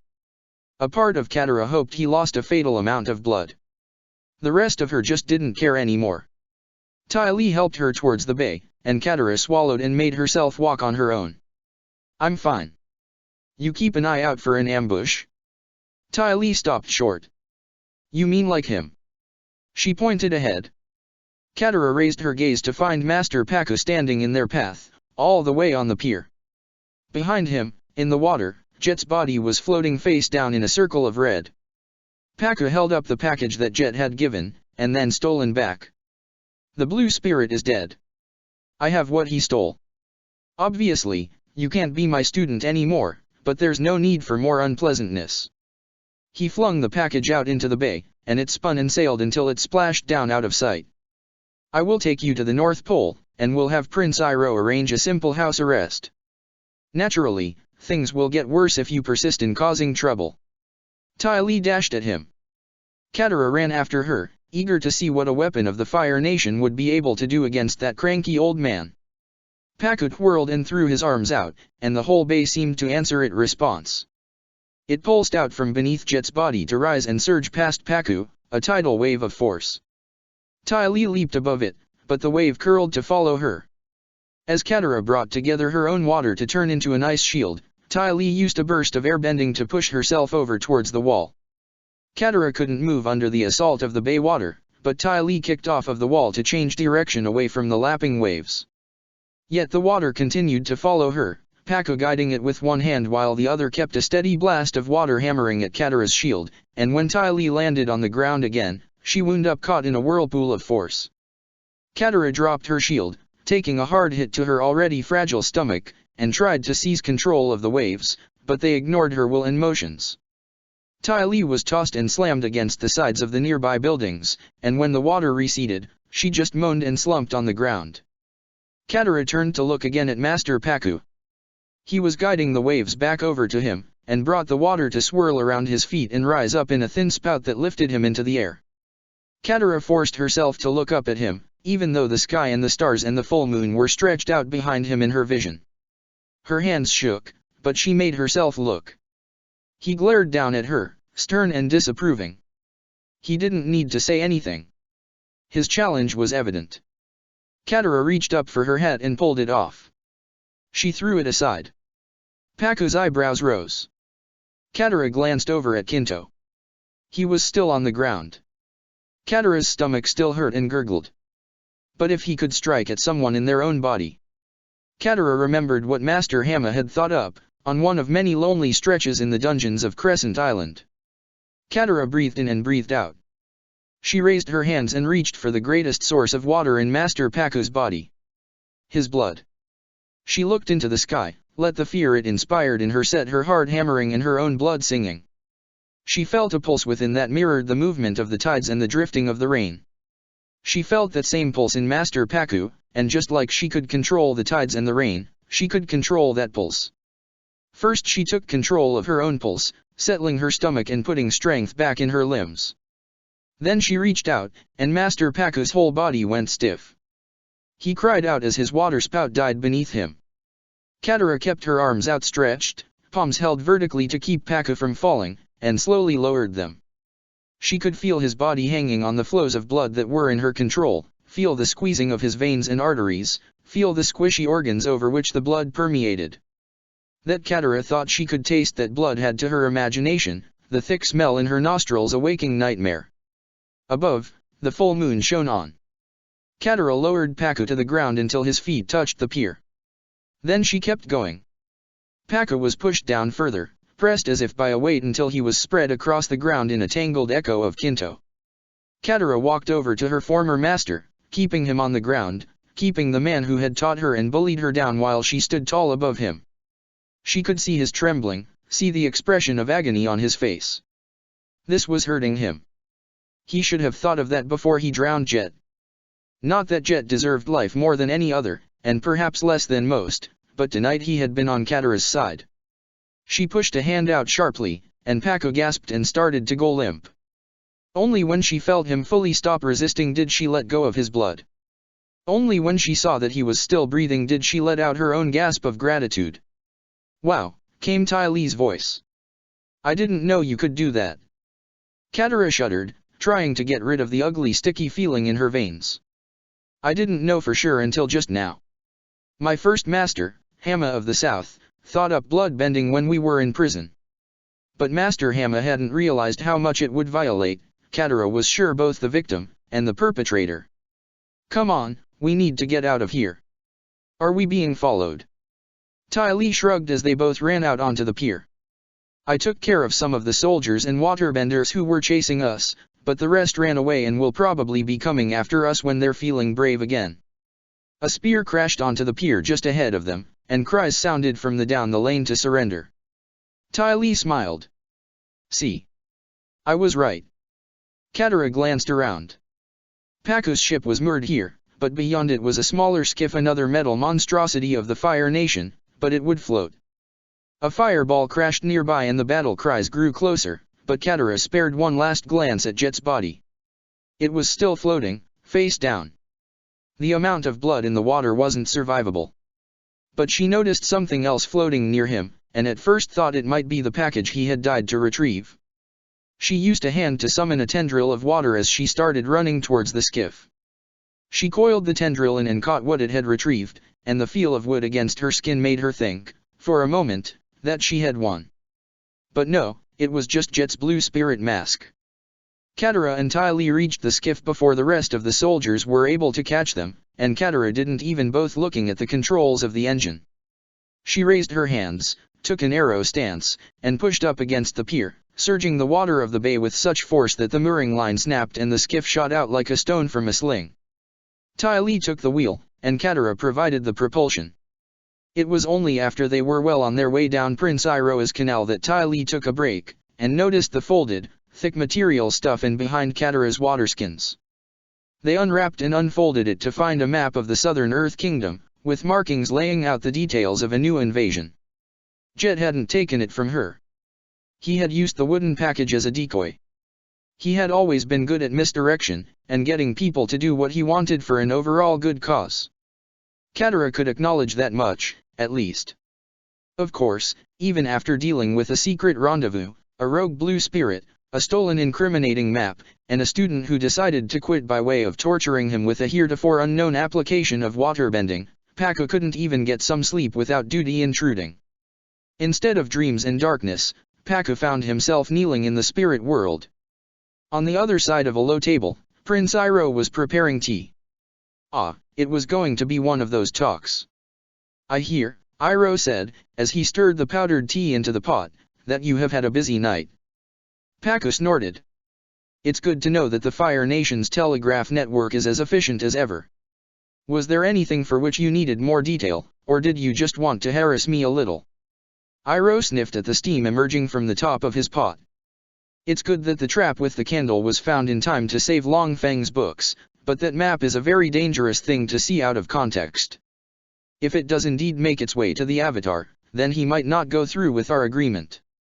And I wouldn't blame him. Pakku rolled his eyes. Well, I'm sure your friendship will survive.